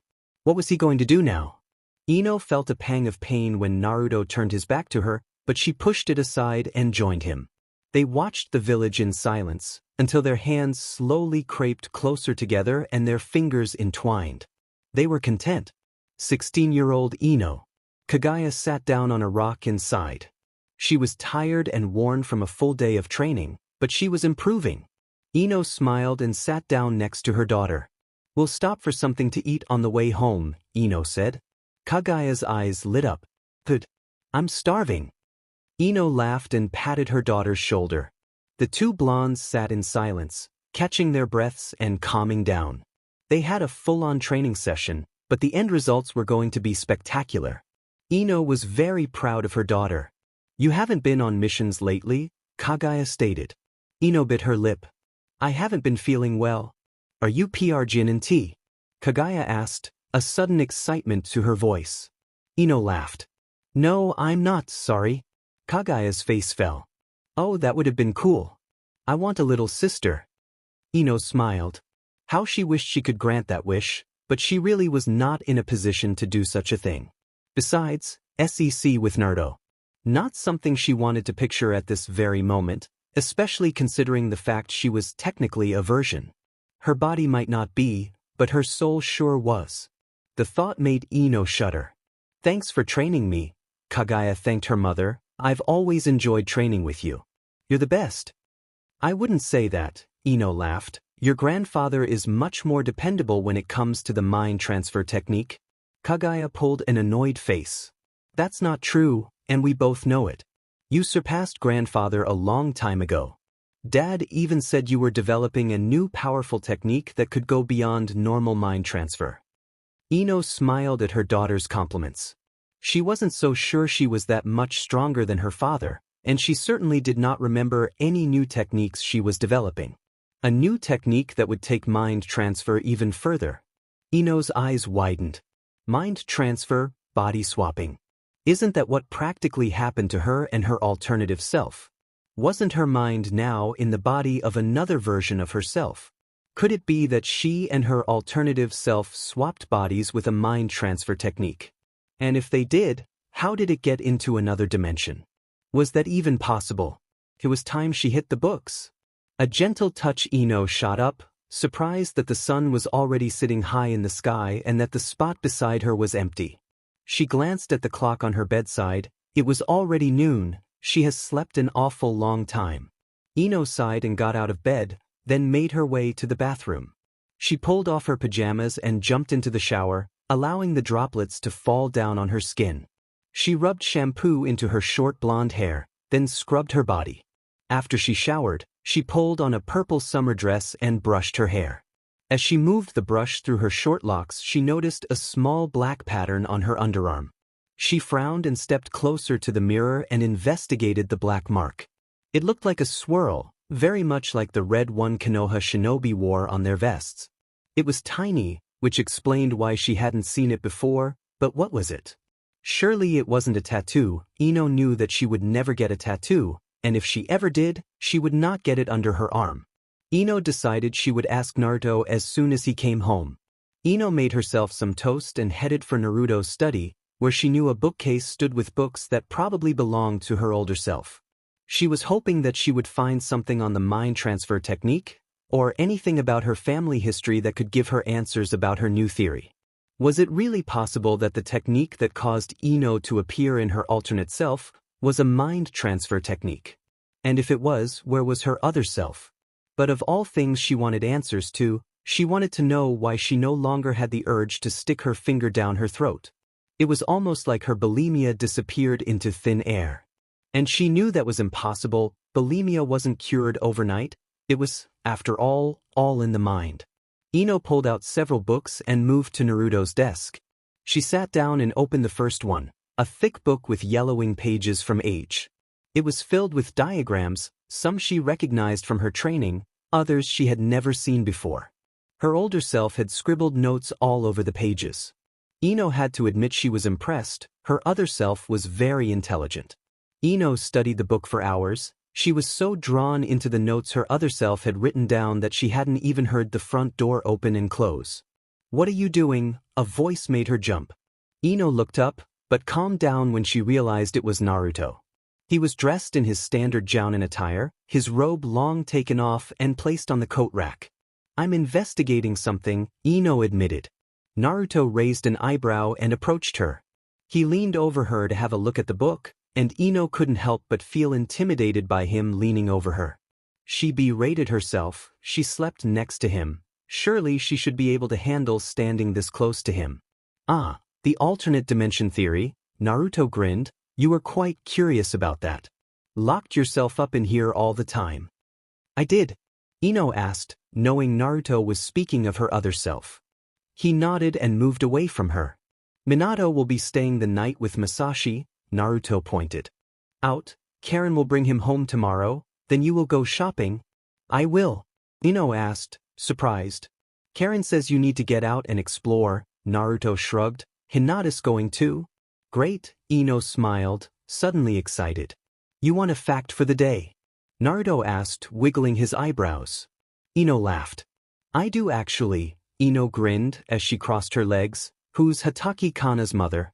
Naruto was surprised by her question, but then he chuckled. "Shizune." "No way, really?" Ino asked. "Yes, really," Naruto grinned. "We saw it coming, it was quite obvious." "Anko wasn't very happy, though." Ino laughed. She was well aware of the chemistry that moved around Kakashi and Shizune when they were in the same room together. It was the same in her world too. And she understood the part about Anko too. The wild woman was madly in love with Kakashi, but maybe she was a bit too wild for him. "Can I ask another question?" Ino asked. "Sure," Naruto shrugged. It wasn't like there were any ground rules about the arrangement they made. "What do you think will happen when I go back?" Ino asked in a whisper. Naruto's eyes widened. He had never thought about the consequences that the strange transfer was to bring. Sure, he knew the future or past could change, perhaps, but he still wasn't sure about the nature of the events either, so what really waited for them on the other side of the bridge? "I don't know," Naruto replied. "I really don't know." "I have another problem," Ino whispered again, this time much softer than before. "What is it?" Naruto asked, noticed the worry on his wife's face. How he wished he could step up and pull her close to him. How do I put this?" "I'm bulimic," Ino confessed, ashamed. "Oh," Naruto's voice was crestfallen. "Do you want me to contact a doctor?" "No," Ino replied, too quickly to her liking. "I'm supposed to be bulimic. Ever since the transfer I have not felt the compulsion to overeat or vomit on purpose. In fact, the thought of sticking my finger down my throat is almost disgusting." Naruto sighed in relief. "So, what's the problem then?" "Bulimia doesn't heal overnight," Ino shrieked. Naruto stepped back, surprised at her outburst. He sighed and stepped closer to her, reached out and pulled her against him. He knew he was possibly overstepping a boundary, but he could feel she needed comfort. "I'm sure nothing is wrong," Naruto whispered soothingly into her ear. "What if the transfer did something to me? What if I'm a completely different person now? What if your real wife is suffering now? What if she's dead?" Naruto's grip tightened, causing Ino to swallow her words. Naruto closed his eyes and inhaled his wife's sweet scent. He knew the woman in his arms was only his wife in body, not in spirit, but they felt so similar, so alike, it was frightening. He cared about her, and he did not like the fact that she was so afraid. "I'm sure everything is fine," Naruto soothed her. "I'm sure that your other self is out there somewhere, safe and working on a way to find her way back too." "I'm sorry," Ino sobbed. Naruto pulled away just enough to see Ino's face. A lonesome tear ran down her cheek and he wiped it away. "Don't cry," Naruto grinned. "Big girls don't cry. I'm just very emotional right now." "I know." With 37-year-old Ino. Ino tossed and turned in the early hours of the morning, but the pain in her head would not subside. She sighed and stood up, a sudden wave of nausea hitting her. Surprised, Ino moved to the bathroom, in hopes that she didn't actually have to lean over the toilet bowl and puke her guts out. Luck wasn't on her side.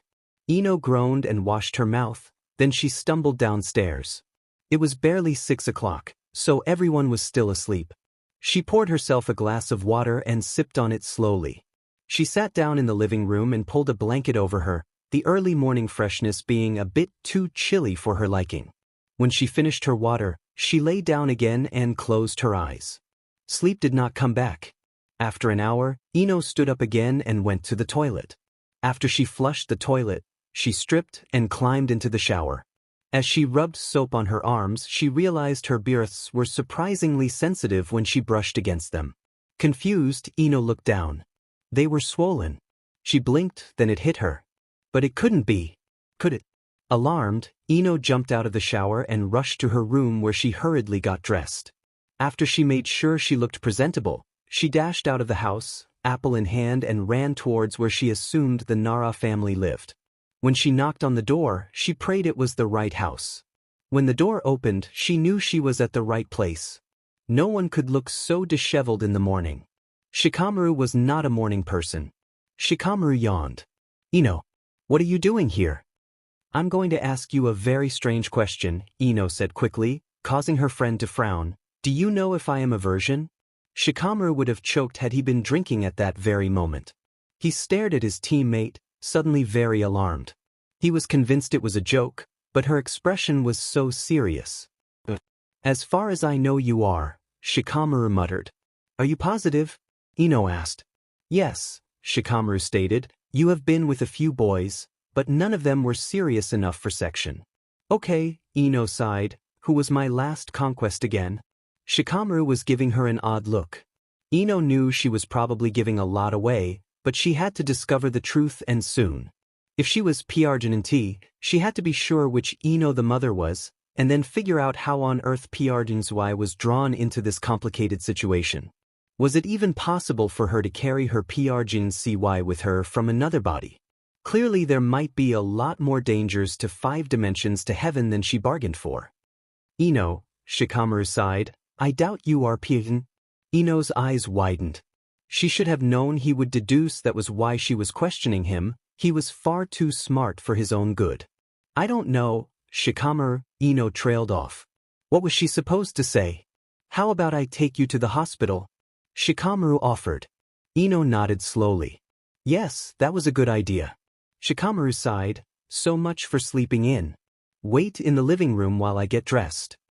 Sakura returned with a series of documents tucked under arm, he face drawn into a frown. Ino knew that look. Sakura was confused. Sakura put the papers down on the desk and sat down opposite Ino. "Well," Sakura started, but trailed off as if trying to gather her thoughts. "Your assumption was correct, you are Prgn." Ino sat in silence. Oh hell. Now what was going to happen? Sakura seemed just as shocked and lost. "I guess congratulations are in order." Ino smiled weakly. Sakura took the documents and flipped through them until she found a green-colored one. She scanned over it, then looked up into Ino's eyes. "Something is bothering me, Ino," Sakura admitted. "What is it?" Ino asked. "I had a look at your chakra system," Sakura explained, "and it is disrupted. Almost like you are under a genjutsu. I've sensed this oddity around you for a while now."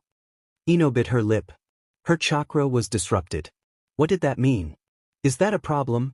"Yes," Sakura nodded. "It means that it could be harmful to the baby. Your chakra flow is not normal and therefore almost none is traveling to your uterus. I'm worried that the lack of chakra to assist with the development of the fetus could cause problems." Ino paled. This was not good. What do you suggest we do? Sakura sighed. I don't know. I've never encountered something like this before. I'll talk to the Hokage, but she might have to do research. But we will find a solution, I promise. Ino nodded. Meanwhile, Sakura changed the subject. I would like for you to take this information package and read it. It tells you everything about the 40 or so weeks of pregnancy and labor. Sakura handed a booklet over, which Ino took, knowing she didn't actually need it. She's had 2 children before and she was a trained medic. Nevertheless, she knew Sakura was giving it to her for ease of mind. I'll need to take vitamins too, Ino stated. Sakura nodded. You're taking this awfully well, Sakura pointed out. Ino smiled weakly and nodded. Being told she was pregnant was not a foreign concept. The only thing that worried her was the fact that this wasn't her actual body. And to make things worse, she knew nothing of what the transfer could do to the unborn child. What if she miscarried, or if the baby was born with a deformity? She would love it to bits, no matter how malformed the baby might be, but it still worried her. And what on earth would happen if she swapped back with her other self and left the poor unsuspecting 16-year-old pregnant? When Ino returned home, she headed straight for the pantry and pulled out as much food as she could.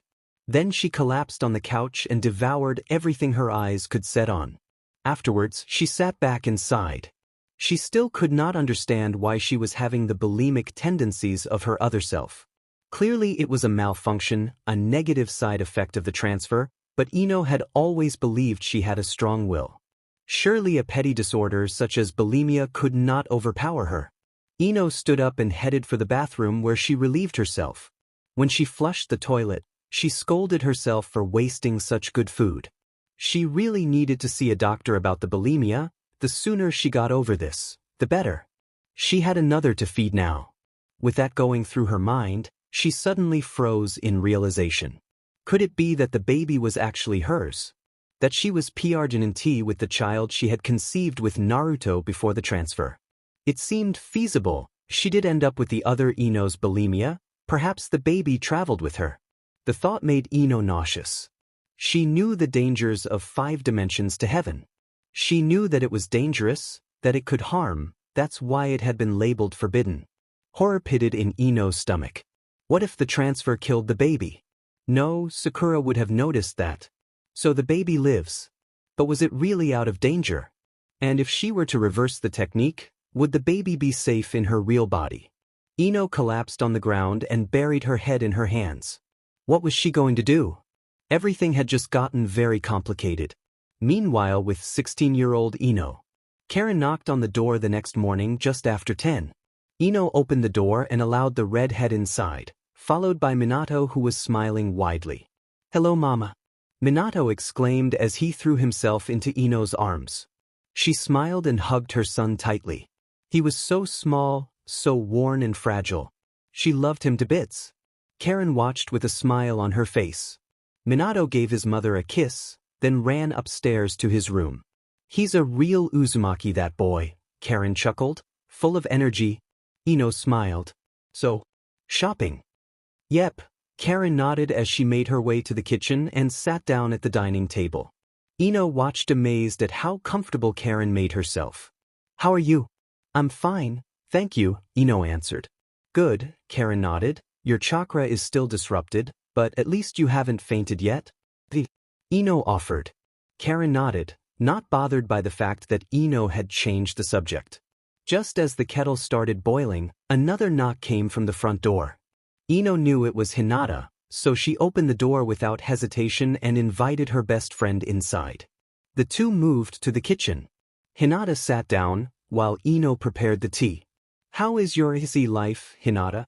Karen asked, no embarrassment present in her tone. Hinata blushed bright red, while Ino bit her lip. Now this was awkward. Ino joined the two ladies at the table with 3 cups of tea. All right, Hinata finally answered. All right, is that it? Geez, is Gara not satisfying you or something? Karen asked. Hinata's blush deepened. No, I didn't say that, Hinata muttered. Karen laughed. I'm pulling your leg, Karen chuckled as she took a sip of tea. Oh, I'm peeing in tea again, by the way. Ino and Hinata's eyes widened in surprise. Congratulations, they said together. Karen thanked them, then muttered something about an overly fertile Sasuke under her breath. Hinata giggled. I think you're the more fertile one, Hinata stated, a devious glint in her eyes. Ino watched in amazement. She's never seen Hinata look like that. Karen raised an eyebrow. Excuse me? Karen asked, surprised. Well, Uzumaki clan members are known for having very strong sources of life. Don't you think that would include making babies too? Hinata asked, wiggling her eyebrows. Ino burst out laughing at the absurdity of the situation. Hinata was being devious. She wished she had a camera. Karen blushed. Just because I'm from the Uzumaki clan doesn't mean I can make lots of babies. Where did you get that absurd idea from? Ino stopped laughing and stared at Karen, surprised. You're an Uzumaki? Ino asked, flabbergasted. Karen corrected, but yes, I am from the Uzumaki clan. Ino could not believe it. Right here before her sat a possible relative of Naruto. Well, they were probably only distantly related, but they were related nonetheless. The thought made Ino smile. Naruto had somebody else in the world, someone who shared his name. She was an Uchiha now. After they finished their tea, the three women headed out to the shops. They popped in at a few accessory stores, but did not buy anything.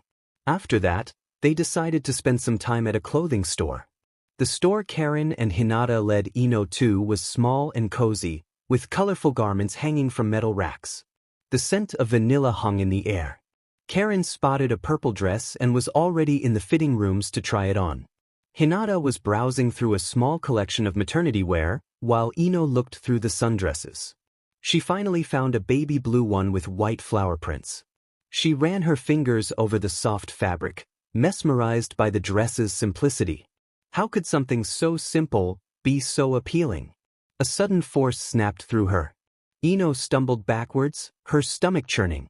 She dropped the dress, the hanger clanging on the wooden floor, which alarmed Hinata. Ino grabbed the first rack she could find and leaned forward. She felt like she was going to vomit and her palms were sweaty. Another strong force shot through her, this time painful. The pain settled in her back. Ino closed her eyes and tried to take a deep breath, but it felt like her throat was tight. And then she saw it. The flash. It was quick, so quick she barely saw it, but it was there. An image. She saw it, she saw herself, her older self, holding a small bundle in pink in her arms. Ino at first thought it was a dream, but when another image, clearer this time, flashed through her mind, she knew it was real. She saw the baby's eyes. It was Kagaya. Hinata placed her hand on Ino's shoulder. Are you alright, Ino?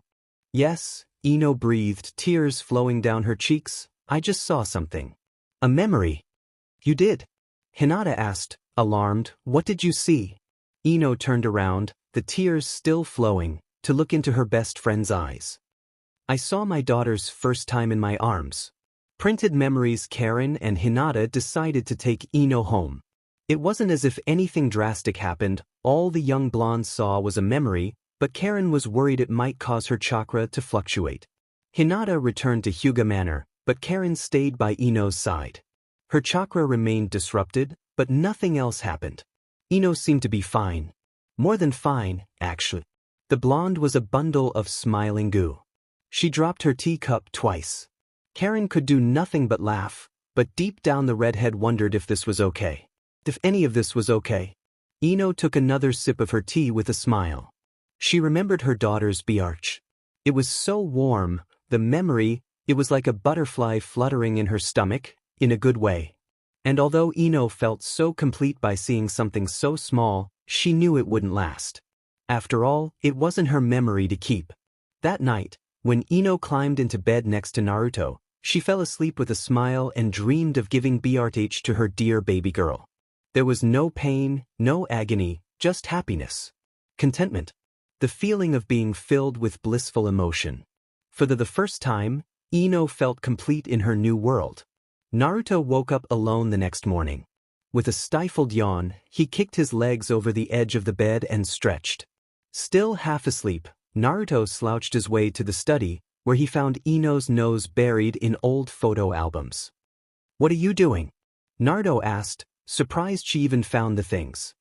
37-year-old Ino locked all the albums away in a cupboard so that they wouldn't get damaged. Ino looked up, her warm smile from the previous days still on her lips. The smile reached her eyes. Naruto could not help but see his real wife in that smile. How he missed her. Looking at our wedding photos, Ino stated, and at the baby photos. Minato was so chubby. He's still chubby, Naruto shrugged. Ino giggled and turned her attention back to the photo album. Naruto's stomach growled, causing Ino to give him an odd look. He blushed and turned to leave the room, might as well make breakfast. Naruto, Ino called out to him. Naruto stopped and looked at his wife over his shoulder. Yeah, he asked. Ino was giving him a very strange look and it was worrying him. Was something wrong? If we don't find a solution, Ino started, causing Naruto to frown, but he kept quiet to let her continue. If we don't find a way to swap me back. Is it alright if I stay? Can I be Uzumaki Ino? Can I be Kaguya and Minato's mother? Naruto did not know what to say. For starters, he couldn't say everything would be fine, because in reality it wouldn't. Her new identity could cause problems, especially if it did come to be a permanent change. And then, of course, there was the fact that this Ino was nothing like his wife. Of course, there were similarities, but he could feel the difference. It wasn't his wife in that body. Did Ino even realize what it meant to be his wife? She probably didn't, because she didn't even ask if she would be able to be his wife if the change was permanent. Naruto sighed. He was not in her heart, unlike their children. We'll find a solution, Naruto stated as he looked away. You won't be stuck here. Ino couldn't help but feel slightly rejected. Don't you want me here? Naruto closed his eyes. That's not what I meant. You heard what Karen said, you're unstable. Keeping you here is dangerous. Dangerous for who exactly? Ino asked, raising her voice a little. She knew the reasons, but she was purposefully burying them deep down, because she wanted to be here. She wanted to be with her children. For you, Naruto replied calmly, what's wrong with you? Why are you so hung up on staying now? Ino bit her lip. I remembered giving BR to Kaguya. Naruto spun around, surprised. No, that was impossible. There was no way she could have his wife's memories, could there? She was a completely different person, another soul in a foreign body. Memories were in the mind, weren't they? How could she remember something that never actually happened to her? Naruto knew they were treading in dangerous waters now. Don't get attached, Ino, Naruto warned. You're already attached to this world enough. Getting into deep could cause problems. Ino stood up, enraged. I thought you would be happy. Don't you want your wife back? If I have some memories, doesn't that mean I can sympathize with you now? I can help you. You will never replace her. Naruto yelled before he knew what he was doing. Ino dropped the photo album in her arm. A pained expression crossed her face. Naruto felt regret pool in his stomach, then he turned on his heel and stomped away. They'd never argued before. Ino felt strangely empty as she bent down to pick up the photo album she dropped. She supposed arguing was normal for married couples, but she had never once argued with Naruto since she arrived in this world. She felt guilty. She knew she was pushing him. She knew she couldn't replace his wife. And she knew she couldn't stay here, but deep down she wished she could. She loved Kaguya and Minato. The thought of not being with them was painful. Ino collapsed on the chair and buried her face in her hands. What was she supposed to do? A knot formed in her stomach, followed by a very uncomfortable churning. Ino swallowed hard, but the feeling would not go away. She frowned, and before she knew it, she was running for the bathroom where she puked her guts out. After she washed her mouth, Ino stared at herself in the mirror. For the first time since she woke up in her other self's body, she could see that they were the same person, but at the same time not. Ino closed her eyes and wept. Ino left the house. Breakfast had been silent and awkward, for Naruto was ignoring Ino completely. The children didn't seem to notice the tension, but Ino had a feeling Kaguya might have picked up some of the tension. It was a sunny day, and Ino wandered through the streets wondering what she could do to entertain herself. Requesting a mission was not an option, for then she would have to talk to Naruto, and she was really not in the mood. Not only that, she wasn't even sure if her other self even did missions anymore. She could always go to work, but Ino didn't feel like working with plants either. So, she decided to wander, her eyes focused on her feet, and she slumped through the village. She was so lost in her misery that she did not notice the woman in front of her. Then, Ino stumbled backwards, having bumped into someone. She quickly gathered her senses, looked up, wanting to apologize to the person she bumped into, only to see the face of someone she knew very well. A pair of dark eyes were watching her with a smile. "Shizun?" Ino asked. Shizun continued smiling. "Hello, Ino. It's so lovely to see you." Ino returned the smile. Over the years Ino had grown close to Shizun, so seeing her, even in a different time or world, was comforting. Ino also couldn't help herself thinking about what she knew about this older Shizun. She was married to Kakashi, and she had a daughter with him named Kana. Strange how things turned out. "I'm sorry I bumped into you," Ino apologized with a blush on her cheeks. Shizun shook it off. "That's quite all right," Shizun said gently, "everyone has bad days. Are you alright?" "Yes," Ino lied, "thank you." "Where were you headed?" "I just had breakfast with Kakashi," Shizun stated. "He's off on a mission. I'm going to see Lady Tsunade now." Ino froze. Tsunade? She hadn't even thought of the previous Hokage at all since she arrived here. So she was still alive. "Why don't you join me?" Shizun offered. Ino agreed. A part of her wanted to see Tsunade again too. Tsunade was in hospital. At first Ino thought the reason they were headed to the hospital was because Tsunade was on duty, but it turns out the former Hokage and medic was a patient now. When they reached her room, Tsunade was reading a book about anatomy. "Did you bring food?" was the first words that escaped her mouth. Shizun laughed and pulled out a packed lunch from her bag and handed it to the elderly woman, who Ino only now noticed did indeed look older than what she remembered. Tsunade immediately dug into the food like a starved man. Shizun watched with a smile, while Ino just felt confused. "Oh," Tsunade finally said in between her bites of rice. "Hello, Ino, didn't see you." "Hello, Lady Tsunade," Ino greeted with a bow. Tsunade gave her a funny look. "Sheesh, formal much?" Tsunade asked, "Haven't seen you so uptight in a while. How's the brat?" Ino had to think who the brat was for a minute, but she finally clicked. "Naruto's fine." Tsunade raised an eyebrow. "Fine. Fine. Is he not getting it up or something?" A blush crept to Ino's cheeks. Now that was not something she wanted to think about. Or discuss, especially with an old lady. No, everything is fine in the bedroom." No. Tsunade snorted and took another mouthful of rice. "How are your children?" Shizun asked. "They are well," Ino replied. "Ah, Minato's birthday is coming up soon, isn't it?" Tsunade asked. Ino blinked. She had not known that. Just how far was her son's birthday? And how could she, as his mother, not know of it? Why didn't Naruto tell her? "I'm surprised you remember, Lady Tsunade," Shizun laughed. "You forget everybody else's birthdays?" "Oh, shush," Tsunade barked. "I don't forget everyone's birthday. I just remember Minato and Kagaya's better because I delivered them." Ino froze. She had not known that Tsunade had been her midwife either. A part of her had always thought it would probably end up Sakura, but in this world Sakura was, of course, no longer amongst the living. Yes, Shizun hummed as she pulled a chair closer and sat down. "How are you feeling?" "Excellent," Tsunade admitted. "I feel like I can attack a horde of bulls." "No, scratch that, I can attack a horde of Narutos." Huh. Shizun rolled her eyes. Ino didn't know what to think. She was starting to think that perhaps Tsunade had become senile. So, Tsunade started, a strange look crossing her face. "How's Kakashi?" Shizun blushed, then swatted Tsunade's arm. "None of your DMN business." "Spoil sport," Tsunade huffed. "You used to love gossiping about him. When did you become so conservative?" "When you admitted my husband is attractive and wanted to NDE pictures." Shizun shrieked. Tsunade shrugged, while Ino's mind raced. Yep, Tsunade was senile. Tsunade noticed Ino's confused expression and laughed. It was a joke.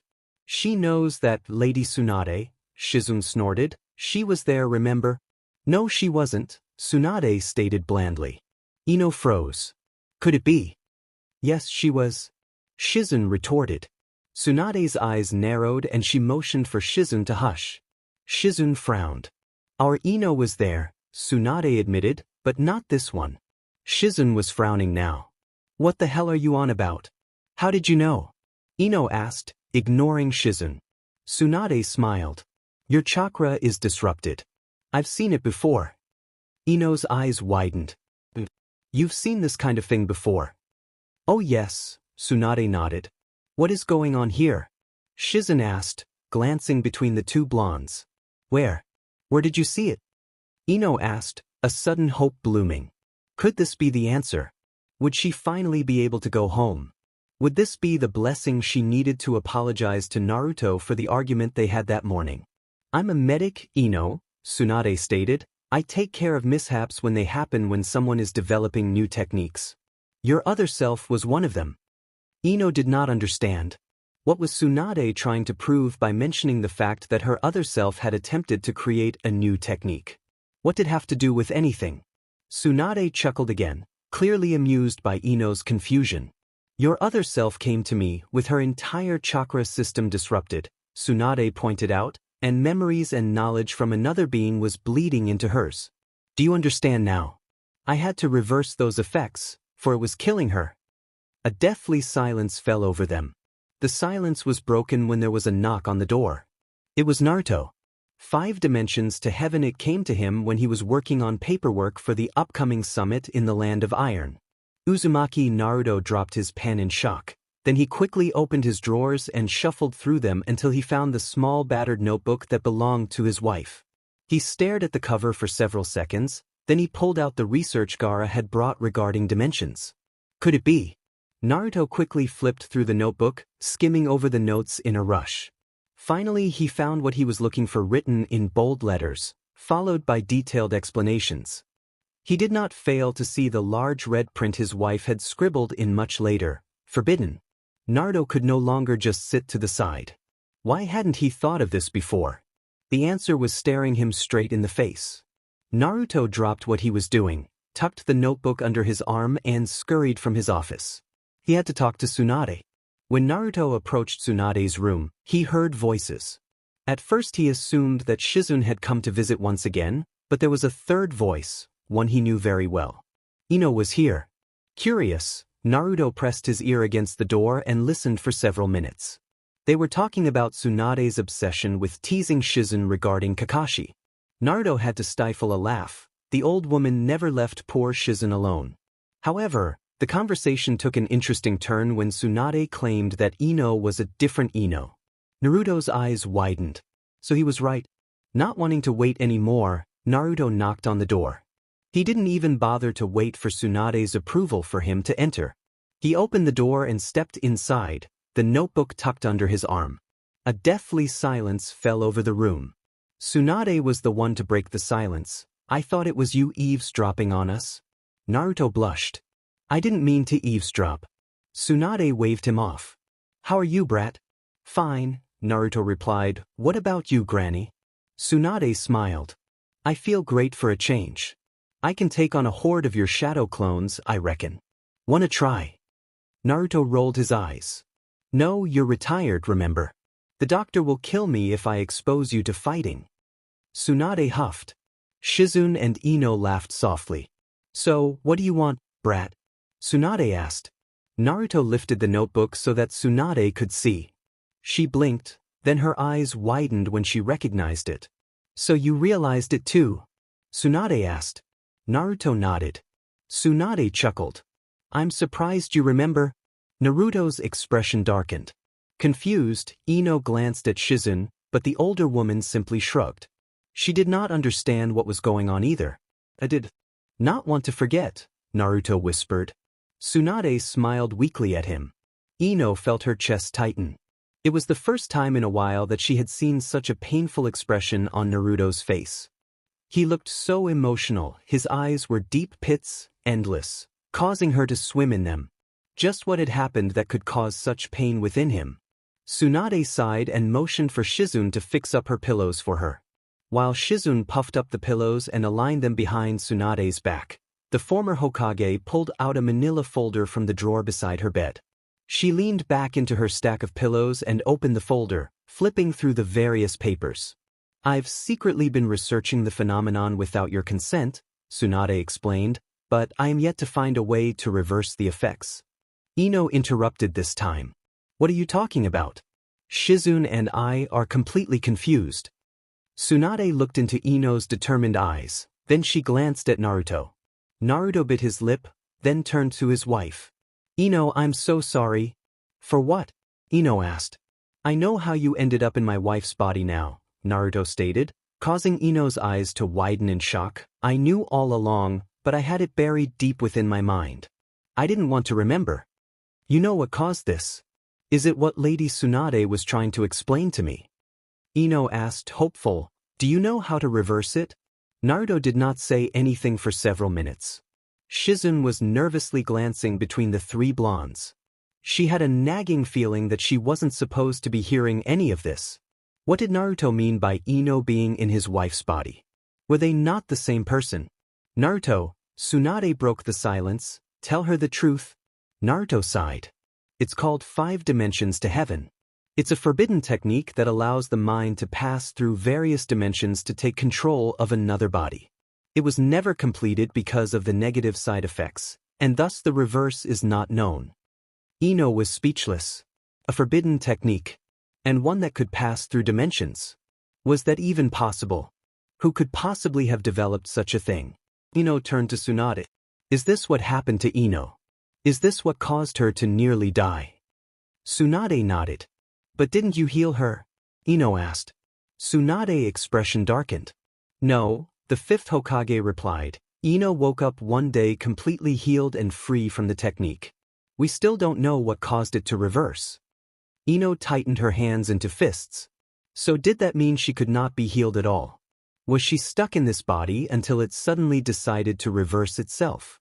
And if the technique was not completed when older Ino had another mind within her head, then does that mean the technique was now more developed, since she completely changed bodies? Naruto must have read her mind. Someone must have stolen the technique's notes and developed it further. Possibly even completed it, because this time the effects are far more developed than the previous time. Tsunade nodded in agreement. "Who created this technique?" Ino asked.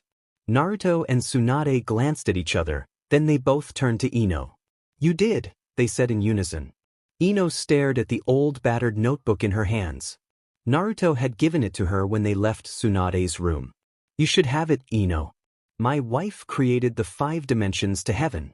Maybe that means you are the only one who can reverse it. After all, you are still the same person, although from different dimensions." Naruto had told her when he handed it to her. Ino still could not believe that her other self had developed something so powerful. And as she flipped through the notebook, Ino couldn't help but notice the similarities it had to mind transfer. Older Ino clearly used the basis of mind transfer to develop the forbidden technique. However, the further she got into the notes, she realized just how complicated the technique was, and the more she feared that she would never be able to find the answer. Meanwhile, with 37-year-old Ino, it looked like it was going to rain. Ino stared at the dark clouds hovering above her in the sky. Then with a sigh she stumbled into the busy center of Konoha. She wasn't sure what it was, but something seemed off. Maybe it was just the terrible weather, or maybe there really was something eerie brewing in the village. As Ino passed buildings she knew, and ones she had never seen before, she felt herself longing for her own home. She missed being in her own body, with her family and her husband. She missed Naruto. His other self could never replace the man she married. They unfortunately had enough differences to almost be separate entities. However, Ino knew there was not much she could do at the very moment. After all, she had absolutely no notes regarding the 5 dimensions to heaven, so she could not immediately jump into deciphering the reverse. When Ino passed an old battered building she froze. She turned on her heels and faced the building, alarms going off within her. She recognized the building, but she just could not remember where. Curious, she peeked through the fence, but it was quiet. Determined, she opened the gate and approached the front door and knocked. No answer. She peeked in through the windows, but the furniture was old, worn out and covered in dust and spider webs. Clearly no one lived here. Ino walked around the house to peek in through another window. The room was large and filled with empty racks. Ino recognized the symbol that was engraved on the wood of the racks. Her eyes widened. It didn't make sense. Why was Hyuga Astra's shop in such a state? And why was the woman, who was obviously much younger, not around when her shop clearly already exists? 16-year-old Ino. The next few mornings were uncomfortable for Ino. She was woken up by a terrible headache, followed by nausea. Naruto stayed by her side mostly, always rubbing her back when she was puking her guts out into the toilet and carrying water to her. Ino was grateful that he was by her side. This morning the nausea was 10 times worse. After emptying her gut for the 3rd time, Ino collapsed against the bathtub, her skin pale. Naruto watched her worried. "I'm sorry," Ino croaked. "I don't know what's going on. I just suddenly got sick." Naruto smiled weakly. "Don't apologize. I'm just worried about your health. You can't keep a thing down." Silence fell over them. Ino got up slowly and washed her face. She felt terrible and she was really worried about her own health. She knew that her body was lacking the nutrition it needed, but no matter what she ate, nothing would stay in. At first she thought it was a bug, but now. Her eyes widened. No, surely she would have noticed Pyargin CY earlier, right? Ino turned to Naruto, her eyes wide. "Maybe I'm Pyargin T." Naruto frowned. "I suppose that's possible, but wouldn't you have noticed earlier? You told Sasuke quite a while ago that you were not expecting." "Maybe I didn't realize," Ino admitted. "Even the best medic could miss some things." "I'll call Karen," Naruto stated. "She can check for any sign of the baby's chakra. Then we get you to a medic." "Tsunade," Ino blurted out. "She's retired, Ino," Naruto started, but Ino interrupted by shaking her head. "And this Pyargin is a special case," Ino admitted. "This baby isn't mine, Naruto. I've never had CC before." Naruto blinked. He had not known that, but a part of him had suspected that might be the case. And although he knew it wasn't supposed to be an overjoyous time, because of the dangers this Pyargin could pose, Naruto felt extremely giddy. He was going to be a father again. "No," Karen said blandly, "I do not sense another chakra, but there are traces of a foreign chakra. I've never noticed it before. I obviously was not diving deep enough." Naruto, Ino, Sasuke and Karen were gathered around the Uchiha dining table. The children were playing outside with Suigetsu, who Ino was yet to meet. Naruto was frowning and appeared to be in deep thought. "Is it possibly a baby's chakra? Or remnants of it?" Sasuke asked. Karen shrugged, but did look close her eyes again to concentrate on the chakra. After a few minutes Karen opened her eyes again. "It is similar to the remnants of chakra when a woman miscarriages," Karen admitted, "which means it could possibly be the baby." "Are you saying I had a MC?" Ino asked, horrified. How could she have had a MC without realizing it? Karen shook her head. "No, it is similar, but I don't think you miscarried. Perhaps you should get BLD test done." Ino nodded. Naruto had already contacted Tsunade, who immediately agreed to have a look. Naruto also contacted Shikamaru, since his excellent mind might be useful in this strange phenomenon. Silence fell over the room. Ino felt very awkward, so she turned her attention to the painting of the Uchiha family. "Hey, Sasuke," a male voice interrupted the silence. "Are there any more water flasks in the fridge?" Everyone's attention turned to a man with white hair that just stepped into the room. Ino did not recognize him. The male grinned, showing off pointy teeth. "Hey, it's the Hokage and his wife." "Hi." "Suigetsu," was Naruto's greeting. Ino had a feeling that the man was Suigetsu. Who else would have come from the backyard that was an adult? Karen was set off. "I refilled all 40 of them this morning." Suigetsu narrowed his eyes. "Was I asking you? And 40 aren't enough." "Refill your own flasks, moron," Karen hissed. "Beach," Suigetsu muttered, then he turned around and stomped away. Sasuke merely rolled his eyes. Karen turned to her husband. "When this 4th baby is born," she ummed, "that idiot is moving out. I've had enough." With that, Karen stood up and stomped out of the room. "Should we go?" Naruto asked. "Clearly those two have argued all day again." Sasuke smiled. Indeed, they had a food fight this morning. She'll get over it. She won't really kick him out, will she? Ino asked. Nah, was Sasuke's response. Ino wasn't so sure, so she excused herself from the table to go find Suigetsu. She found him outside with the children in the plastic pool. He really did love water, and the children seemed to love him. They were laughing and throwing water balloons at each other. Oh, hi Hokage's wife, Suigetsu greeted. It's Ino, Ino stated. Right? Suigetsu nodded. I just wanted to propose something, Ino started, but then trailed off. Suigetsu watched her and waited. Finally Ino shrugged her doubts off. If you ever need any help or a friend, or ever a house, please don't hesitate to come to us. Naruto and I would be glad to be of assistance. Suigetsu blinked, then grinned. Sure, thanks. Wish all Konoha leaders were so nice. What do you mean? Ino asked, confused. Suigetsu's smile faded. Sasuke, Karen and we had another friend. A teammate. Without him, we're not complete, you know. What happened to him? Ino asked. They threw him in prison, Suigetsu admitted, declared him insane. Ino took in a sharp breath. I'm sorry. Suigetsu shrugged, no worries. Your husband has been fighting for his freedom. Maybe one day he'll be released and we can be a team again. Ino nodded, then watched as Suigetsu joined the children again. Ino and Naruto walked to the hospital together, greeting a few people along the way. Ino was thinking about what Suigetsu had told her. She found it very admirable that Naruto was fighting for their friend. Somehow she wished she could make a difference too. Naruto! Ino called out. Naruto walked slower so that they would be walking next to each other. Yeah, was his response. Suigetsu told me about their friend, Ino admitted, the one in the asylum. Naruto frowned, then his eyes widened in recognition. Oh, you mean Jugo? What's wrong with him? Ino asked. Naruto tapped his chin. I wouldn't say there is much wrong with him. He has a brilliant mind, and probably the kindest soul I have ever met. So how come he is considered insane? I think that's just an excuse to lock him up, Naruto said. People fear him, Ino. He is the origin of Orochimaru's cursed seal technique. Unfortunately, his abilities tend to make him go berserk from time to time. Ino was surprised. She had not expected him to be the origin of Orochimaru's cursed seal technique. In fact, the memory of Orochimaru made Ino shiver. He took Sasuke away.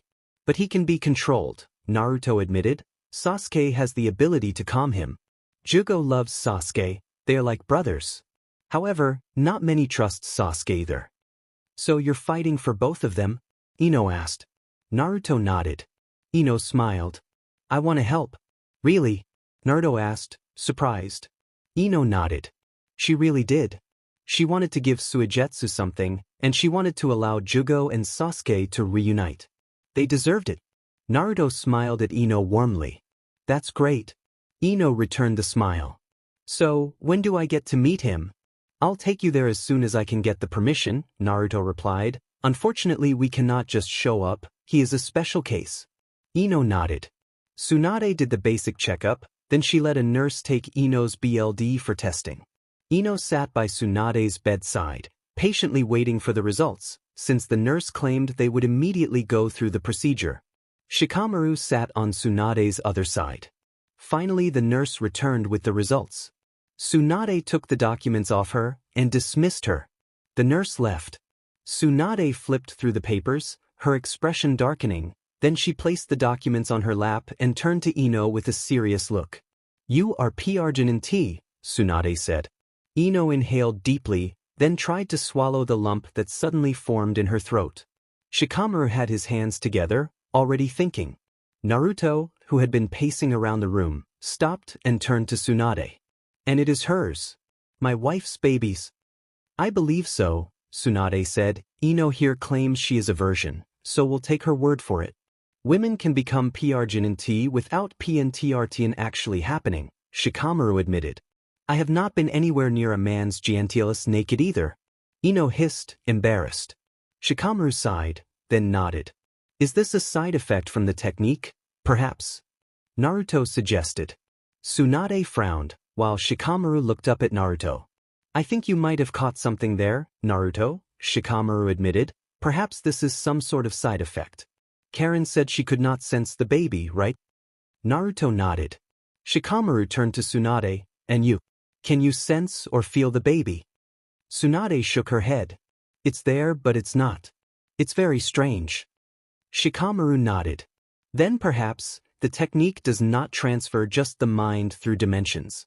Ino felt her stomach drop. Silence fell over the room as all the blondes stared at Shikamaru in shock. Are you saying that the technique can transfer tissue as well? Tsunade finally broke the silence. Well, Shikamaru shrugged, I've heard of weirder things happening. Naruto was pacing again. If that really is what happened, then my wife, 37-year-old, is currently not only in another body, but she also has our child there with her. In essence, yes, Shikamaru answered. Naruto sighed and collapsed on a chair next to Ino, who was still frozen like a rock. What are we going to do?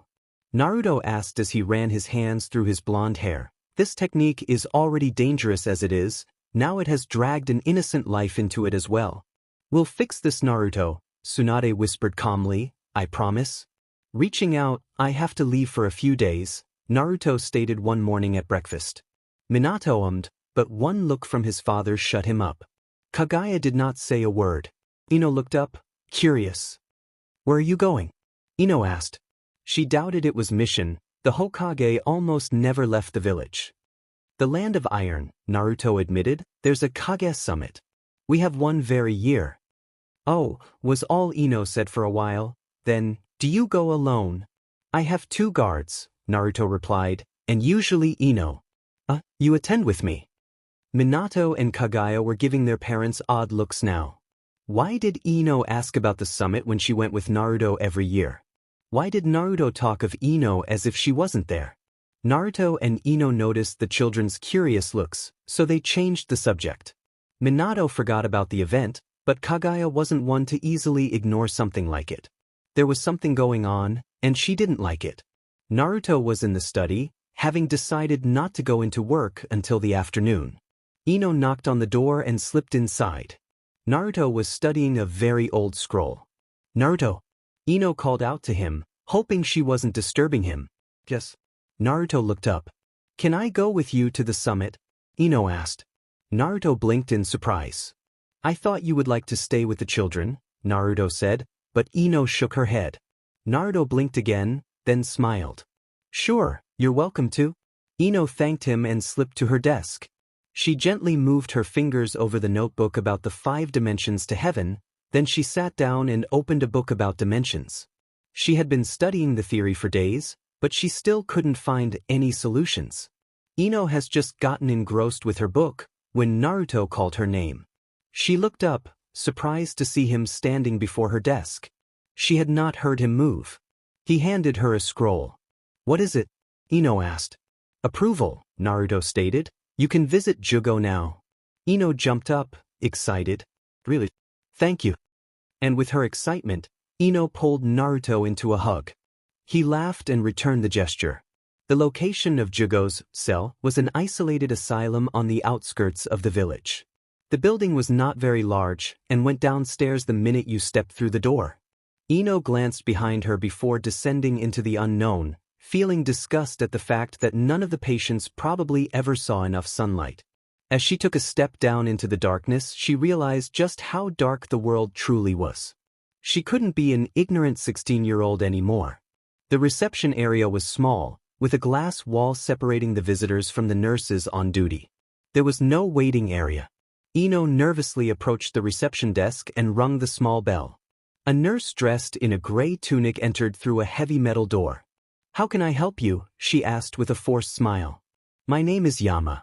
Uzumaki Ino. Ino introduced herself, stumbling over her name. I am here to see Jugo. She handed the scroll to the nurse. The nurse opened the scroll and scanned over it briefly, then she wrapped it up and looked back up at Ino, her forced smile still on her face. Indeed, she muttered. Wait here, Lady Ino. I'll contact the head nurse for you. The nurse disappeared behind the metal door. A few minutes passed, and the door opened again. This time a different nurse stepped in, also dressed in a gray tunic, but with a large red cross stitched to her bust. "Hello," she greeted, her voice was warm, and her smile was genuine. "It has been a long time, Lady Ino." Ino trailed off. "Yeah?" Ino wasn't sure how she knew this woman. Might as well go along with it. "Please," the nurse began, "step through." Mai opened the door that lead into the glass-contained area. Ino stepped inside, not missing the sudden change in temperature. Mai closed the door behind them. "Could I ask you to leave all your belongings here?" "Of course," Ino agreed, removing her bag from her shoulder and tucking it in a locker Mai showed her. Mai then gestured for Ino to follow her through the heavy metal door. They were in a long corridor, painted white with 2 pot plants sitting against one of the walls. Further, there was nothing but doors. "Jugo never gets visitors," Mai explained. "That Uchiha boy has requested permission several times, but always gets denied. Poor thing, he loves Jugo very much." "Is Jugo really dangerous?" Ino asked. "Heavens no," Mai exclaimed. "He is misunderstood, that is all. I suppose he is dangerous when he loses control, but what people fail to realize is that he can be controlled." Blinded by fear, Ino stated. Mai nodded. "Lord Hokage has been trying to free Jugo," Mai stated solemnly, "but the council has not approved any of his suggestions yet. He might be the highest-ranking officer, but the Hokage cannot really do anything alone." "Why did I marry a politician?" Ino asked. Mai laughed. They stepped in front of a door. "This is it," Mai pointed out. "Jugo just had lunch, so he should be reading now." "He reads?" Ino asked, surprised. Mai smiled. "All the time. It's all he ever does." Mai knocked on the door, then opened it and stepped inside. "Jugo," she called out to him, "there is someone here to see you. Can you spare a minute?" Ino stepped out from behind Mai, expecting to see a frightening sight, but she met something completely different. Jugo had a strong build, which did make him slightly intimidating, but he had gentle eyes. When he looked up from his book, The Tale of Genji, he seemed genuinely surprised, but also patiently calm. "This is Uzumaki Ino," Mai introduced Ino. "She is Dash, the Hokage's wife," Jugo concluded. Mai smiled and nodded. "Thank you, Mai." Mai nodded and excused herself, giving Ino a warm smile. An awkward silence followed. Ino remained where she stood, not sure whether she should sit down or shake hands with Jugo or something. Jugo felt very much the same. It has been so long since someone from outside came to see him that he had no idea how to approach her. Ino decided to break the silence on a whim. "Is the food good?" she blurted out, only to realize that the question was absolutely absurd. A blush crept to her cheeks when Jugo burst out laughing. "You are definitely his wife," Jugo said in between his laughs. "I'm sorry," Ino muttered, embarrassed. I didn't know what to say." Jugo shook his head and closed his book. He moved from his bed and approached the small table in the corner. He gestured for Ino to sit opposite him. She complied, but not before looking around the room. It was empty, with only a bed, a table and 2 chairs. There were no signs of it being home, there were no windows. It was a dark, empty abyss. Ino sat down, noticed that the chair was cheap and squeaked under her weight. Either that, or it had suffered torture from a mad being that swung it around. Ino glanced at Jugo. Could this calm, appealing man truly be a monster, like everyone claimed he was? No, Suigetsu and Naruto had told her what he was like. He couldn't be Not truly. "How is Sasuke?" Jugo asked. Ino was surprised that he would ask that first. "He's well. Karen is PRGNT again."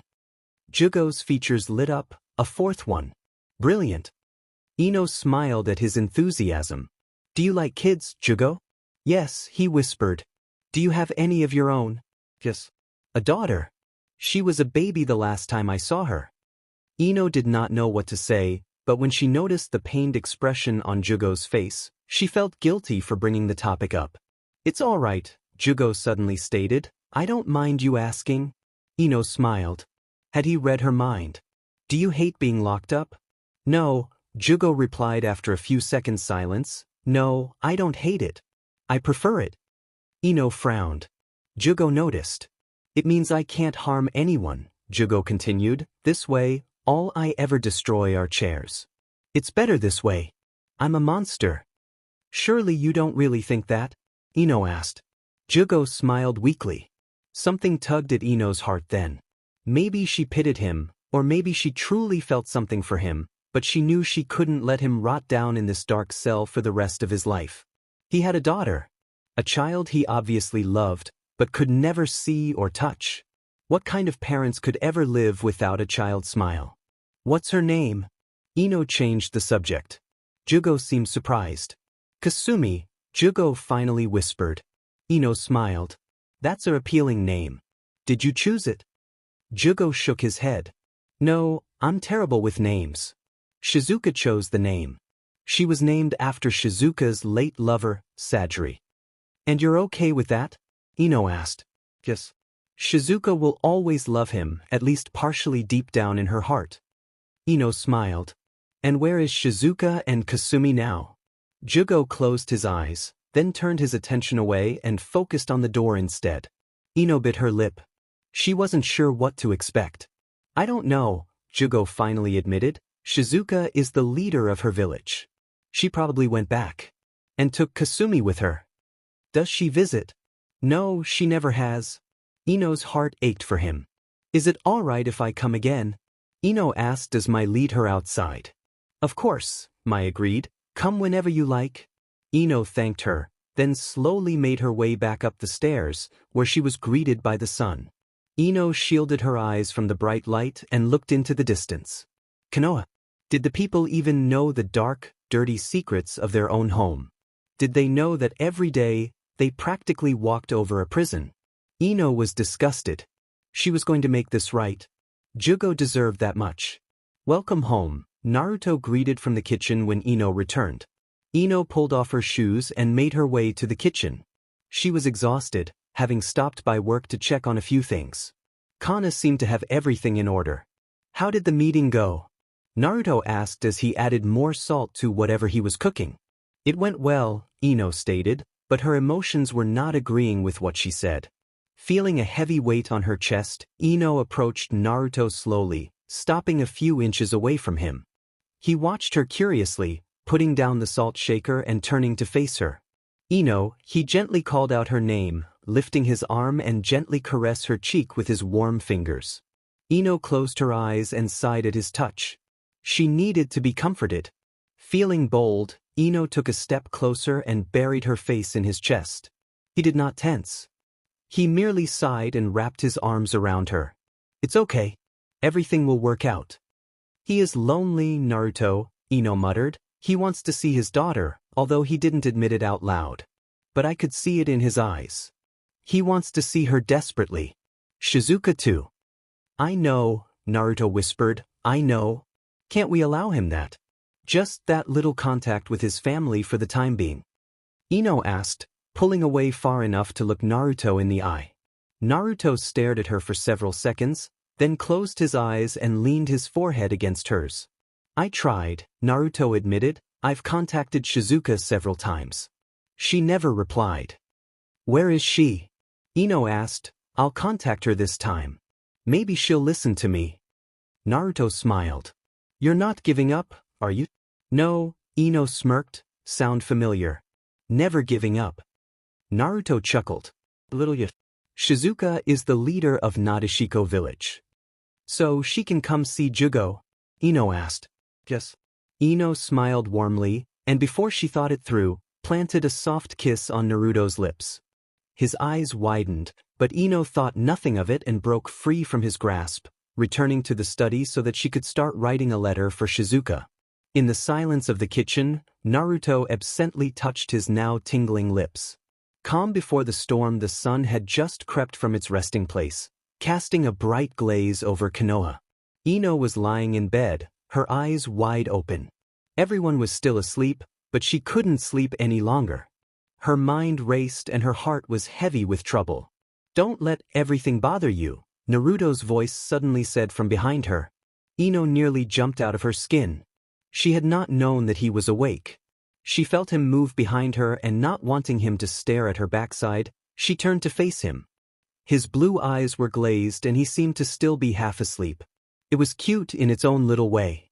I can't help it, Ino muttered. Everything is just messed up. I know, was Naruto's reply. Does it bother you? What? Sharing a bed with me? Naruto snorted and closed his eyes. Oh. But I'm not your Ino, Ino stated. I'm just in her body. Why doesn't it bother you? Naruto sighed and opened his eyes again. And you kissed me, so we're both guilty, aren't we? A blush crept to Ino's cheeks. She hadn't meant to kiss him. It was a spur-of-the-moment thing. Naruto smirked and dropped her arm over her waist. Might as well go with it, we're both going to hell anyway. Are you trying to be funny? Ino asked. Is it working? Kind of.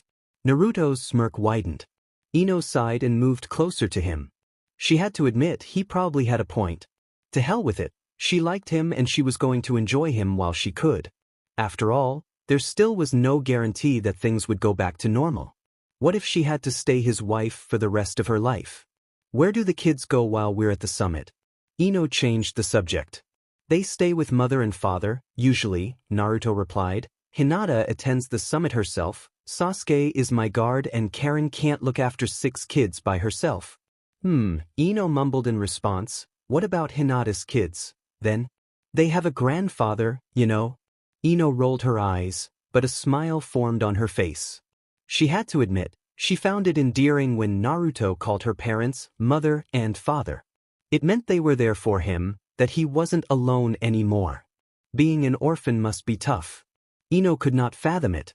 Feeling bold, Ino snuggled against him, enjoying the feel of his warm skin against hers. Naruto did not seem to mind. Tell me something about your Ino. Ino suddenly piped up after a short silence. Like what? Naruto asked. Anything. Naruto was quiet for several seconds, probably thinking of something good to share. She has very strongly developed morals. She doesn't take shit from anyone. I used to call her my own little feminist. Ino chuckled. Has a temper, then? Worse than Sakura's, Naruto replied, but don't tell her I said that. Ino chuckled again, but she did not forget to lament silently for her friend's passing. Having no Sakura in this dimension was strange. Now your turn, Naruto pointed out. Tell me something about your Naruto. But not something obvious. Not much to say, Ino admitted. I wasn't really close with him. But I was happy to see him again after he returned from training. Did you train with Jiraiya? Unfortunately, Naruto grumbled. Ino laughed. It's only recently that I started to notice that he's not that bad looking, Ino continued. Naruto snorted and tightened his grip on her waist. Darlin', he whispered huskily, we're the epitome of secretary. When did you get so full of yourself? I've always been like this, Naruto pointed out innocently. As if, Ino laughed as she playfully hit his bare chest. Naruto chuckled and buried his nose in her hair. Ino felt her heartbeat speed up a notch. Things are changing, aren't they? Ino suddenly asked. Was the mumbled response she received. Ino sighed and closed her eyes, enjoying the last few moments of the morning, burying the guilt of sharing a bed with another's husband deep within her consciousness. Gaara had a very keen eye. His sister had pointed it out to him quite a while ago. Gaara saw things others didn't, and that's what made him successful. However, Gaara knew that his gift to see didn't come to him on its own. No, he learned it from someone. Someone he cared for more than anything, except maybe not as much as he loved his family. Uzumaki Naruto taught him how to see. Ever since the blonde had defeated him, Gaara saw the world in a different light. It was like his eyes opened for the first time. And now Gaara could see the storm coming. Not sleeping again, a voice interrupted his thoughts. Gaara turned his attention away from the sunrise and turned to face the door that led to the balcony instead. Hinata was watching him with a worried expression, her arms wrapped protectively around her swollen belly. You know I won't ever truly fully recover, Gaara replied. Hinata nodded. She knew that her husband would never be able to sleep like a normal person, but that didn't mean she could still hope. With a small smile, she approached her husband and leaned against him, her lavender eyes focused on the sunrise. You can feel something, can't you? Hinata asked. Yes, was the response. Something is coming. Something big. Hinata closed her eyes and inhaled deeply. Gaara lifted his arm and wrapped it around her shoulders when she shivered. Madoka, she suddenly whispered, the wind carrying the name with it. Gar looked down at his wife in confusion. I want to name her Madoka, Hinata continued, if she's a girl. A small smile tugged at Gar's lips. Hinata knew that his silence was his approval of the name. However, she also knew his silence was an end for worry. The annual Kage Summit was just around the corner, and he didn't want her to travel the distance so far into her PR Jinsui. But Hinata knew she couldn't just stay. Gaara felt a storm brewing, which meant trouble, and she was not going to allow trouble to rip them apart. I love you, Hinata whispered. Once again, Gar did not reply, but she knew he loved her too. Kakashi and Shizune are coming over for dinner tonight, Naruto stated as he pulled on his robe. Ino nodded and handed him his hat. Naruto took it with a grateful smile. He placed it on his head and locked gazes with his wife. Everything is going to fine, Naruto stated. Things will work itself out. You just keep studying that notebook. Ino nodded again. Naruto stepped closer and pushed a stray lock of hair behind Ino's ear. She shivered at his touch. I know we probably shouldn't, Naruto began, but trailed off when Ino placed her finger on his lips. She smiled and shook her head. Naruto sighed in defeat and dropped his arm, steeping even closer, never breaking eye contact. May I? Ino's small nod of confirmation was more than enough. Naruto leaned down and locked his lips with hers. A powerful surge of emotion swept through both of them as their lips touched. They both knew they were falling into deep, but neither of them cared. The days swept by in a flash. Before Ino knew it, she was preparing dinner for their guests. Of course, neither the guests or Naruto had arrived yet, but she was keen to impress. Minato was drawing with crayons behind her on the floor and Kagaya was outside training. Minato was humming a familiar tune and it touched Ino's heartstrings. She was really settling into her life here, and she wasn't sure if it was a good thing. The doorbell snapped her from her reverie. Leaving the broth for the noodles boiling, Ino wiped her hands on her apron and went to open the door. She knew it would be Kakashi and Shizune. Naruto never knocked or used the doorbell. Ino had to admit she was nervous. Shizune knew the truth about her, but Kakashi didn't. Although he'd probably easily work it out the minute he saw her. She was also nervous because she had never met Kakashi in this dimension. What was he like? The same. Different. She got her answer when the door opened. Ino had to do everything in her power not to let her jaw drop. Hatake Kakashi was not wearing his mask. In all the years that she had known him, Ino knew that almost no one had ever seen him without his mask, and it was an ongoing mission for Naruto to find out what the man hid beneath the dark cover. She had to admit, she was curious too, but now that she finally witnessed it, she had no idea what to think. Alright, so Hatake Kakashi was breathtakingly handsome, even for someone as old as he was. Why he wore a mask was a mystery. Why hide such a appealing warm smile and high cheekbones? Ino had to admit she was speechless. Seems we have surprised her. Shizune broke the silence with a knowing smile. How so? Kakashi asked, an eyebrow raised as he glanced at his wife. Shizune gave him a pointed look. Kakashi's attention returned to Ino and realization dawned on his face. I see now. Interesting. I'm sorry, what? Ino asked. Kakashi smiled, which was really weird without the mask. I don't need Sharingan to figure out your different Ino. Nevertheless, can we come in? Oh yes, Ino mumbled as she stepped aside. Smells delicious, Shizune commented on their way down the hall to the kitchen. I'm making soba noodles, Ino stated. The sauce is boiling at the moment. Well, part of it. Lovely, Shizune hummed. I haven't had soba in ages. Neither have I, Kakashi agreed, but his attention was not focused on the women anymore. Uncle Kakashi, Minato exclaimed excitedly as he hopped up and ran into the man's arms. Hey kiddo, Kakashi greeted in return as he lifted Minato up into the air, and then to his hip. What are you drawing? Mr. Packen? Minato grinned, but I think I made his head too big. Oh dear, Kakashi said, a twinkle in his eye. Ino watched amazed as Kakashi sat down with Minato and started to draw. Shizune chuckled at the blonde's amazement. Kana sends her love, Shizune said. She had a date tonight, so she couldn't make it. That's all right, Ino smiled. Who does she have a date with? Oh, she's seeing Guy's oldest, Shizen replied. I find it highly amusing and ironic that the two rivals' children ended up dating. Kakashi does not quite agree with me. Ino laughed. That would be a sight. The calm, collected daughter of Hatake Kakashi and the wild, energetic son of Mato Guy. I haven't seen Guy at all, Ino whispered to Shizen, or met any of his family. Oh, Shizen whispered back. Well, I'm sure. They'll pop up eventually. They are very hard to miss. Ino laughed again. Just then, Naruto returned from work. The two men greeted each other with a tough handshake, but Ino did not miss the affectionate teacher-student pat on the back the two exchanged. Shizen received a hug instead of a handshake. Ino was greeted with a warm kiss for the second time that day. Her insides tingled when he pulled away. Shizen gave her a knowing smile. Isn't Sai joining us? Kakashi asked out of the blue after Naruto served drinks. Oh yes, Naruto replied. He told me he would be a bit late. Ino frowned. She had not known that Sai was invited. Naruto smiled at her apologetically as he handed her a glass of wine. He only let me know this morning, he whispered. Ino nodded. It was all right, she had made enough food to feed an army.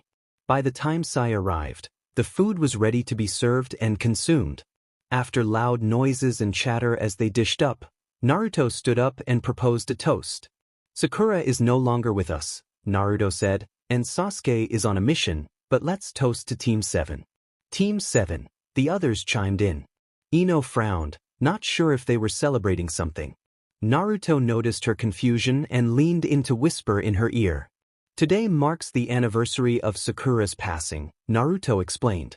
Ino's eyes widened. But instead of mourning, we're celebrating her life. A smile formed on Ino's lips as tears threatened to fall.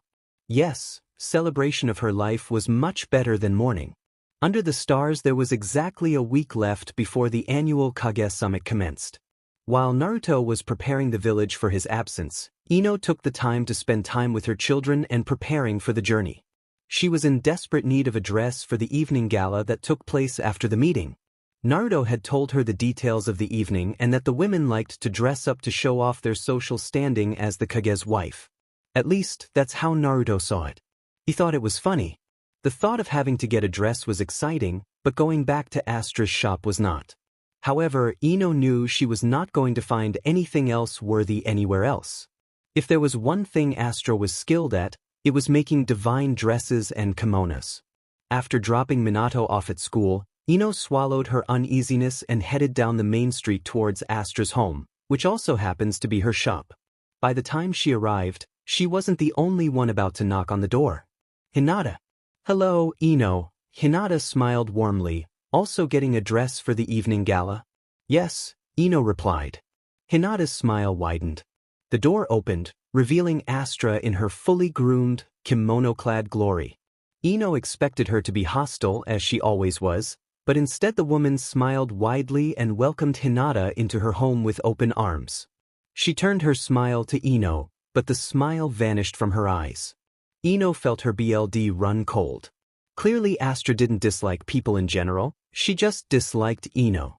Ino could not determine why. Come in, ladies, Astra gushed as she led Hinata into the main room, filled with racks of finely designed dresses, something special for the evening gala, I presume. Yes, Hinata said, I'd like something to suit my figure. And accommodate my belly, of course. Astra instantly jumped into showing a variety of dresses to the young leader of the Hyuga family. Ino could do nothing but watch on in envy. Astra was giving her full attention to Hinata, leaving Ino completely forgotten. Ino tried to pay no mind to the fact she could find a dress herself. Ino finally found a golden kimono. It was beautifully woven with flowers embroidered on it. The color was perfect, and it oddly reminded Ino of Naruto's hair. Hinata was still being overwhelmed by Astra's suggestions, so Ino took it as her cue to leave the money on the table and leave. She wasn't going to be the third wheel in this situation. As she walked away, though, she couldn't help but feel guilty for leaving Hinata behind all alone with the insane Astra. 37-year-old Ino. Time was passing, albeit slowly, and Ino was becoming restless. There was a constant nagging in the back of her mind that the more time passed, the worse the situation would become. It was just past noon, the air was hot and dry and Ino was bored. However, despite her state of mind, Konoha continued to move around her. It amazed her how similar the two Konohas were, yet also so very different. Her mind snapped back to the knowledge of Sasuke. She missed him, strangely enough. He and Karen were two people she knew she would have been able to trust. Now neither of them are here. Ino. A timid voice shook her from her reverie. Ino turned around, not sure what to expect. Her nerves calmed when she saw the familiar smile that belonged to her closest friend, Hinata. Hinata looked different, that could not be denied, but she was still Hinata. "Hello, Hinata," Ino greeted with a grin. Hinata smiled shyly. Strangely, Ino suddenly noticed that Hinata was not alone. She was so used to seeing Hinata move around the village by herself that having a companion was so strange, she missed it. Her breath hitched in her throat, followed by tears threatening to build up in the corner of her eyes. "Hello, Niji." The young branch family member was studying her carefully, but he did respond to her greeting. It was strange to see him. Ino had forgotten how much Masahiro resembled his father. It was uncanny. She couldn't wait to go back to her dimension and share the encounter with Hinata. She could already imagine her best friend in tears over the news. Hinata noticed the strange looks her cousin and friend was exchanging and decided to break the awkward silence. "Are you going somewhere particular?" Ino turned her attention back to Hinata. "No, I was just wondering. I'm bored." "No missions?" Niji cut in. Ino shook her head and smiled nervously. Tsunade still refused to give her missions. "Niji and I were going to get something to eat," Hinata stated. "You can join us, if you like." Ino grinned. "Sure, I'd love to." After a satisfying lunch with Hinata and Niji, Ino excused herself and returned to her wandering. She had enjoyed her time with Hinata, but it wasn't quite the same. It was even stranger with Niji being so distant. He was nothing like the Niji she knew. Although that was to be expected. "There you are," a voice cut in her thoughts. Ino rolled her eyes. Was she going to keep running into people today? It was Shikamaru. "Hey, Shikamaru," Ino greeted. Shikamaru was also studying her closely, much like Niji did. "What? I've noticed lately that you're different," Shikamaru pointed out. Ino swallowed nervously. She had had a feeling that Shikamaru would pick up on it quickly. He always did. "And you only approach me about it now?" Ino asked. "I figured it was none of my business," Shikamaru pointed out, "not to mention troublesome." Ino snorted. Shikamaru hasn't changed in this dimension at all. The door behind Shikamaru opened, and Ino noticed it was the famous barbecue restaurant Asuma always took them to eat. "Next time you're paying, Shikamaru," Chuji grumbled as he opened a bag of chips. For the second time that day Ino's BLD ran cold, but this time the tears didn't just threaten to fall. They were freely flowing down her cheeks, and before she knew it she had thrown herself at her teammate. Chuji dropped his bag of chips when her arms wrapped around his neck. He froze and glanced at Shikamaru. "What's going on?" Shikamaru was watching the scene with a calculating eye. "I'm going to assume this version of Ino hasn't seen you in a long time." "Huh," was the only response Chuji could come up with. Ino was sobbing uncontrollably into his shoulder and he wasn't sure what to make of the situation. He was nervous, and a blush had already formed on his cheeks. Ino finally pulled away and looked Chuji in the eyes. She had had a feeling that perhaps he would also be alive. After meeting Sakura and Niji had risen that hope, but she hadn't clutched onto it. And yet, now here he was, young and as chubby as ever. She had missed him, all of him. Chubbiness included. "Sorry," Ino muttered as she wiped the tears from her eyes. "Shikamaru is right. I haven't seen you in over 2 decades. "Huh," was Chuji's reply, once again. Shikamaru smirked. And so the cat was out of the bag. Shikamaru, Chuji and Ino had decided to situate themselves in the park, in a part which was usually isolated from the norm. Ino had told them her entire story, including how she had traveled from another dimension. They both listened without interrupting. "I wasn't supposed to tell anyone," Ino finally said after ending her story, "but I guess I can't really hide it that well. So, Chuji began, our Ino is in your dimension in your body. I have reasons to believe so, Ino replied. It explains your odd behavior, Shikamaru put in, but it doesn't explain the PRGNCY. PRGNCY.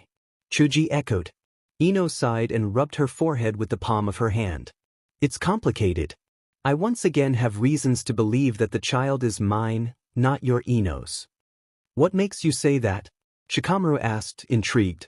This Ino is a version, Ino stated, you told me so yourself. And the PRGNCY is rather peculiar. There is no physical signs of the fetus growing. I think something went wrong with the technique, and somehow tissue got transferred as well. I still don't get it, Chuji muttered. Ino sighed again. So the fetus was transferred with the technique with me to this body. However, it was not able to do it properly. I have physical signs of PRGNCY, but not the fetus growing. My stomach is still flat. So the baby is here with me, but at the same time not. Which poses a danger to you both, Shikamaru piped in. Ino nodded. So basically, it can be deduced that the baby is caught between the two dimensions? Ino nodded again. Your PRGNT. Chuji finally clicked. Ino rolled her eyes. Do you think your body would be showing signs of a growing fetus? Shikamaru asked. Possibly, Ino replied, but I wouldn't know. I am yet to find a way to communicate with your Ino. You can do that? Chuji asked. I should be able to, Ino said. Something similar has happened before. Shikamaru narrowed his eyes. Ino was fidgeting nervously. And then it clicked. You were the one who created the technique. Ino bit her lip and nodded slowly. Well, Shikamaru sighed, guess we're in for a challenge. It was as the sun started to lower over the horizon that Ino decided enough was enough. Keeping things in the dark wasn't getting her anywhere. In fact, it put a damper on things. She needed to fix the problem, and the only way to do it if she had help and support. It was time she approached Tsunade. Tsunade was seated at her desk, reading over a collection of documents that needed to be signed and returned to Sunagakure. When Ino entered her office without knocking, she looked up, alarmed. You know, Tsunade began, usually people knock. I'm not people, Ino replied coldly. Tsunade narrowed her eyes. What do you want? Tsunade asked. I've had enough of keeping secrets, Ino explained. I'm not going to tell the whole world, but only those who deserve to know the truth. Tsunade's eyes widened. Knowing that this was serious, Tsunade put the document she was reading down and leaned forward in her chair, her elbows resting on the desk. We had an agreement, Tsunade stated, and you were the one that didn't want anyone to know. Originally, yes, Ino agreed, but things have changed. Tsunade raised an eyebrow as she studied Ino's face. There was determination on the young woman's face, determination Tsunade had never seen on the woman before. Perhaps that was the difference between the two Inos, or maybe younger Ino has been holding back all these years. Tsunade sat back in her chair and sighed. You love him, don't you? Tsunade asked. Ino frowned. Even though Naruto in this dimension is probably nothing like yours, you love him. Always, was the curt reply. A small smile formed on Tsunade's lips. Fine, you win. Tell them I don't care. Just remember, if they go running in fear, don't blame me. Ino smirked. Oh, I know. Naruto was surprised when there was a knock on his door. Not many people usually came to visit him. It was probably Sakura with a batch of disgusting soldier pills. So when he opened the door, he was surprised to see Ino. Oh, he mumbled, Hi Ino. Ino smiled, but her erratic heartbeat was preventing her from playing it completely cool. She was nervous. She knew Naruto, but she didn't know this one that well. What if he really did go running after she told him the truth? Ino bit her lip, but then Naruto grinned at her as he invited her inside. Just that grin was enough to melt the doubt away. No, Naruto would never run. He was far too loyal and brave. She told him everything. She did not leave out any details. She even told him small things she didn't bother telling Shikamaru and Chuji. And he listened. Sure, he gave her the occasional strange looks, and he did freak out at the beginning, but she had managed to calm him down. Now he was just listening. When she finished, she exhaled deeply and sat back, her legs tucked under her arms. Naruto sat opposite her, and he had not spoken a word for a while. Finally, he exhaled loudly, "Wow. I don't know what to say." A smile tugged at Ino's lips. "Rendered you speechless. I didn't do that." "Really?" Naruto asked, intrigued. "Oh yes," Ino smirked, "all the time. Though not normally by words." Naruto furrowed his brows in confusion, then he realized what she meant. A blush crept onto his cheeks. "Oh." Ino chuckled. "So," Naruto started awkwardly, "we're married." Ino hummed, "In a different dimension at least?" "That's really weird," Naruto exhaled. Ino chuckled again. "Naruto," Ino whispered, "I didn't tell you to make things awkward, nor do I expect anything from you. I couldn't keep it a secret anymore. I need to go back and I can't do it alone." Naruto shook his head. "I know, and I'd love to help, not that I know how." Ino smiled in relief. "Thank you, Naruto." Naruto returned the smile. "How about we go to our favorite place? It might spark inspiration. Standing on the Hokage monument, overlooking the village is bound to spark inspiration in almost anybody." But neither Naruto nor Ino felt like standing and watching the buzzing nightlife of Konoha. So, both of them had collapsed on the grass and were focused on the bright stars above. It was appealing, and brought back so many memories for Ino. She always watched the stars back at home with Naruto. And although the Naruto next to her wasn't hers, the feeling of being complete was still there. Naruto had accepted her and the truth. It was a fact that pleased her to no end. "Appealing, isn't it?" Naruto asked. "Yeah," Ino agreed, "there's one thing that hasn't changed in either dimension." "What's that?" "The stars," Ino whispered, "they are still as appealing." Silence fell over them. However, it was a comfortable silence they both relished. Ino closed her eyes as a warm breeze swept over them. This wasn't her dimension, or her Konoha, but it still felt like home. Yes, she was home. If everything failed, if she could never go back, she could live here. Start again, live a new life. It didn't sound so bad. With a smile tugging on her lips, Ino rolled over to face Naruto. She opened her eyes to watch him. His gaze was still locked on the stars, the light of the moon reflecting in his blue eyes. "What's it like?" Naruto asked. "What?" Ino queried. "Having Sasuke in Konoha," Naruto whispered. "What's it like?" Something tugged at Ino at those words. She knew that jealousy was unbecoming, and being jealous of Naruto's best friend was silly, but she had hoped that he would be more interested in her and their family than his friend that has betrayed him in this dimension. Ino shook her head. "No, she can't be jealous. That was unfair towards him." "Annoying," Ino finally replied. "The two of them argue constantly and usually wake me up at the most ungodly hour." Naruto smiled sadly. "That sounds like us." Sensing that Naruto was upset, Ino moved closer to him and laced her fingers with his. He was surprised by the action, but did not stop or move his gaze from the stars.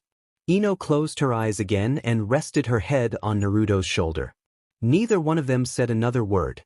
16-year-old Ino. Hyuga Astra took Hinata's money with a warm smile and thanked her for shopping for such a lovely dress again.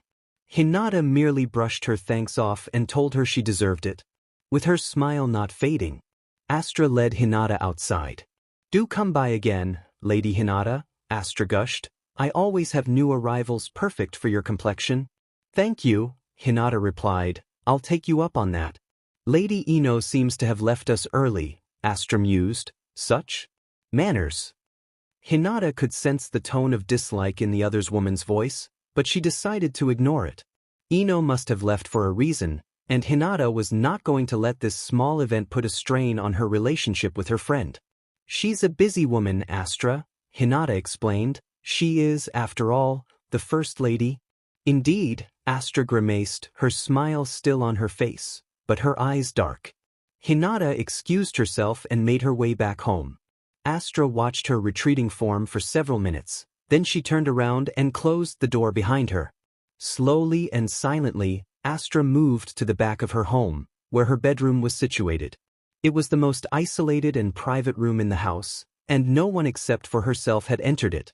Once she entered what she liked to call her den, She closed the door behind her and turned her attention to the large painting that rested above the fireplace. It was her most prized possession, one of the few things she had left of her previous life. It was also the most taken care of item in the room. All the other furniture was old and withered and her bed wasn't made. The wallpaper on the walls was also crumbling, and the fading flowers was obscured by strange scribbles Astra had made over time in black ink. To an outsider, it would appear as gibberish, but she knew exactly what it was. With a heavy sigh, Astra collapsed on the chair opposite the fireplace, her gaze remaining on the painting. It was a family portrait, the only one she had. There were only 3 people in it, 2 appealing people, happily married, and their young daughter. With another heavy sigh, Astra closed her eyes and willed the tears to go away. She hasn't cried in decades, she was surely not going to cry now. Her eyes opened again, her gaze still on the painting. "Father," she whispered, "Mother? I don't know what to do anymore." The only response she received was deathly silence. The land of iron, it was just past dawn, and Ino and Naruto were preparing for their departure to the land of iron. Kaguya and Minato were already at their grandparents' house, snuggled in their beds there. Naruto and Ino had had the evening to themselves, and spent it in the living room over a glass of wine. They didn't do much, just talk about their respectful lives. Naruto now had a much bigger insight on Ino's life. "Is that for the gala?" Naruto asked as Ino neatly folded her new kimono to put in her bag. She nodded. "It's lovely. Although it will be even lovelier when you wear it." Ino blushed and playfully swatted him. Naruto grinned. "Are you nervous?" Naruto asked. "A little," Ino admitted. "I've never been to a Kage summit." "What's it like?" "Boring," was Naruto's curt reply. "It's just a bunch of old men talking about old news." Ino chuckled. "Has any of the other Kage changed recently?" "Well, judging by your age, your dimensions Reikage and Tsuchikage must be A and Inoki respectively," Naruto stated. "They've both retired since then." "Well, I say retired." Ino got what he meant. Either one of them has died since then, or both of them have. She wasn't going to push it further. "And the Mizukage?" Ino asked. Naruto's grin widened. "Oh, she's still around. Getting old, though. But don't tell her I said that." "I won't," Ino promised. "Is she the only female Kage?" "Nope," Naruto piped up. "The Reikage is female. Quite the temper too. I tend to stay away from her if I can.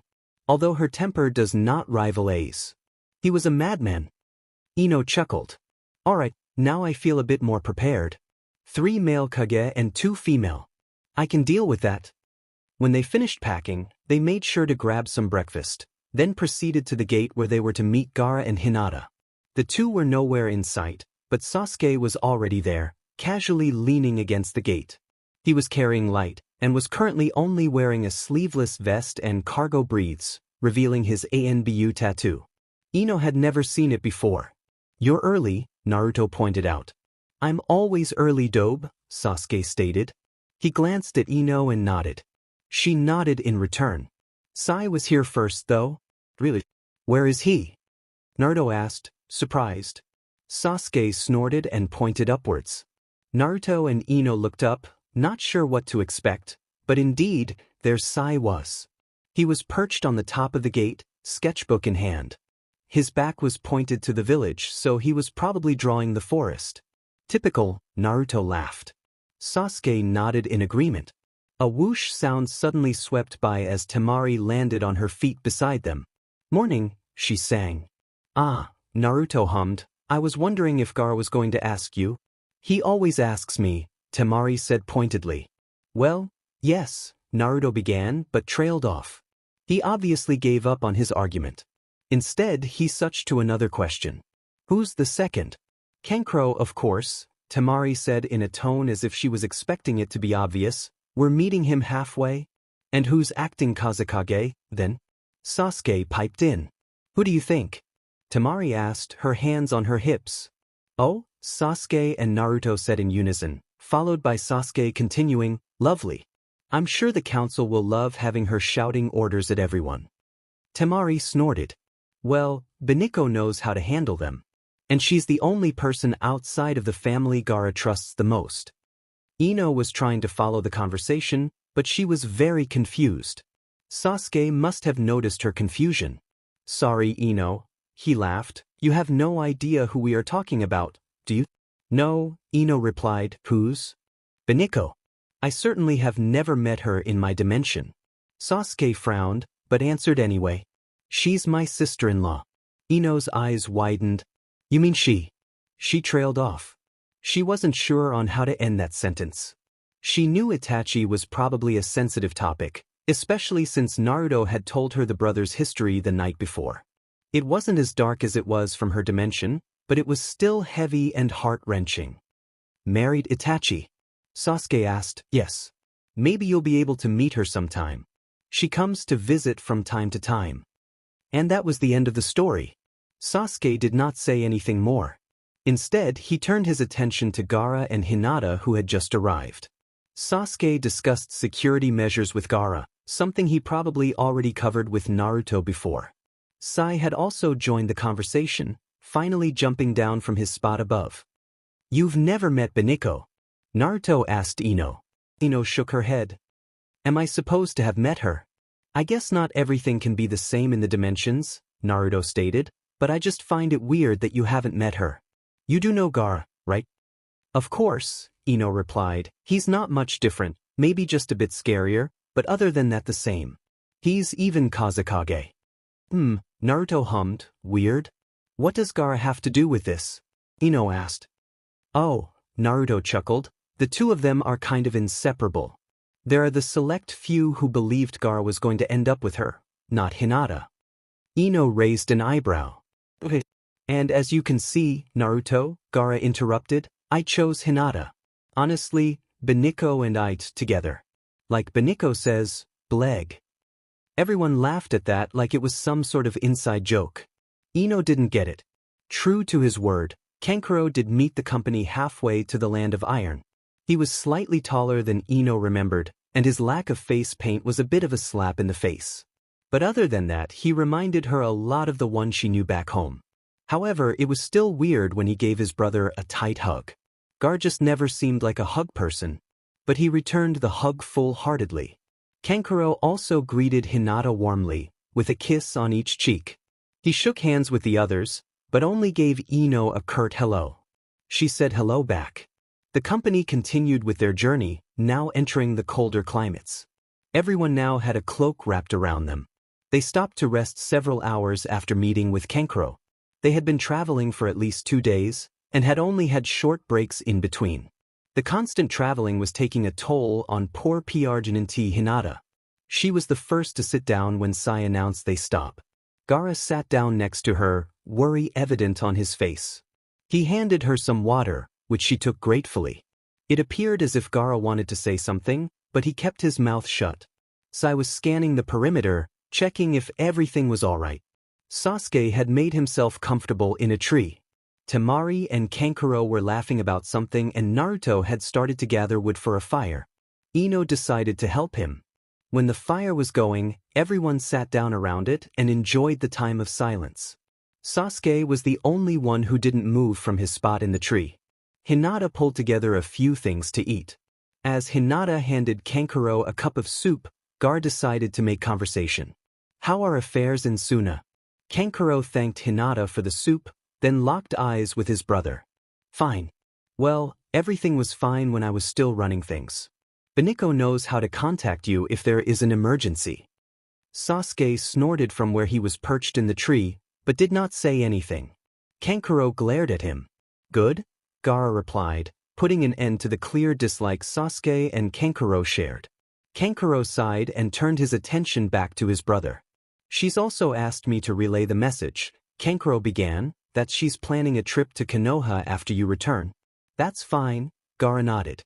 "It will be nice to see her again," Hinata piped in, a smile on her face. Silence fell over the group again. They continued eating in silence, Sai constantly keeping a lookout for any movement in the distance. After 2 hours they decided to continue their journey. The Land of Iron was, very much like its namesake, barren and slightly boring. Ino had never imagined iron to be able to look appealing, and the Land of Iron was not appealing in winter either. "It looks better in summer," Naruto explained. Ino took his word for it. They didn't travel far until they reached a large fortress, which Ino knew had to be the meeting place.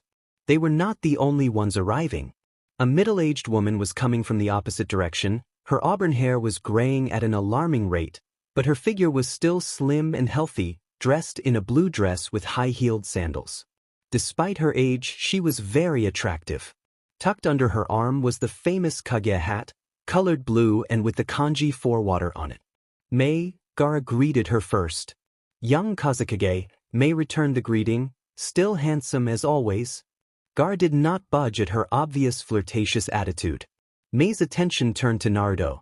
Young Hokage, good to see you again. Likewise, Naruto grinned.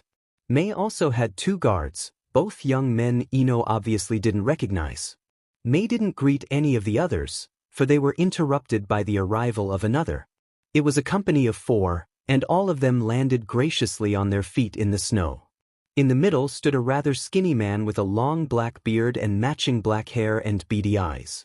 He didn't seem much older than Naruto or Gaara, but Ino couldn't be sure. He was dressed in a brown flak jacket, with matching brown cargo briefs, sweater and sandals. On his head was the brown hat for the Tsuchikage.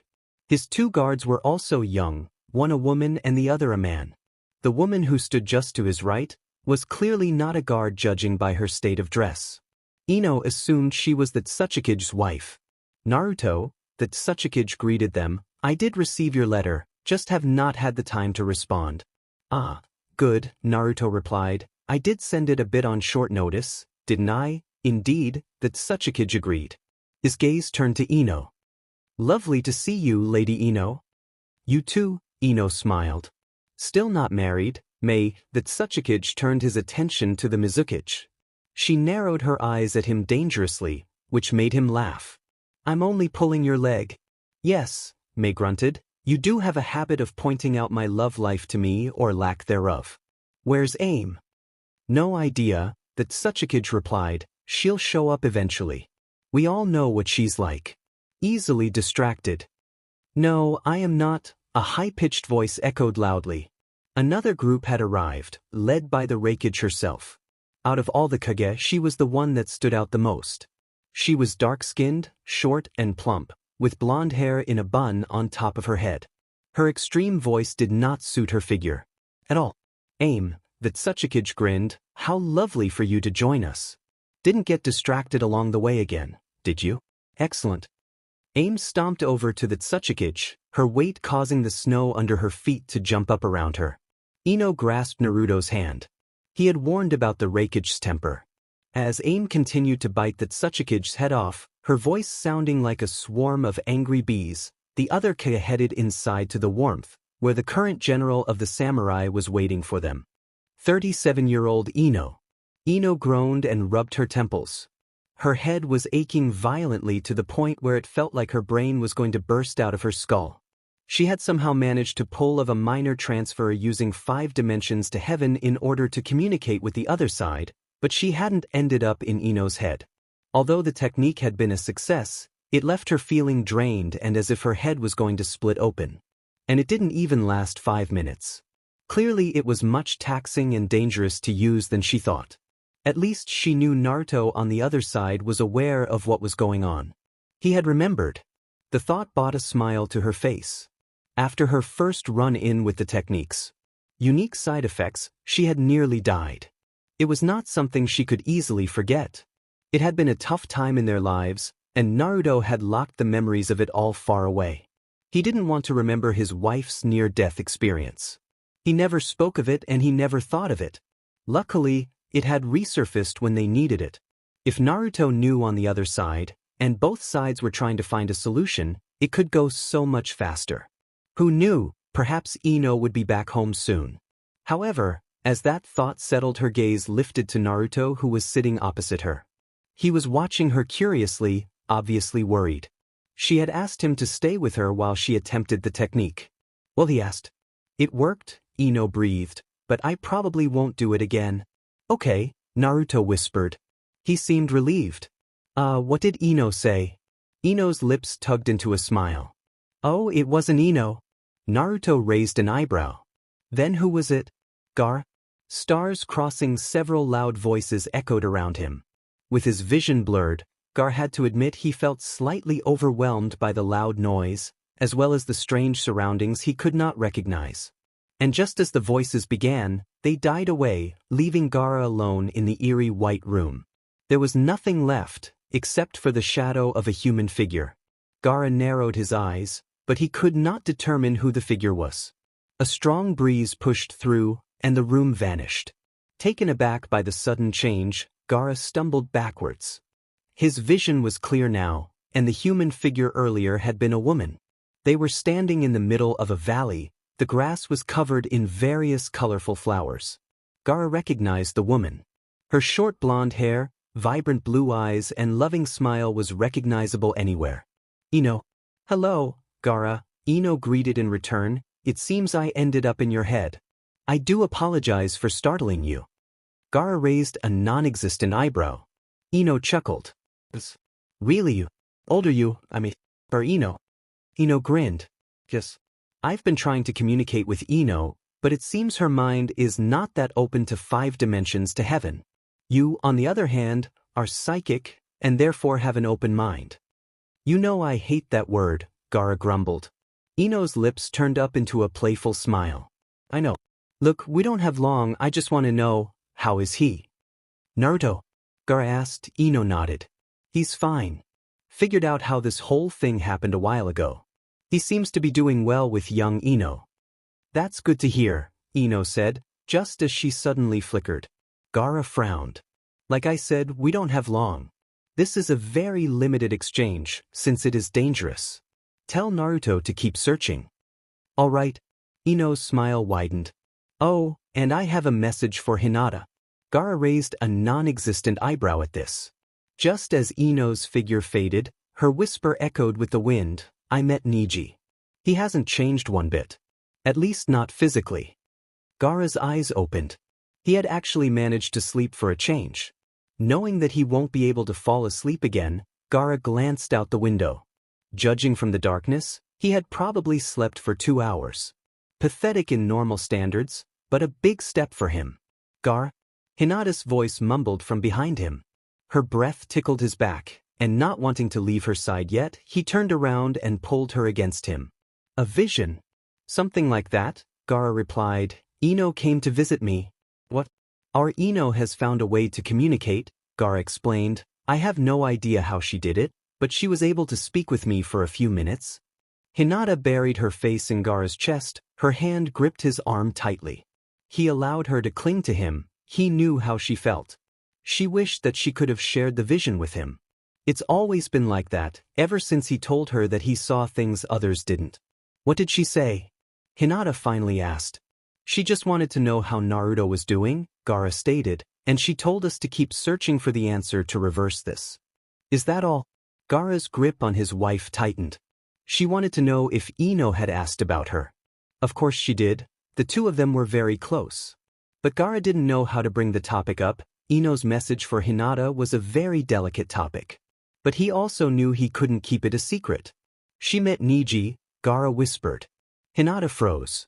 She says he hasn't changed. At least not physically. Hinata did not say a word, but he could feel her shaking in his arms.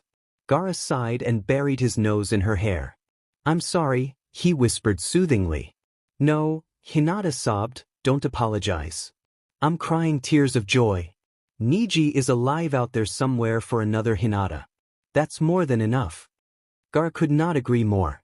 While the 5 Kage and the general of the samurai gathered for the annual meeting the next morning, Ino and Hinata spent the time outside in the snow. Hinata was wrapped up warmly and had situated herself on a dry old log, while Ino had collapsed in the snow and created several snow angels. Hinata watched her with a smile. You're still a child in many aspects, aren't you? Hinata asked. Ino stopped moving her arms and legs and stared at the cloudy sky. Is that a bad thing? Not at all, Hinata hummed. I still wish that I didn't have to grow up so fast as I did. They say everyone our age had to grow up due to the war. But I had to grow up long before that. Ino pursed her lips.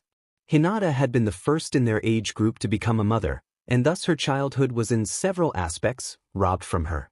16 was not really a child, but not an adult either. Ino could understand her point of view. As a 16-year-old herself, she couldn't bear to think of being a mother at such an early age. A strange thought suddenly occurred to Ino. Hinata. Were you ever in love with Naruto? Ino asked blatantly. Hinata was silent for several seconds, obviously taken aback, but she eventually giggled. When I was young. When did it change? Probably when I found out I was PRGNT with Masahiro, Hinata stated. Ino nodded slowly, then closed her eyes. Several thoughts passed through her head. Some were happy, especially if it involved the new relationships she had formed, and others were strange and fleeting. She also worried about older Ino. How was she doing? And then the image of Hyuga Astra flashed through her mind and she scowled.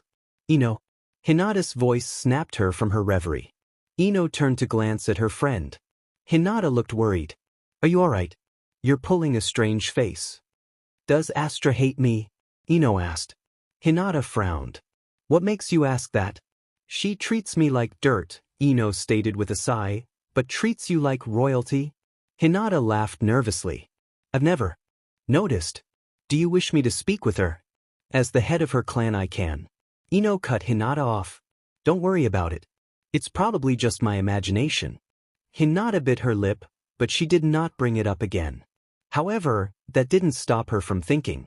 She had to admit, she had noticed Astra's strange behavior, not necessarily towards Ino, but in general. And then, of course, was also the fact that the woman's history was very vague. Hinata knew almost nothing about her, and Hinata had made her life job to know her clan. Snow started falling from the heavens, distracting Hinata from her thoughts as she enjoyed the small flakes that kissed her skin. She would worry about it another day. We'll take a half-hour break, the general of the samurai announced. Aim was first to leave her seat, her heavy weight causing the floor to creak. She stormed out of the room before anyone else had even been able to comprehend that they had a break. Always in a rush, that Tsuchikage laughed. Mei glared at him dangerously. And you always have an opinion on everything, Takashi, Mei growled. Takashi, that Tsuchikage turned to face Mei. He was smiling wickedly, but Mei was unable to continue their argument due to Sai interrupting them. Mizukage, Sai addressed her formally, would you mind taking a walk with me? Mei blinked as she watched the young man before her. He was attractive, very much like the Uchiha, so the thought of a walk with him wasn't sour at all. But she had a strange feeling he wanted to talk business, rather than woo her. He was also much younger than she was. Of course, Mei hummed as she stood up. One of her guards took her hat and followed after them silently when Mei and Sai left the room. Takashi watched the party leave with interest, then turned to Naruto. Planning a secret allegiance with the Mizukage, Hokage? No idea what you're talking about, Naruto muttered. I didn't ask Sai to speak with her at all. Takashi frowned. Then what on earth would they speak about? Naruto shrugged. I've always thought Sai had the hots for Mei. Maybe he finally got the guts to ask her out. Takashi threw his head back in laughter. Now that would be a sight to behold. Gaara interrupted the conversation by placing his hand on Naruto's shoulder. Naruto turned to face him, a brow furrowed. Gaara nodded his head in the direction of the door. Naruto followed him without a word. Once they were outside, Naruto stopped. What is it? Naruto asked. Gaara turned to face his best friend. I had a little call this morning. Naruto frowned. Carry on. And so Gaara explained how Ino had contacted him. Naruto listened intently, surprise evident on his face, but he was also smiling. When Gaara finished, Naruto looked like he could burst with glee. That's fantastic, Naruto exclaimed. Now we know she's safe. And we know she's working on a solution as well. Thank you, Gaara. You know I've always liked that head of yours. Gaara rolled his eyes. I didn't ask for this gift as your wife calls it. Naruto's grin widened. She only calls you psychics because it annoys you, you know. I know, Gaara grumbled. Naruto's smile faded a little. Niji, huh, he whispered. Gaara nodded. Is Hinata all right? Gaara nodded again. Naruto's smile continued to fade until his expression turned grim. Gaara noticed and frowned. Naruto. Naruto sighed and glanced around him. I don't feel I should bring this up in the meeting, but I trust you and need your help. What's wrong? Naruto inhaled deeply and then sighed heavily. It's Konoha. Something is very wrong and I don't like it. What do you mean? Gaara asked, worry now present on his features. I've been aware of it for a while, but it's getting worse lately, Naruto said. Gaara, how much power does your council hold? The council? Gaara asked, stunned. They are the government, I suppose you could say. They approve laws and other bills, but I am the one to deliver the final verdict. They also act as my guides, but I am the highest authority in the village. The only person above me is the daimyo. I thought so, Naruto muttered. I have a problem. Tell me, Gaara encouraged. I'll help you as much as I can.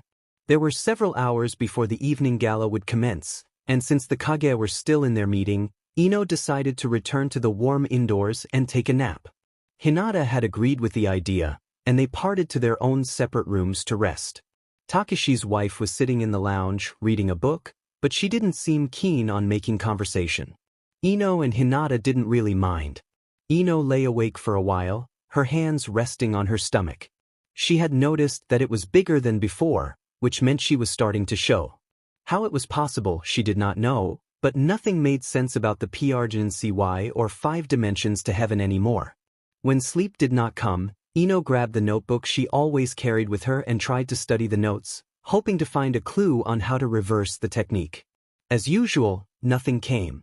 Finally, Ino fell asleep, the exhaustion of the long journey finally setting in. However, her sleep was not left undisturbed. Her rest was plagued by dreams. Ino found herself in a large open field, the Konoha training grounds. She could still remember training with her team here. But she was alone this time, seated in the grass. Before her lay a small notebook with several diagrams and scribbles written all over the pages. Her hands were together, in the form she took when she was ready to transfer her mind to another. A strange tingling sensation crept up her spine, and then she felt the familiar freedom of her mind leaving her body. And then she hit something like a brick wall and jumped right back. Her eyes shot open as she gasped in pain. It felt like her head was on fire. And then she heard it. A voice. But when she looked around her, she saw nor sensed anything. Pushing it aside, Ino gathered her things to return home. Mother, the same voice echoed again. Ino glanced around her again, but still nothing. The pain in her head suddenly intensified and spread down her neck to her chest. Miming, Ino slowly made her way back home, hoping Naruto was there to help her. What Uzumaki Ino did not know was that was the start of it all. Confessions: the annual evening gala had gone off without a hitch. Many leaders from all around the surrounding countries came together in a big melting pot of exploding cultures. Ino had feasted her eyes upon the many finely dressed women that represented even the smallest of countries. It was without a doubt a very successful night. Many of the nations came together to discuss the future of alliances, but there was the occasional glare exchanged between two leaders. Old habits seemed to die hard. The highlight of the evening was when the daimyo of the Land of Wind made an appearance. The daimyo seldom attended these events, so their presence is usually unexpected and comes as a shock. What shocked Ino even more was when she realized the large figure dressed in fine robes was a woman. Female daimyo were unheard of, but her gender did not lessen her power or dim the respect others had for her. The daimyo seemed to be quite familiar with Gaara, well, more intimately than what one would originally believe to be a working relationship between the daimyo and kage of a nation. Tell me, Ino overheard the daimyo say to Gaara, how is that friend of yours coping with a nation's safety on her shoulders? Gaara's lips quirked up into a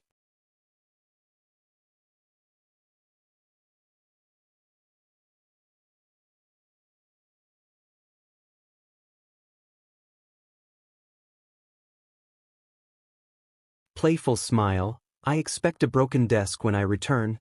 A broken desk? The daimyo asked, confused. From her banging her head on it constantly, Gaara stated. The two leaders of the Land of Wind burst into laughter.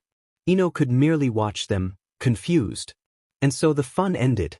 After a short night's rest, everyone gathered their things and set in the direction of their home. The group headed for Konoha agreed to meet outside in the morning. Sai and Sasuke were first as always. Don't you have anything better to do? Naruto asked Sasuke. No, Dobe, Sasuke snorted. Unlike you, I don't have a wife warming my bed here. A blush crept onto Naruto's cheeks while Ino just smiled nervously. Sasuke winked at her. I got your back, Ino. Thanks, I think, Ino said in return.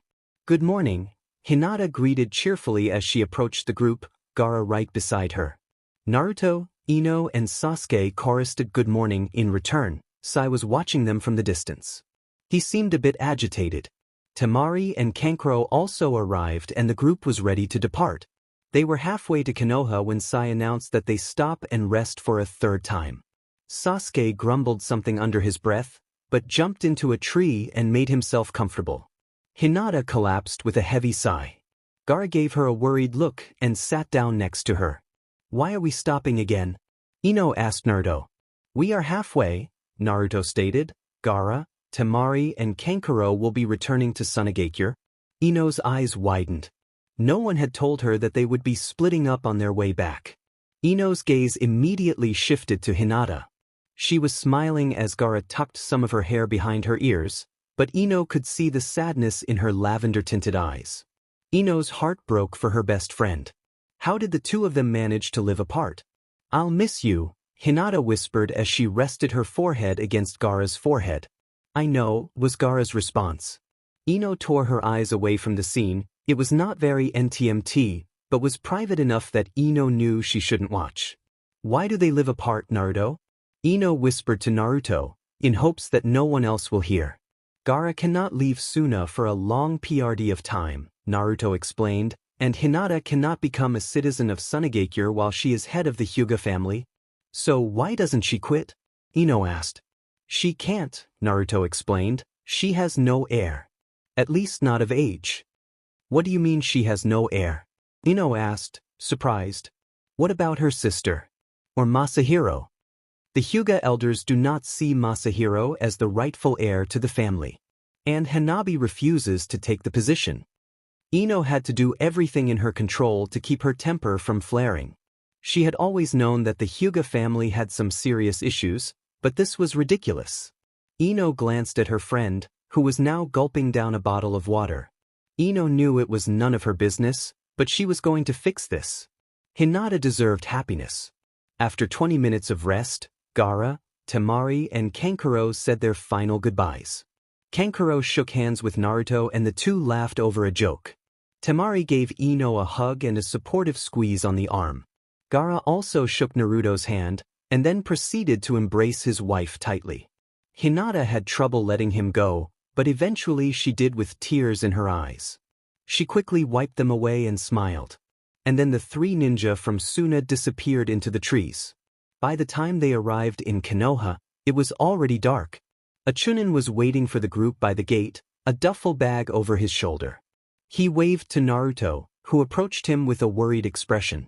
Did something happen? Naruto asked. The Chunin shook his head. I have a letter for Lady Ino. Ino frowned, but stepped forward to receive the letter. She noticed a small insignia on the Chunin's vest and realized he was a ninja messenger. She glanced at the letter and her eyes widened. It's from Shizuka. Ino exclaimed, excited. Really? Naruto asked, surprised. Shizuka had never replied to any of his messages, and he was relieved that Ino managed to get through to her. He glanced at the messenger, who looked worried. You're not telling me something, are you? Naruto asked. The Chunin bit his lip and looked down at his feet. Forgive me, Lord Hokage, he mumbled, but I've been keeping this a secret for a very long time. Secret? Naruto asked. The Chunin nodded. I've been serving as your messenger for a long time, sir. But for many years, whenever you give me a letter, the High Council would read it first before it was sent.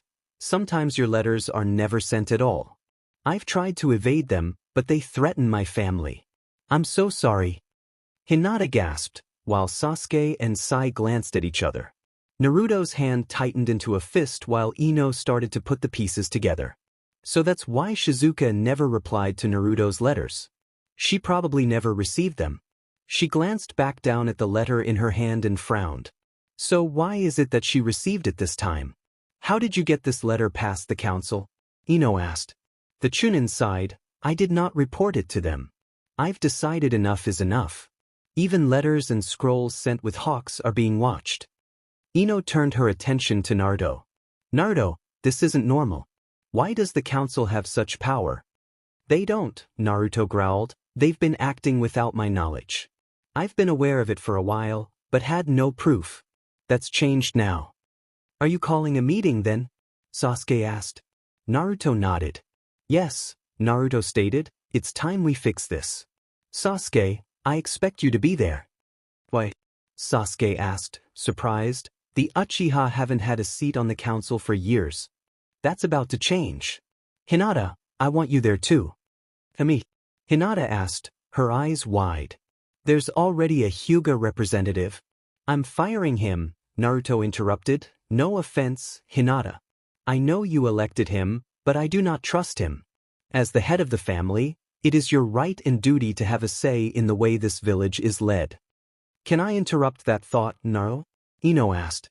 Naruto blinked and turned to face his wife. Ino glanced at Hinata, who looked exhausted. Her gaze softened as she thought back on all the amazing things she had discovered about Hinata since the transfer. The two Hinatas were so different, but so alike at the same time. No. Hinata called her name. Ino smiled at her. Rather than Hinata, Ino began, I suggest Masahiro take the seat on the council. Masahiro! Naruto and Hinata exclaimed at the same time. Ino nodded. Hinata already has a lot on her shoulders as the head of the family, Ino exclaimed, and although she doesn't show it, I know she is exhausted from her constant work and being PR'd in tea. Also, she lives separate from her husband, while she technically has an heir that can relieve her of her duties so she can be with him. The elders won't accept Masahiro, Hinata began to explain, but Ino interrupted. That's why he must take the seat. That way, he can prove to the elders that he is capable of leading the clan, Ino finished. That's actually not a bad idea, Sasuke agreed. Sai nodded in agreement as well. Naruto glanced at Hinata, who looked conflicted. Just think about it, Ino sighed, knowing it wasn't something they could accept immediately. But Ino knew that Hinata deserved to spend her life at Gaara's side and Masahiro deserved to not be judged. Well, Sasuke changed the subject. I'm going home. I have a PR gin and tea. Wife waiting for me. And I better prepare for when my sister-in-law arrives. I'll retreat as well, Sai stated. I have a painting to finish. With that, the two vanished. Naruto offered to walk Hinata home, but she refused. So they all separated, heading for home after a long journey. Ino couldn't wait to read Shizuka's letter. Ino didn't get a chance to read the letter until she got into bed. Minato had been very excited to see his parents again and demanded their attention for the whole evening. Kaguya was much calmer than her brother, but she did take an interest in the outcome of the 5 Kage summit. She listened intently while her father told her about everything that happened. Ino entertained Minato with his soft toys. After tucking Minato into bed and saying goodnight to Kaguya, who was studying another set of new scrolls from Naruto, Ino finally got to relax and read the letter. Naruto was still in the shower when she opened it. Lady Ino, thank you for your letter. I have never been good with emotions, but as I read what you have written I let the tears fall for the first time in many years. I am grateful to hear that Jugo is still alive and that he is well. I haven't heard a thing about him for a very long time. In fact, I was starting to believe that he was dead. I never received anything from Konoha. You claim that your husband, the Hokage, has been sending me letters. I never received any.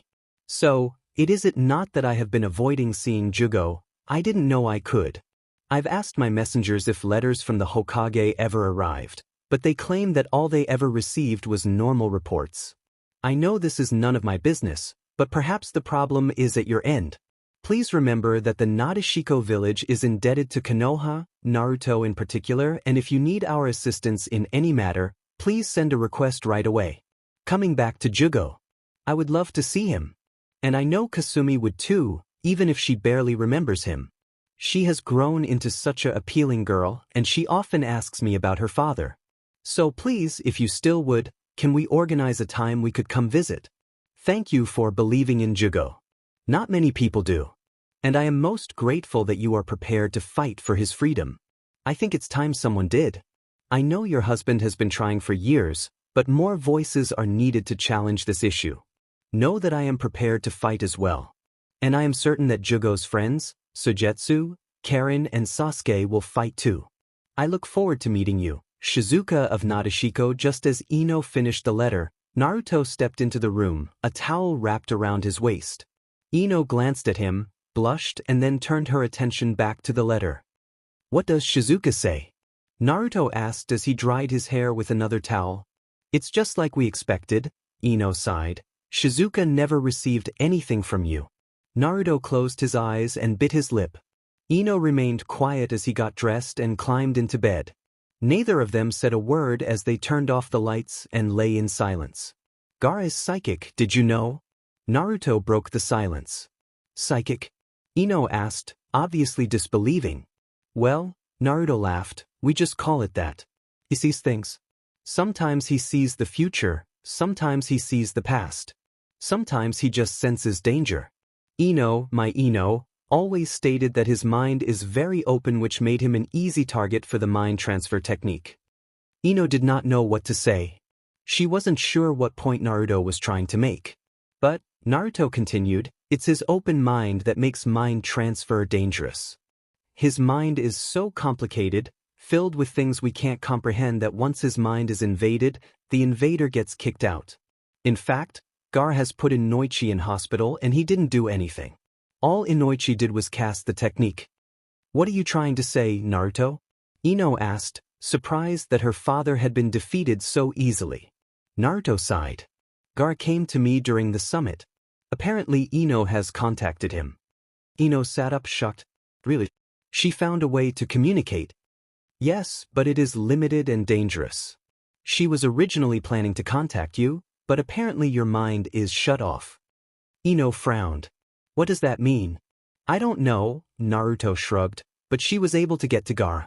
She says she knows it was 5 dimensions to heaven and we must continue to find a solution. She'll probably do the same. Ino lay back down. So she's safe. She's in my body, isn't she? Yes. You must be relieved. Naruto noticed the sadness in Ino's voice. He turned to face her, even though he couldn't see her very well in the dark. He reached out to take her hand and squeezed it tightly. Ino blinked and turned her head to look at him. Naruto. Don't get me wrong, Ino, Naruto whispered. I am relieved, but that doesn't mean I don't care about you. Ino smiled weakly. But you can never love me the way you love her, right? Naruto remained silent as the words processed in his mind. Naruto pushed himself up on his elbow so that he could look down and directly into Ino's eyes. Ino, Naruto whispered, Are you saying that you love me? A blush crept onto Ino's cheeks and she looked away. Naruto's eyes widened at her reaction. Feeling bold, he lifted his arm and gently touched Ino's cheek. Her skin was warm under his fingers and he had to everything in his power not to lose control. He missed close contact with her, but he knew this was wrong. That thought continued to surge through his head as he leaned down and brushed his lips against hers. Ino stiffened, but Naruto had already pulled away and rested his head on her chest, just between the valley of her bios. Ino's blush intensified. I would be lying if I said I don't love you, Naruto whispered as he closed his eyes. Naruto. Shoo, Naruto hushed her, we'll let the guilt eat us away later. Ino nodded slowly, her heartbeat increasing. Naruto wasn't moving. Was he intending to fall asleep on her? Naruto squeezed her hand again, hoping to calm her nerves. Ino sighed and closed her eyes as she nervously wrapped her arms around him. Yes, the guilt could come later. And she knew that if she ever went back, she'd never look at 16-year-old Naruto the same way again. The sun was just rising above the horizon, signaling the beginning of another day. Several people were already awake in Konoha, preparing for work or already stationed around several areas of the village, keeping watch. Itachi Kakashi was one of the ninja on duty that morning. He had been assigned to watch the front gate, even though it was usually a Chunin's job. Naruto had not given him details, but something was wrong and he only trusted Kakashi to watch the gate. Traffic this early in the morning was slow, so Kakashi didn't expect anyone to arrive on his shift. Bored, he pulled out his favorite book, Aika Aika Paradise, and dived into the dramatic romance. He was just about to get lost in his book when he noticed someone was approaching the gate. With a sigh, Kakashi closed his book. Naruto had also requested that Kakashi properly check everyone who entered the village. Kakashi had his suspicions, but he decided not to bring it up with Naruto. He knew Naruto could solve the problem himself. He had truly grown into a powerful Hokage.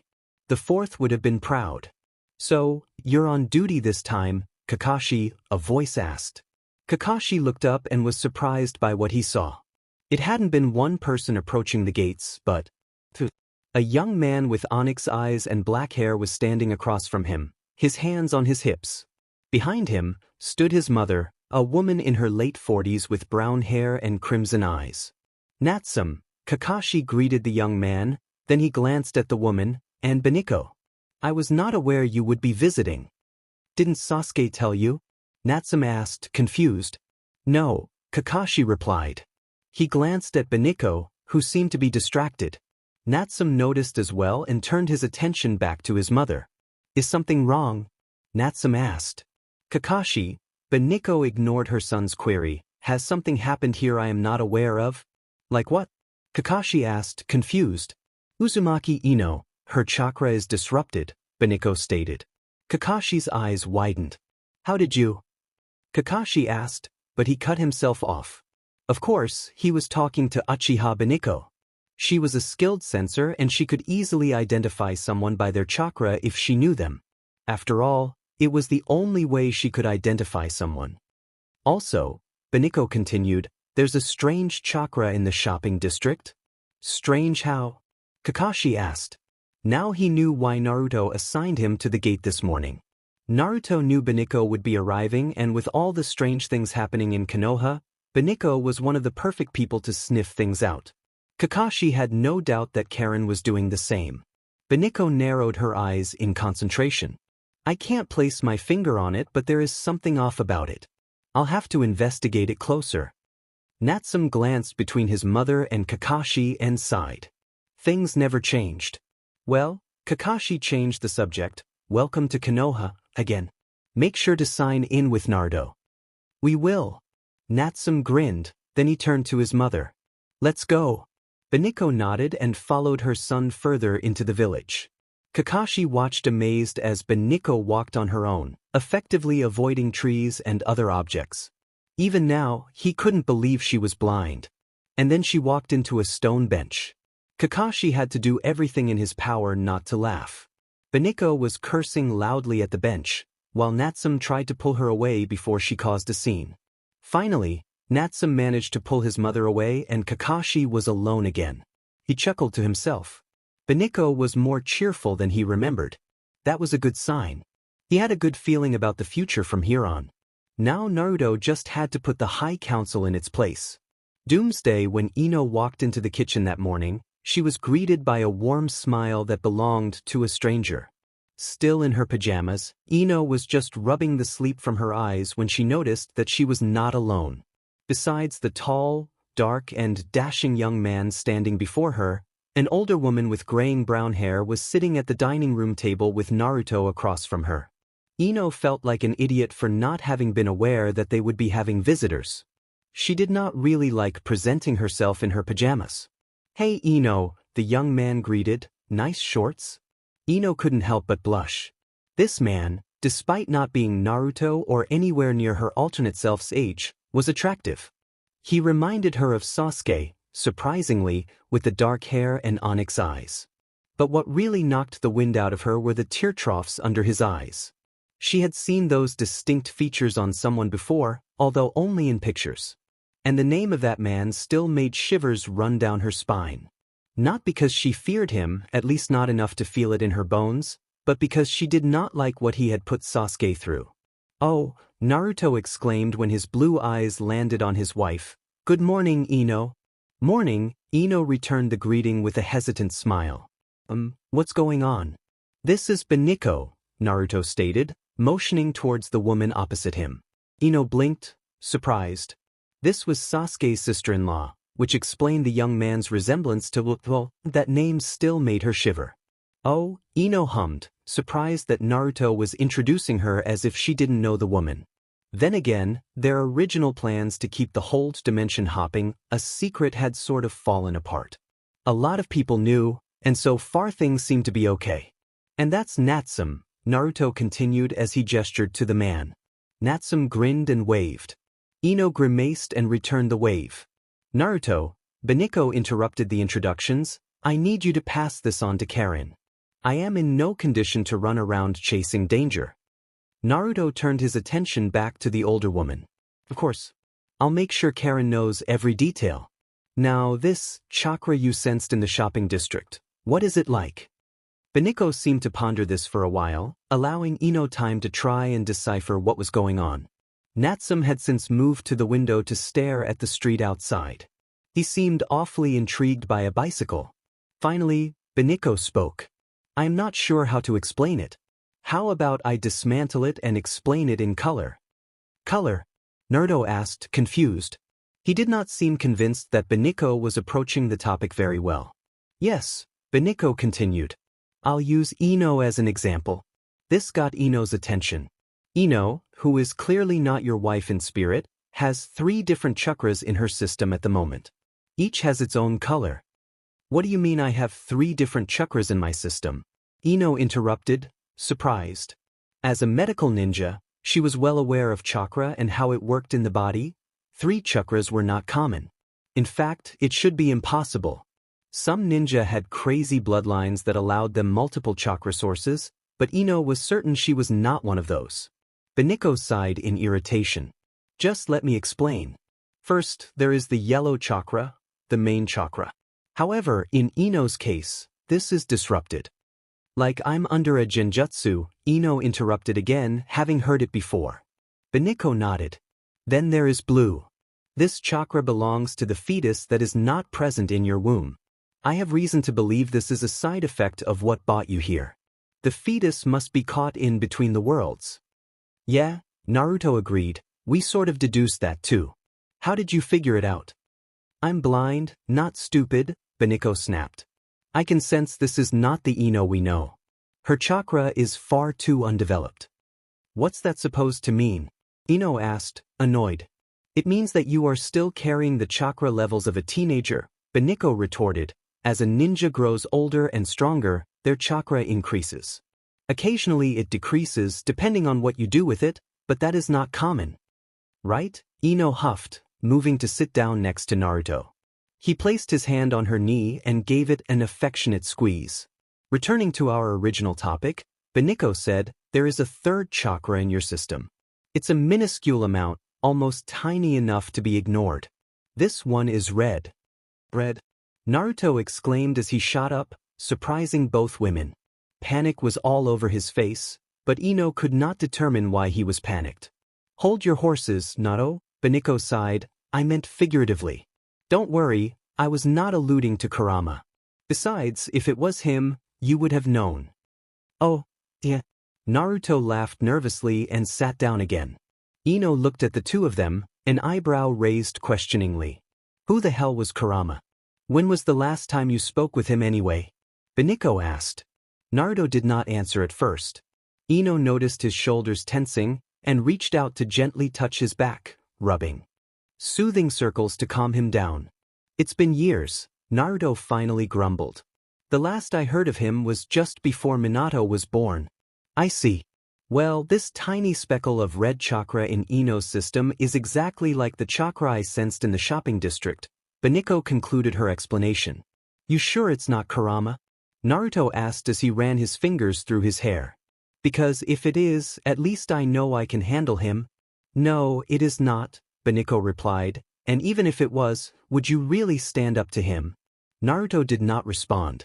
He's your friend, Naruto, Beniko continued, do not forget that. Because I highly doubt he'd forget you. That made Naruto smile. Heh, I did grow on the guy, didn't I? So I've been told, Beniko agreed. So, this chakra, it could be what caused all this. It could be the source of the whole dimension hopping thing. Naruto asked. Dimension hopping. That's a ridiculous name, Naruto. But yes, it could be, Beniko replied. I guess that basically answers most of my questions. I had been meaning to ask what happened to, land us with this Ino. Thanks, Beniko, Naruto said. I'll tell Karen all of this. Are you sure you want her to take over the investigation? I'm old, blind and retired. I've not been a kunoichi for several years.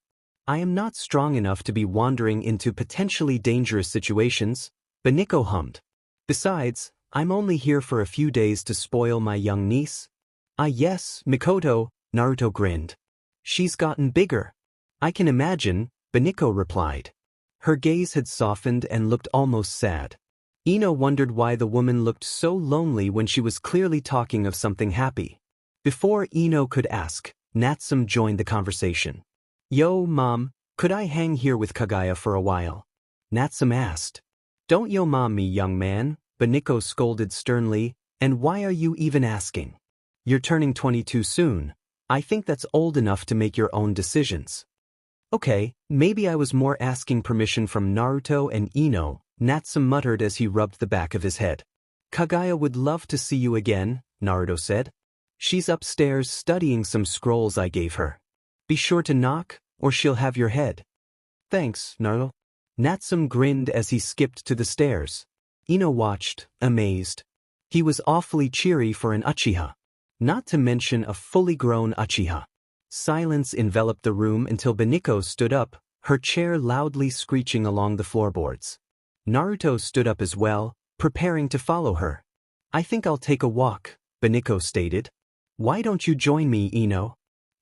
Sure, Ino muttered, wondering why the woman would want to take a walk with her. Let me get dressed. You have never met me before, Beniko boldly pointed out once they had reached a nearby park. The walk up until then had been rather awkward and quiet. Neither of the women had said a word.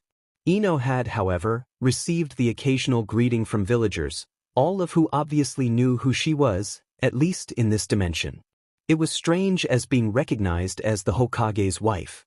Did that make her the first lady? No, Ino replied, not sure where Beniko was going with this. In fact, Beniko continued as they walked down the path into the park, you never even knew I existed. No, Ino replied again. Sasuke never mentioned you, and there are no files that record Uchiha Itachi getting married. Who ever said we were married? Beniko asked, a smile tugging at her lips. You're still wearing your ring, Ino pointed out. Beniko's smile faded as her fingers subconsciously reached out and touched her ring. Indeed I am, Beniko whispered. I don't even notice putting it on anymore. That's how automatic it has become. Really? Because judging by your age, you wouldn't have been married long before he, you know? Beniko finished the sentence for her. No, you're quite right, but also wrong. We were 13 when we married. What? Ino asked, surprised. It's a long story, Beniko stated. Marriages at young ages are less common now, but back then it was not considered strange at all. Our marriage was one of convenience for the High Council. You see, Konoha's elders and the council are tainted. They are drunk with power and they will do anything to keep that power. That includes marrying off children to combine bloodlines. So you were forced to marry him? Ino asked, her disgust directed at the council increasing.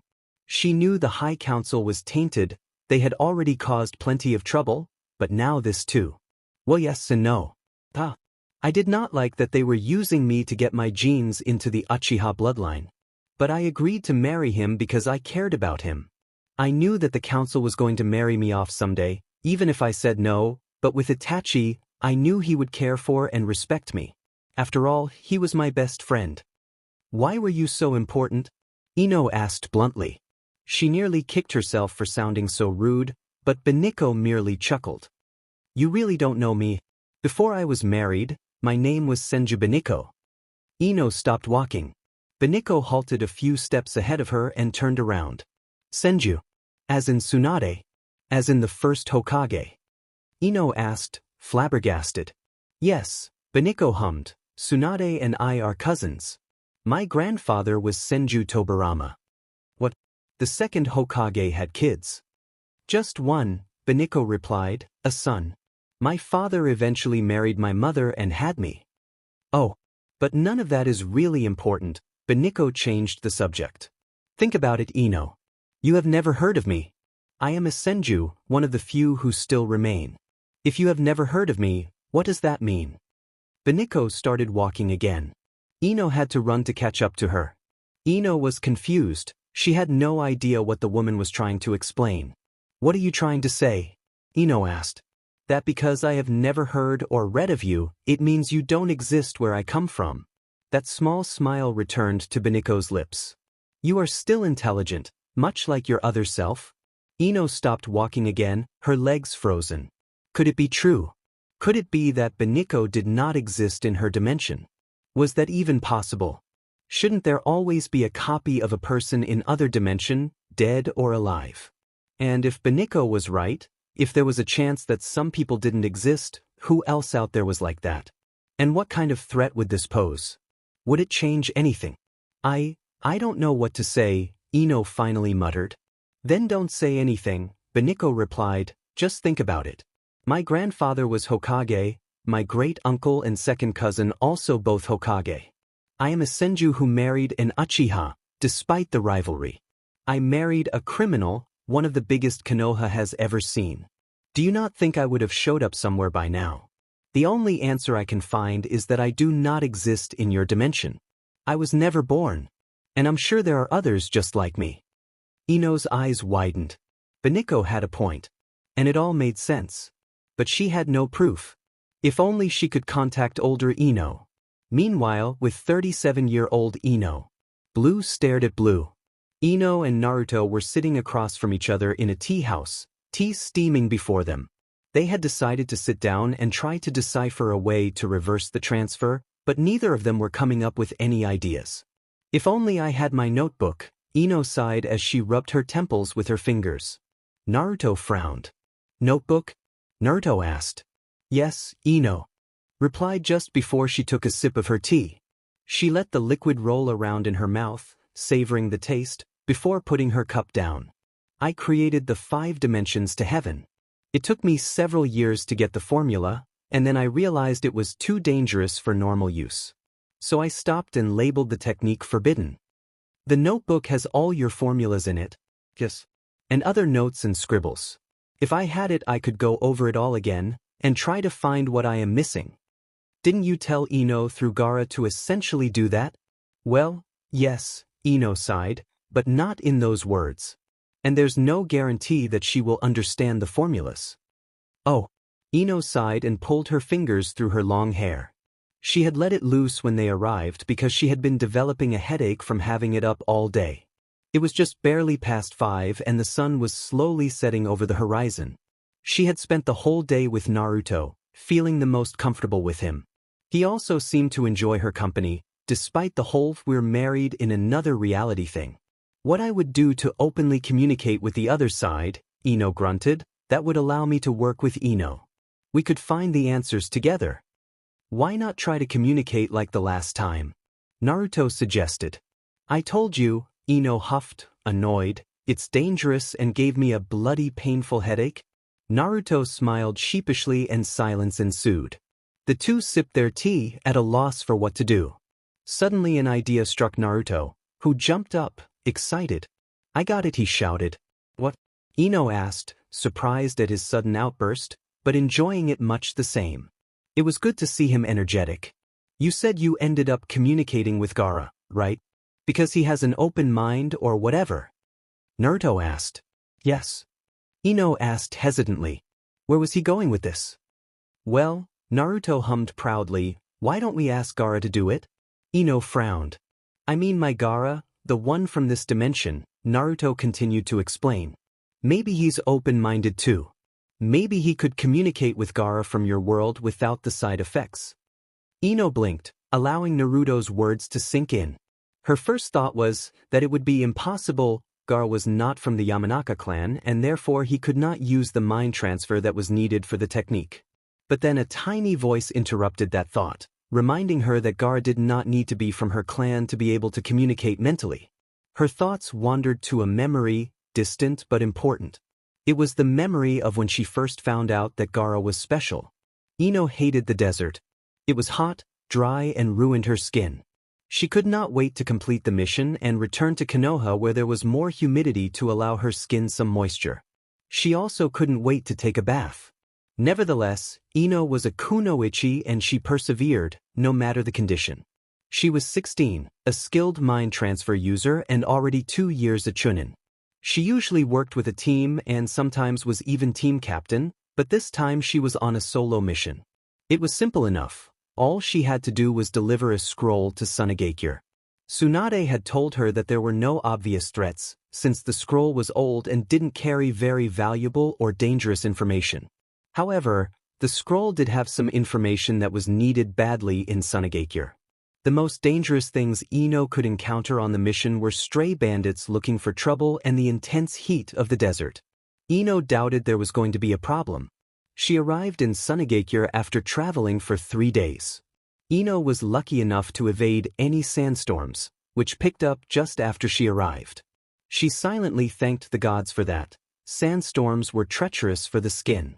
Ino was immediately skirted to the Kazekage's office. Now, she knew who the Kazekage was. After all, he had been Kazekage almost as long as she'd been a chunin, but she hadn't actually seen him since the rescue mission when they were 13. The thought of meeting him again was a little daunting. The guard that skirted her from the village gate took her all the way to the Kazekage's office's door. He even knocked. She found this a bit odd. It was almost as if he thought she was a child that needed babysitting. But she shrugged it off. She shouldn't be thinking like that. There was no response from the other side of the door, and the guard frowned and knocked again. Ino just waited patiently. She wasn't really in a hurry. She could not return to Konoha until the sandstorm stopped, anyways. Then she felt it. It wasn't strong or obvious, but she felt a familiar sensation in the back of her head. It was the same tingling feeling she got when training with her father. He would try to invade her mind and she'd block him. It was the same light, prickly sensation that occurred just then, as if someone was trying to enter her mind, but at the same time it wasn't quite the same because she did not feel threatened. It was almost as if someone was tickling her in the back of her head. And then it stopped and the door opened. A blonde woman stepped out, who Ino immediately recognized as Temari. "Oh," Temari said, "you're here. You can go in." Temari stepped aside, allowing room for Ino to enter. She thanked Temari, who merely smiled and closed the door behind her. Ino looked straight ahead at the desk. Behind it sat Gaara, perfectly calm, dressed in black. He was staring out the window. "I have just arrived from Konoha," Ino stated, "with the scroll you requested. The Hokage has also included a letter addressed to you." Gaara ignored her. Ino felt a twinge of annoyance. What kind of leader ignores a ninja from an allied country? Ino tried to get Gaara's attention. "Lord Kazekage?"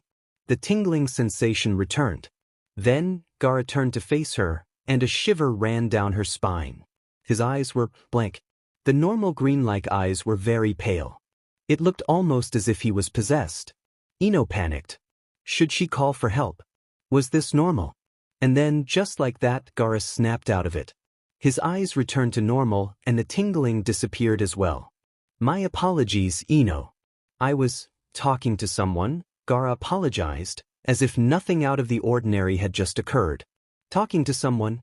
Ino asked, dubious. Who on earth could he have been talking to? Gaara noticed his slip of the tongue and sighed. That did not make sense. "Never mind. You have the scroll." Ino nodded and handed him the scroll, along with the letter from Tsunade. Ino was still trying to figure out what had happened. She was so preoccupied with it that she hadn't even realized that Gaara had addressed her by her first name. It was only 2 days later, when Gaara was once again in a similar trance at breakfast with his family, that Ino finally cornered him. "Gaara?" Ino approached him in the living room as he was preparing to leave for work. She had been staying in a hotel for the past 2 days, waiting for the sandstorms to pass, but Temari had been kind enough to invite her over for breakfast. "Yes." Gaara looked up from a scroll he was rolling up to put in his bag. "This is going to sound really weird," Ino began, "but I've noticed that you go into trances sometimes. Your eye color changes, and this tingling sensation appear in the back of my head. It's almost as if you're trying to invade my mind, but with my training I have barriers against it." Gaara frowned, but he did not say anything. Ino didn't know any better. She'd have said he suddenly seemed nervous. "Look," Ino sighed, "I've done some research and I think I know what's going on, but I just thought I'd ask you first." Gaara smirked. You have a theory. I'd like to hear that. Ino raised an eyebrow, surprised that he wanted to hear what she had to say. She had read about his condition before. Her father had also told her about it. It was rare, believed to be impossible, but her father always warned her that it could happen. And because she was sensitive to minds and how the brain works because of mind transfer, she would sense it, just like she could sense other mind transfer users. Well, Ino hummed, the general population call your kind psychics? Gaara seemed uncomfortable at her use of the word. I hate that word. Ino blinked, surprised. Did that mean he was admitting to it? That she had hit the nail on the head? I was right. Ino asked, flabbergasted. Wow. What abilities do you have? Gaara sighed and looked away from her. Precognition. I've also had some run-ins with telepathy. Ino's eyes widened. Precognition. As in, seeing the future. Gaara turned back to her and raised an eyebrow.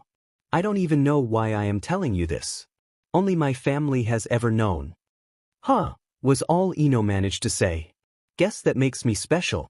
So, who were you talking to the other day? What? Gaara asked, confused. You told me you were talking to someone in your office, Ino pointed out. Who was it? Gaara was quiet for a few minutes. He seemed to be debating with himself whether he should tell her. Ino knew he did not have to. She was sticking her nose into this business after all. But she was curious.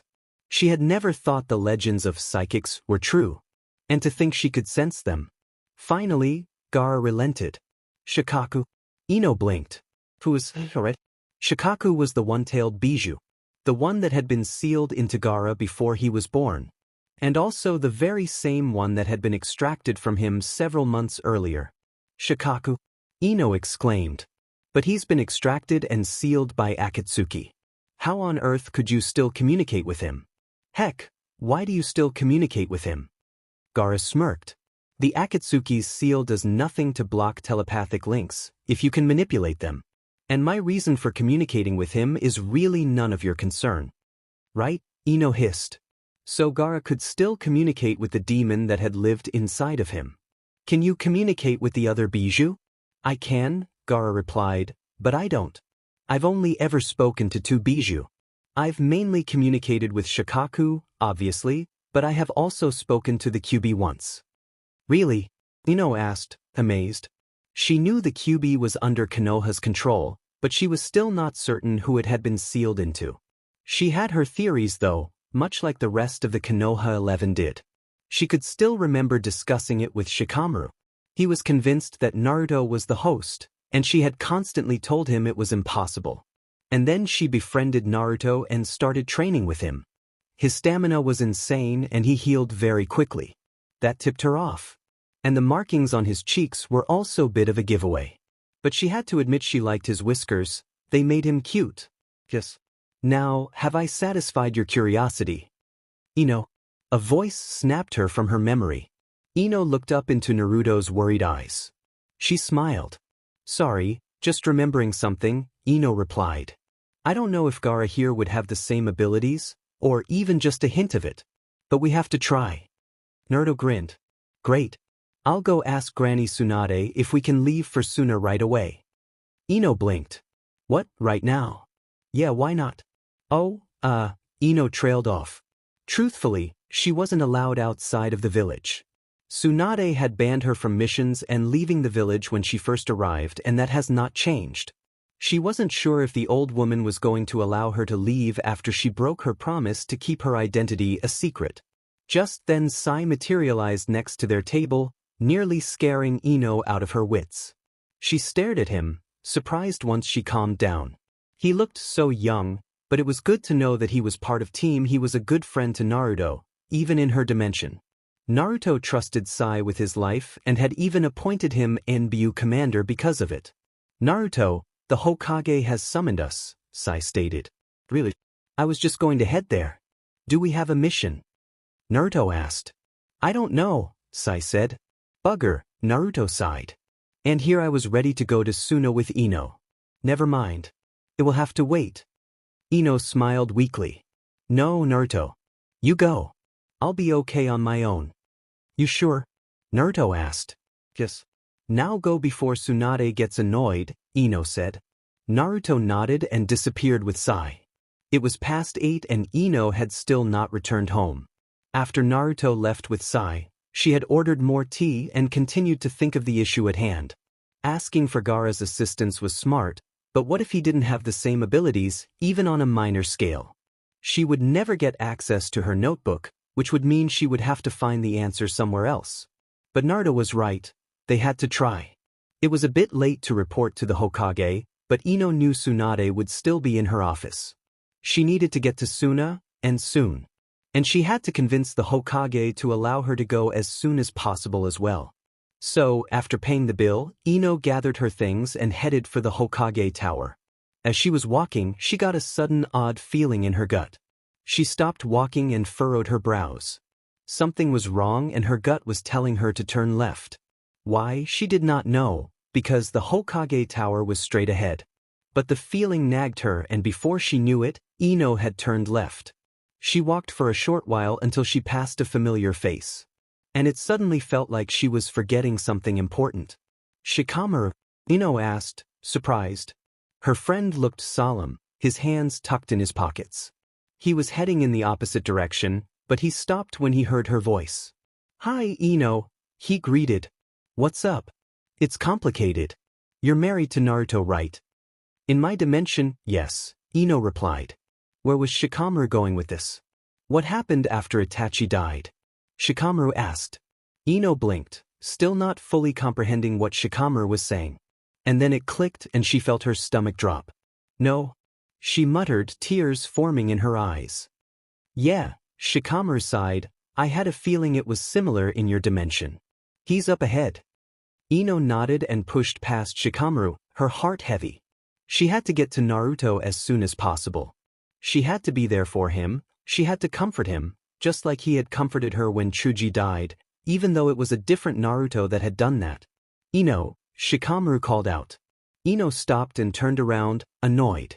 She had to get to Naruto. Shikamaru sighed. Take care of him, I've already talked to him, told him I know what it feels like, but he needs comfort now. I know, Ino whispered. She was already crying. I know. With a nod, Ino turned around again and dashed away into the darkness. She knew exactly where Naruto was. He would still be where Shikamaru left him, all alone on a bench. And as she ran, her limbs screaming to run faster, she continued to cry. She cried her heart out for Naruto. Because Jiraiya was dead. The deep end with, in our group quite knows yet, Ino replied. They might have their suspicions. And you have to remember, I'm married to you in a different dimension. Of course I would know. Right, of course, Naruto muttered. Then he frowned. What do you mean by favor? Ino smiled. Precognition and a sensitive mind is not the only psychic abilities Gaara has. He can also use telepathy, but not on a very large scale. And when I say large scale, I mean he can't use it on humans. Telepathy? Naruto asked, surprised. Wait, what's that? Ino rolled her eyes. Of course he didn't know, or never bothered to remember the word. He can read minds or communicate with others through the mind. Really? Naruto asked. That's so cool. Ino laughed at his sudden excitement. Yeah, I suppose it is. Anyway, it just occurred to me that Gaara can communicate with the Bijou. All Jinchuriki can, Naruto pointed out, obviously not fully understanding what she meant. Yes, you can communicate internally with the Bijou sealed within you, but Gaara can communicate with all of them, even over long distances. Naruto's eyes widened. And they can talk back. Ino nodded. So, Naruto began, you want the QB to send Gaara a mind message or something. And if he responds, then he can obviously communicate with the other dimension. Something like that? Yes, Ino responded. Well, I can try to ask him. He's a grumppot though and might tell you to mind your own business. Ino laughed. I am well aware that he is a grumppot. You ask him first and if he refuses to cooperate, I'll use mind transfer to talk to him myself. Although only if you consent. You can talk to him inside of me? Naruto asked, surprised. Ino fought the urge to roll her eyes. Only if I take over your body. I suppose that should be okay, Naruto said. Just don't look where you're not supposed to. Ino smirked. I wouldn't dream of it. 16-year-old Ino. Happy birthday, Minato. The crowd cheered as the little boy blew out the 6 candles on his cake. Only one remained burning, and Kaguya laughed as she told him he obviously had a girlfriend hidden somewhere. He did not understand and quickly blew the last candle out. He didn't want a girlfriend, girls were scary. Minato cheered happily as his friends and their parents clapped. Ino then proceeded to slice the cake, calling out to everyone to line up for a slice. Minato was served first, since he was the birthday boy. Then all the guests were served, leaving the rest of the family to last. After everyone had had their share of cake, the children all gathered in the living room to open presents. Ino sat on the couch behind Minato, who was sitting on the floor and excitedly ripping apart wrapping paper. Naruto joined her and wrapped his arm around her shoulders, his affectionate gaze focused on the little boy sitting by his feet. Ino could do nothing but smile. The first present he opened was from Kaguya, a collection of scrolls and books on becoming a ninja. Ino raised an eyebrow. She wasn't sure if that was really an appropriate gift for a boy who had just turned 6. Minato seemed to be confused too, since he was staring at the items with a frown on his face. Remember how you asked me to train you last year? Kaguya asked, noticing the confused look on her little brother's face. Minato nodded. Well, I will show you some tricks. And you'll need to know the rules. So I got you the books. Don't worry, I'll help you read them. Minato's eyes lit up. Really? You'll show me how to throw a kunai. And shuriken. And how to use mommy's mind transfer. Kaguya nodded. Yeah. Although we might wait before trying mind transfer. You can't even mold chakra yet. And I'm only going to show you basics. You're too young for dangerous stuff. Minato pouted, but he still seemed very excited. Ino smiled. She had not been aware Minato was so keen on becoming a ninja. Perhaps this would be good for him and Kaguya both. Ino had no doubt that Kaguya would teach Minato properly so that one day he would become a fine ninja. The next present was from Naruto. He had insisted on buying a present himself when Ino suggested they buy something for him together. Ino had agreed, and she hoped Naruto didn't buy something idiotic or dangerous. It was a toy kunai set. For your training, Naruto stated when Minato looked at him. Minato's eyes lit up. Ino turned to Naruto, surprised. Toy kunai. Can't have him throwing real ones yet, Naruto replied. Kaguya approached me about her gift idea. She wanted to know if it was okay. I gave her my permission, but on the condition that they use toy weapons for the time being. You're smarter than I thought you were, Ino whispered as she rested her head on his shoulder. Naruto laughed and squeezed her shoulder. Thank you for looking out for them. I was worried about him training with real weapons. He's so young. He is, but he is very excited to become a ninja like you. Me? Ino asked, surprised. Not you. Naruto laughed. Have you not noticed how our kids look up to you? But, Ino trailed off. You're the Hokage. You're the hero. You're more powerful than I am. Why am I the role model? I think I scare them. There's stories about me out there, Ino, Naruto stated. Stories that they hear from others, and I think sometimes they see me as this big shadow that looms over them. But you're amazing, Ino whispered. And so are you, he retorted. It's all right. I don't expect them to worship me. Their love is enough. The two remained silent as Minato continued to open his presents. From Ino he had received a set of planes he had to assemble himself. He also received stuffed toys, some books and even money. Once all the presents were unwrapped, Ino reminded Minato to say thank you to everyone. He stood up and bowed, saying thank you to everyone in the room. After that the children went outside to play. While the adults all sat in the living room, talking amongst themselves, Ino was in the kitchen preparing tea. Hinata joined her. Ino noticed that Hinata seemed to be down. Are you well? Ino asked. Yes, Hinata replied. I just have trouble sleeping, that is all. Do you want to talk? Hinata smiled weakly. It's nothing really. I've just been thinking about what you said. Ino raised an eyebrow. Hinata laughed softly. You suggested that Masahiro take the new seat on the council for the Hyuga family? Hinata said. You want me to be able to move to Suna? If Masahiro proves himself, the clan might accept him as their leader. Oh yeah, Ino muttered, remembering the unexpected turn of events when Naruto had discovered the council was doing things behind his back. I'm sorry, does it bother you that I said that? Hinata shook her head. She poured some tea into cups. Not at all, in fact, I am grateful. Ino noticed that Hinata's eyes were glossy. Are you crying, Hinata? Ino asked, flabbergasted. Hinata looked up alarmed and quickly put down the teapot to wipe her face. I'm sorry, she hiccuped, it's just. You're the only person who seems to notice how much the distance gets to me. I hate being apart from Gaara. But because I am the head of the Hyuga family, nobody cares about the sacrifices I make or my happiness. Ino felt her heart bleed for her friend. She wished she could just wipe all these problems away, give Hinata her happy ending. But she knew that was not in her power. However, she was going to stand by Hinata's side. I've been laying awake at nights, thinking about the 37-year-old Ino. Naruto wasn't crying. Nor did he show any sign of morbid depression. Instead, he seemed to be in deep thought, but his eyes were puffy and swollen, which was evidence of fallen tears.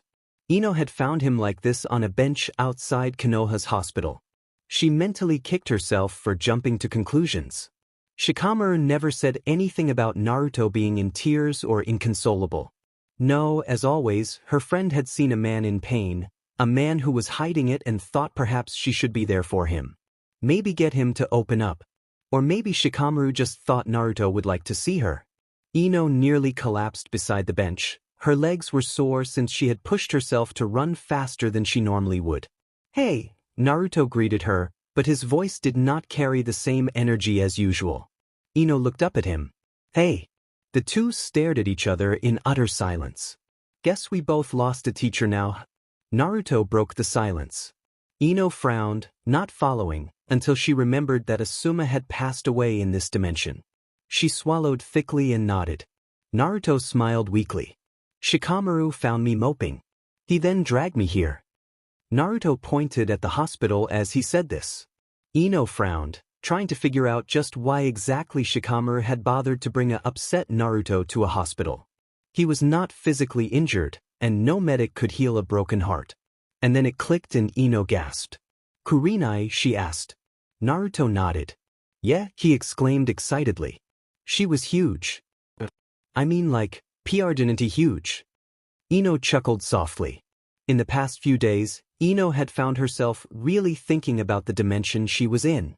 There were many similarities she had found, events that had occurred in both dimensions. But there was also many differences. People were dead here that were supposed to be alive. And people were alive here that were supposed to be dead. And then there was Sasuke. He had been gone for nearly 3 years.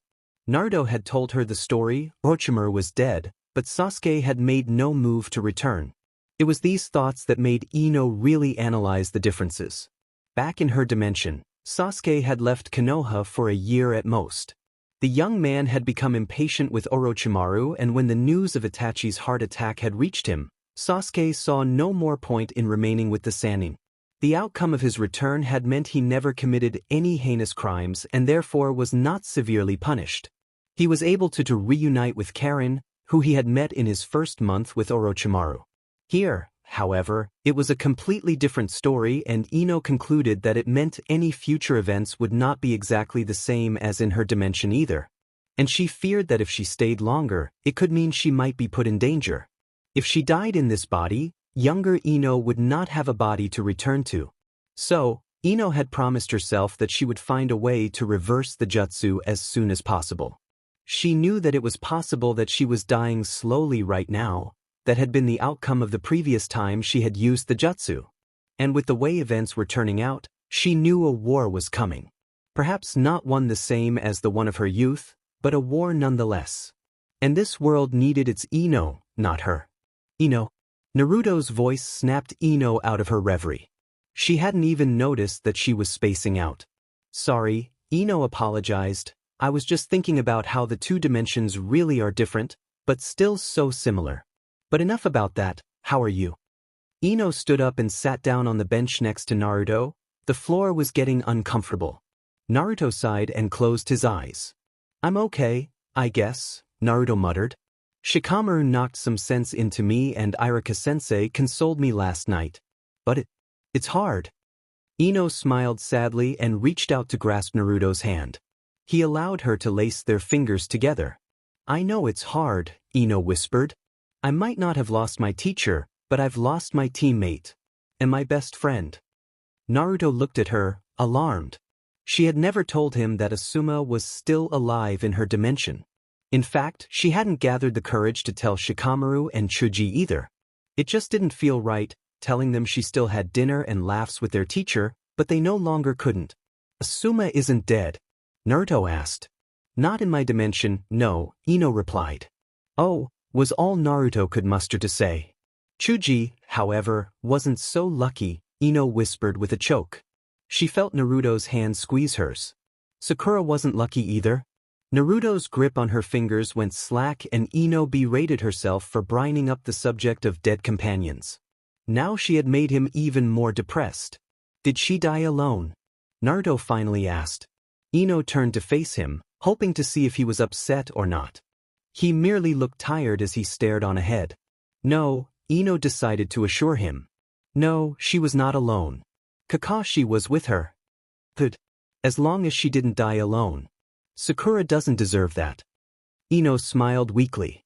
She debated telling him the full truth, to reveal that although Kakashi had been with her, she had died in an explosion and her body was never recovered, obviously blown to bits.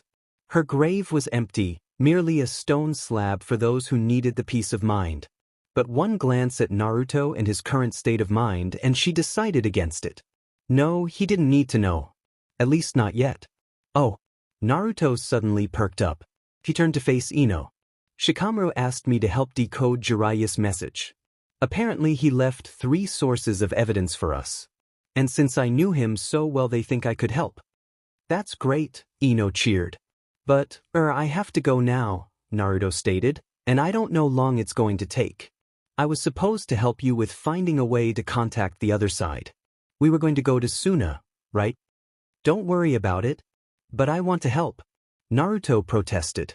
Ino chuckled and reached out to slide his cheek. It was a habit of hers, touching his cheeks. She liked the texture of his whiskers beneath her fingertips. This was, however, the first time she has touched this Naruto's face like this. She had missed it. Don't worry, I'll figure something out, Ino repeated. Naruto pouted, but his face soon melted into an expression of content. Ino was still gently stroking his cheek and it was sending shivers down his spine, but in a good way. He had never been touched like this before and he liked it. He had not been aware that his whiskers were so sensitive. Ino stopped stroking Naruto's cheek when a thought occurred to her.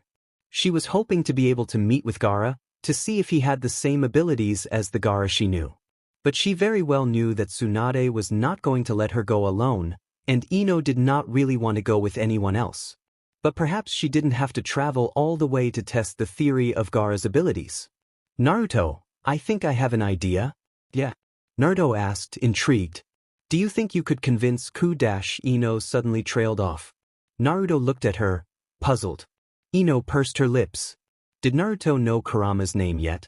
It was possible, since the dimensions events weren't always adding up, but she probably shouldn't risk it. It was not her place to tell Naruto the QB's name. Do you think you could convince the QB to do me a favor? Naruto just blinked, surprised. You know. What? About you being the Jinchuriki? Yes, of course. I didn't know all of you knew. I don't think everyone. Possibility of Masahiro taking over? Hinata explained, her voice cracking since the tears were now rolling down her cheeks. I would love for it to happen. But the Hyuga elders will never allow me to live in Suna. They don't want another country to have the Byakugan, even though they accepted Gaara into the family when we got married. They trust him, but not his village. Oh, I'm sorry, Hinata. I let my mouth run away with me. I never should have said it. I'm just making things complicated for you. Hinata shook her head and smiled.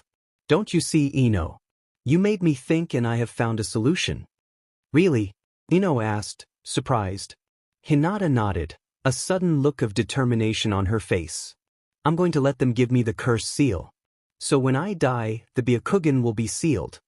Ino's eyes widened. Hinata remained still, her determination not wavering. The Hinata that stood before Ino now was nothing like the young 16-year-old girl she knew in her dimension. This Hinata was strong and was willing to brand herself with the seal that was used for the branch family just so that she could be with the love of her life. Are you sure? Ino asked hesitantly. Hinata nodded.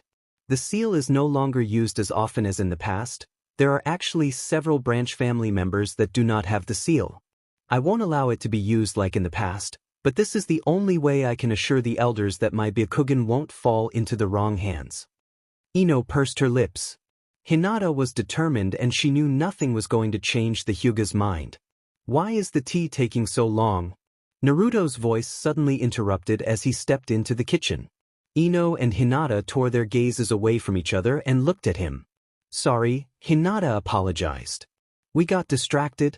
The party had been a huge success, but all good things had to come to an end. Minato was sad to say goodbye to his friends, but he was also excited to play with his new toys. And he couldn't wait to start training with Kagaya. Thank you, Ino. Karen thanked the blonde as the Uchiha family prepared to leave. The food was fantastic. My pleasure, Ino hummed.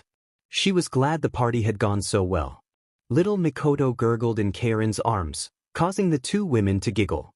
Ino said the final goodbyes to several more people, then with a sigh she closed the door. She'll have to clean up now. Fun. Tired? Naruto asked. Yeah, Ino replied. Kids are crazy business? You're telling me, Naruto laughed. You get used to it though? Ino turned to the living room and collapsed on the couch. She just needed a small break, then she would start cleaning up the mess. Naruto joined her, his arm once again wrapping around her shoulders. Ino snuggled closer to him, enjoying the warmth and comfort he gave her. Thanks for letting throw him a party, Ino whispered. You had a very convincing argument. This is going to sound weird, but somehow I wish your Ino could have been here, Ino mumbled. She felt Naruto stiffen. It would have been nice, yes, Naruto agreed. I'm sorry. That was probably not the best thing to say. She missed her son's birthday. I feel like I've stolen something precious. Naruto chuckled and planted a kiss on Ino's forehead, catching her off guard. They'll have more birthdays. And don't apologize, you are important too. Ino blushed. The two remained cuddling in silence as the guilt started to gnaw at Ino. Here she was, happily sitting in the arms of a married man.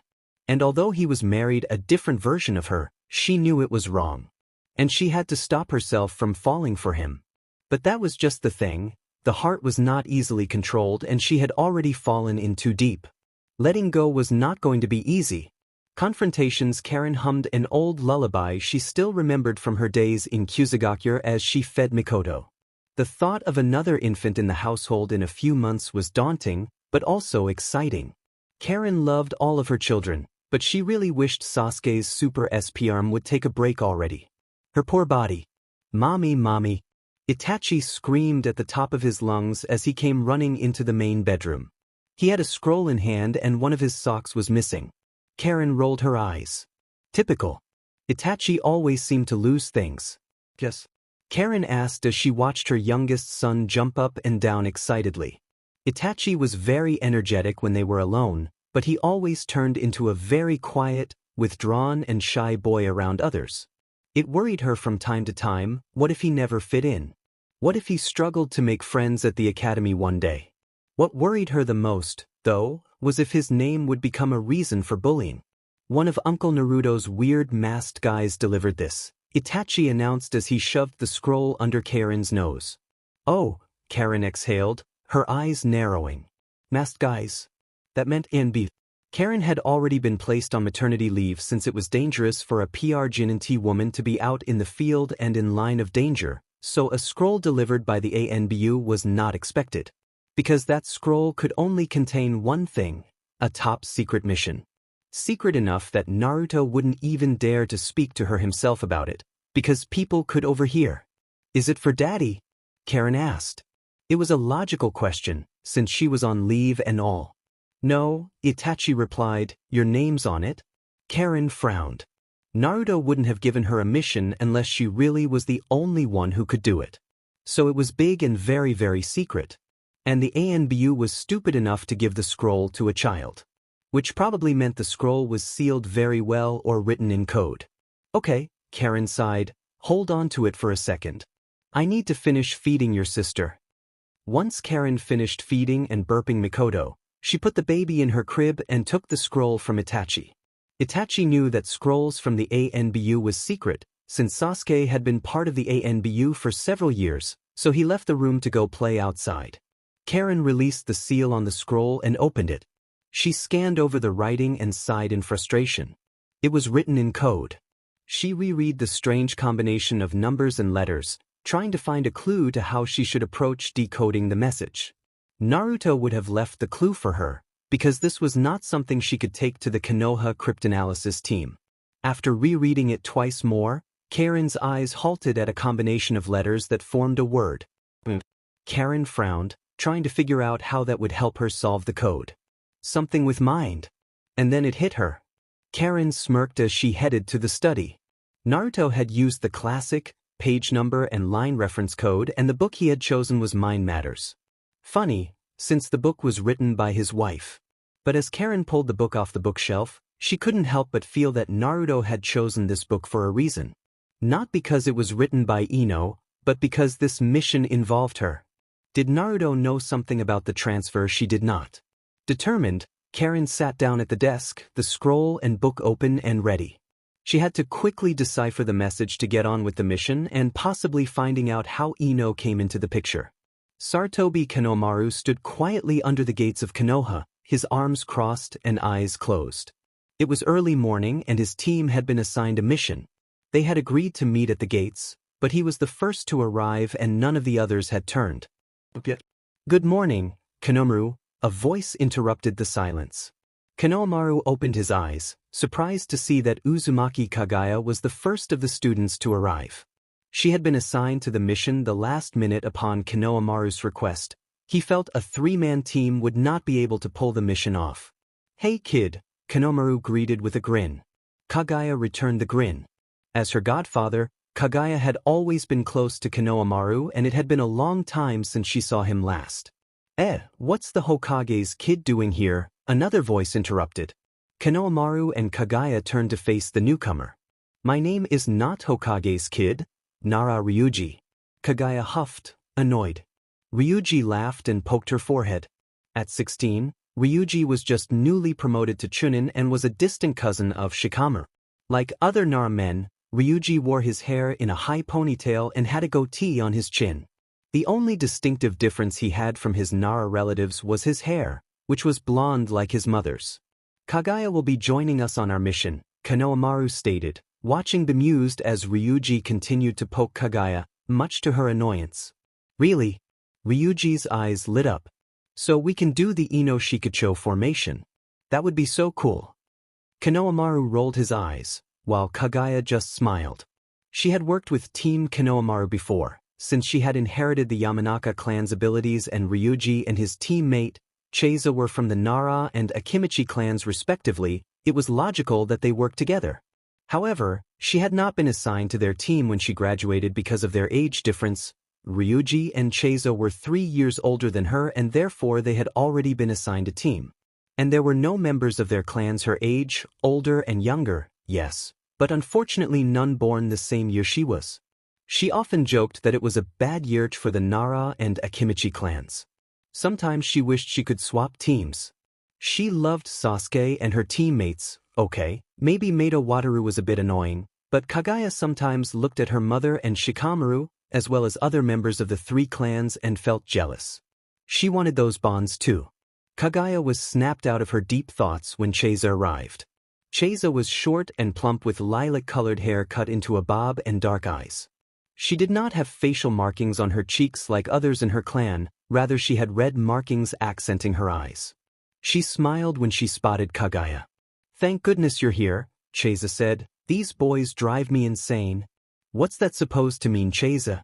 Ryuji grunted. It means you're a royal pain in the butt, Cheiza retorted, her hands on her hips. You're incredibly lazy and bore the hell out of me. At least with Kagaya, here I'll have something to talk about. Like what?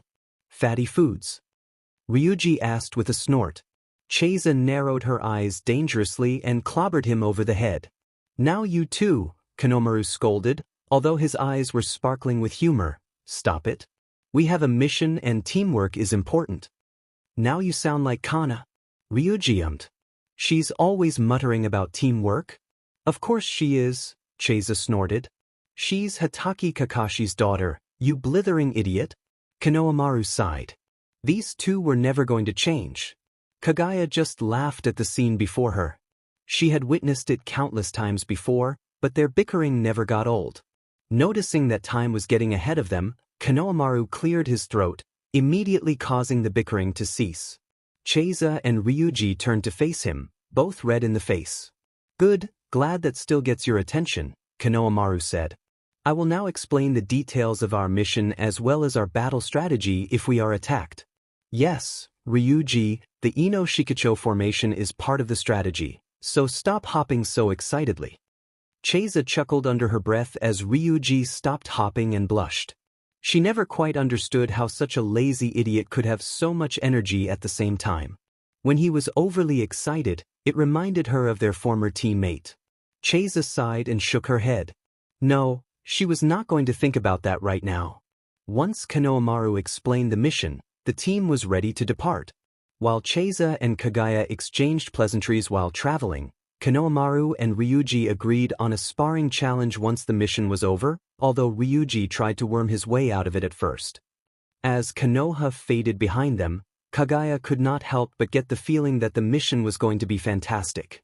Naruto did not trust his own office.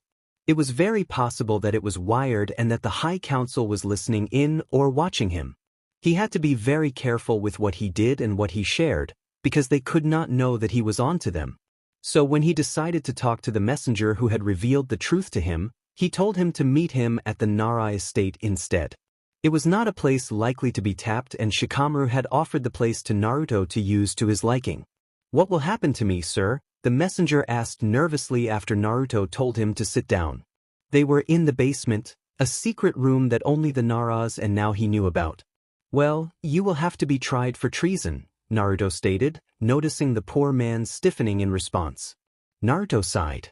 However, since you decided to turn yourself in and tell the truth, you will be shown some leniency.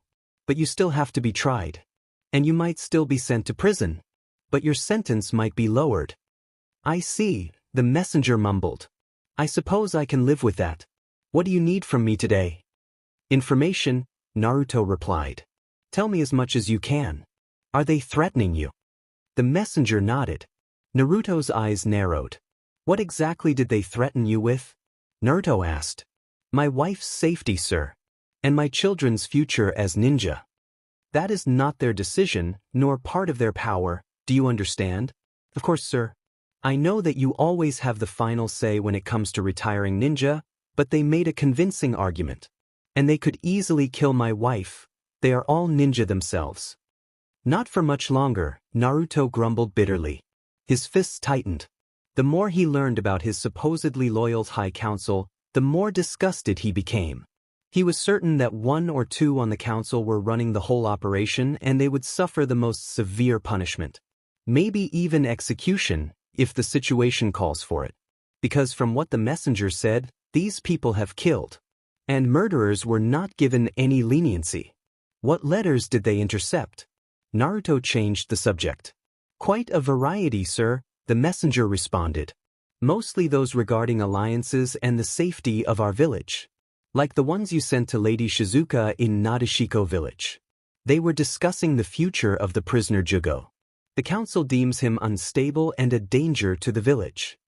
You can just say they think he is a monster, Naruto muttered.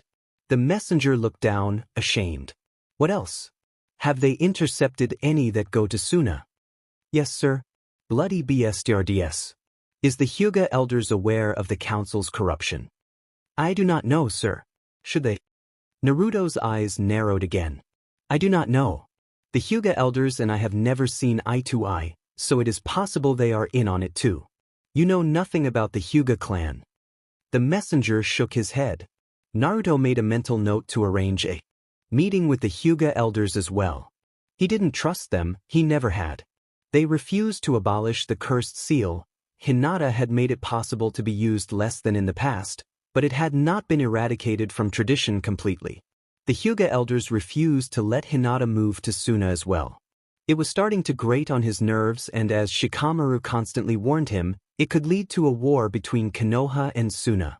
What about to the other nations? Naruto asked.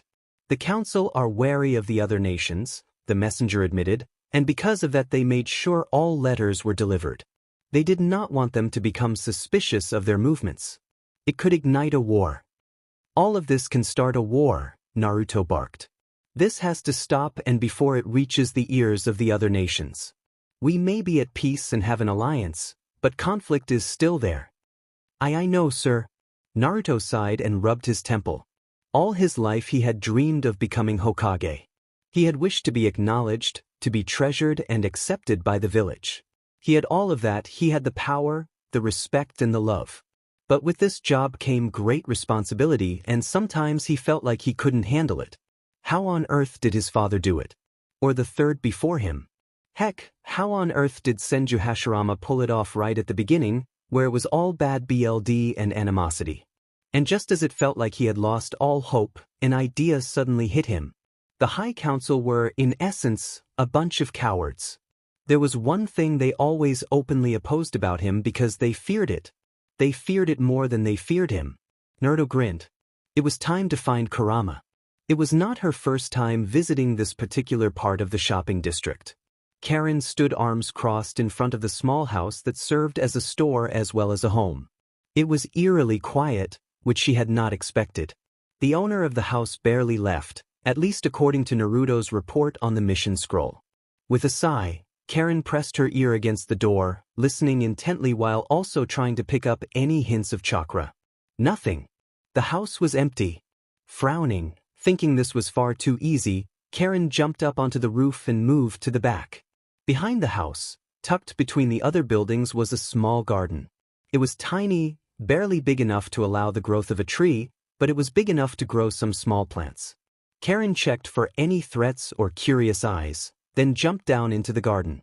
The smell of rosemary infiltrated her senses. Karen's eyes landed on the plant.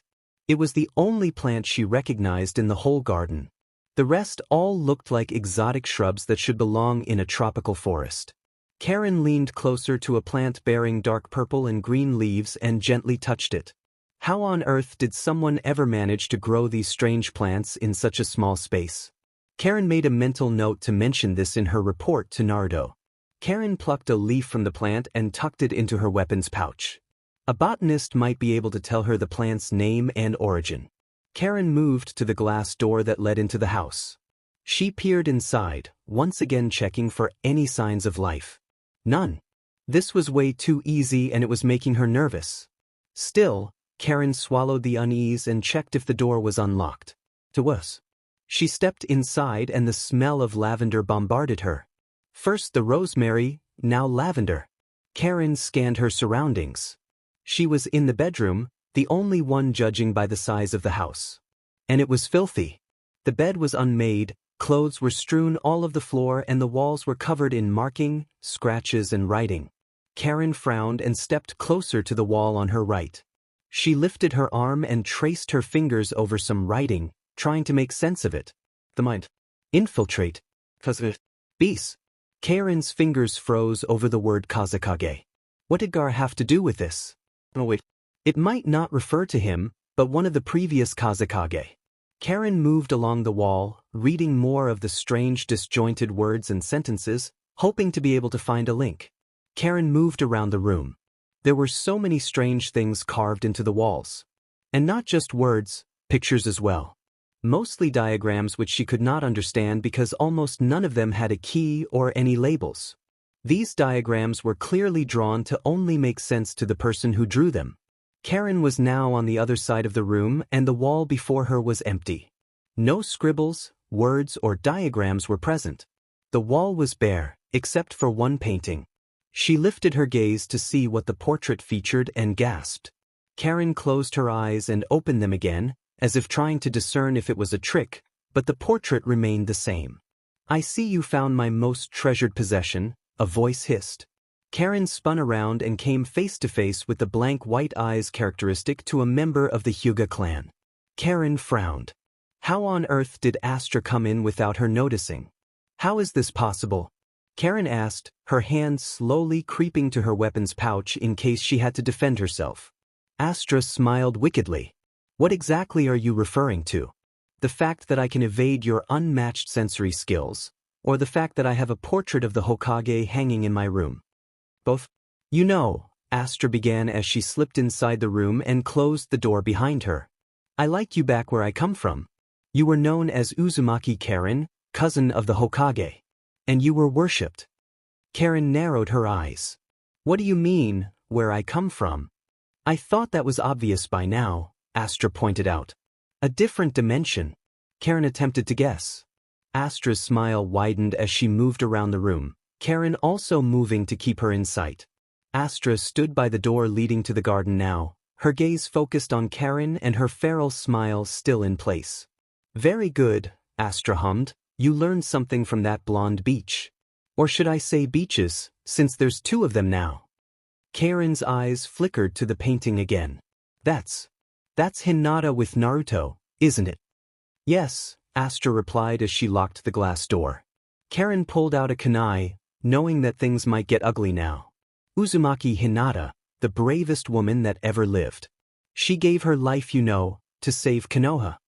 Where you come from? Karen asked. Astra nodded her head and sat down in an old and withered armchair that sat in front of the window. Karen narrowed her eyes, kunai still in hand. What are you doing here? And who is that child with them in the portrait? Astra smirked as she checked her nails. It almost seemed that the conversation was boring her. Isn't it obvious? Karen stepped forward and lifted her kunai. Answer me. You know the answer, Astra whispered. You just don't want to face the truth. Fine, Karen hissed, it's you. You're the child with them. But that still doesn't answer my first question. Astra sighed, but did not say anything. I'll force the answer out if I have to, Karen warned. Astra threw her head back in laughter, but her laugh was cold and bitter. Are you going to capture me, Karen? Hand me over to Baki so that he can torture me? Are you going to have that blonde bimbo look into my mind? Astra asked. If you insult Ino one more time, Karen began to warn. What? Astra sneered. What will you do, Karen? Karen hesitated.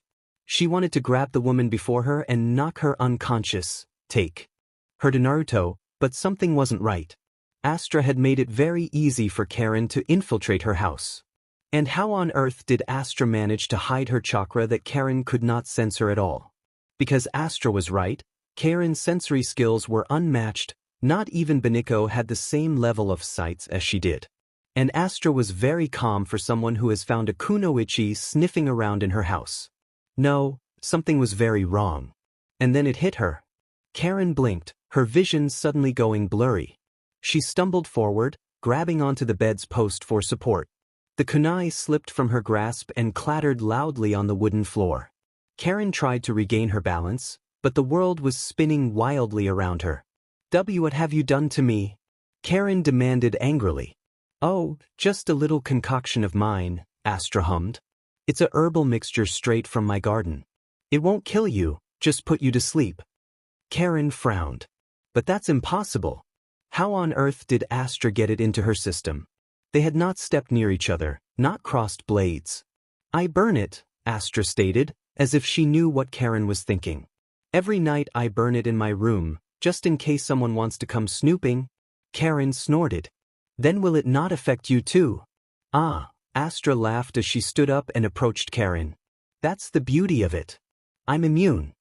Karen collapsed on her knees, fighting the urge to fall asleep. No, she had to stay awake. She had to capture this woman now. Karen looked up into Astra's eyes. Who are you? I thought you figured that out by now, Astra laughed. Aunt Karen. And with that, everything went black.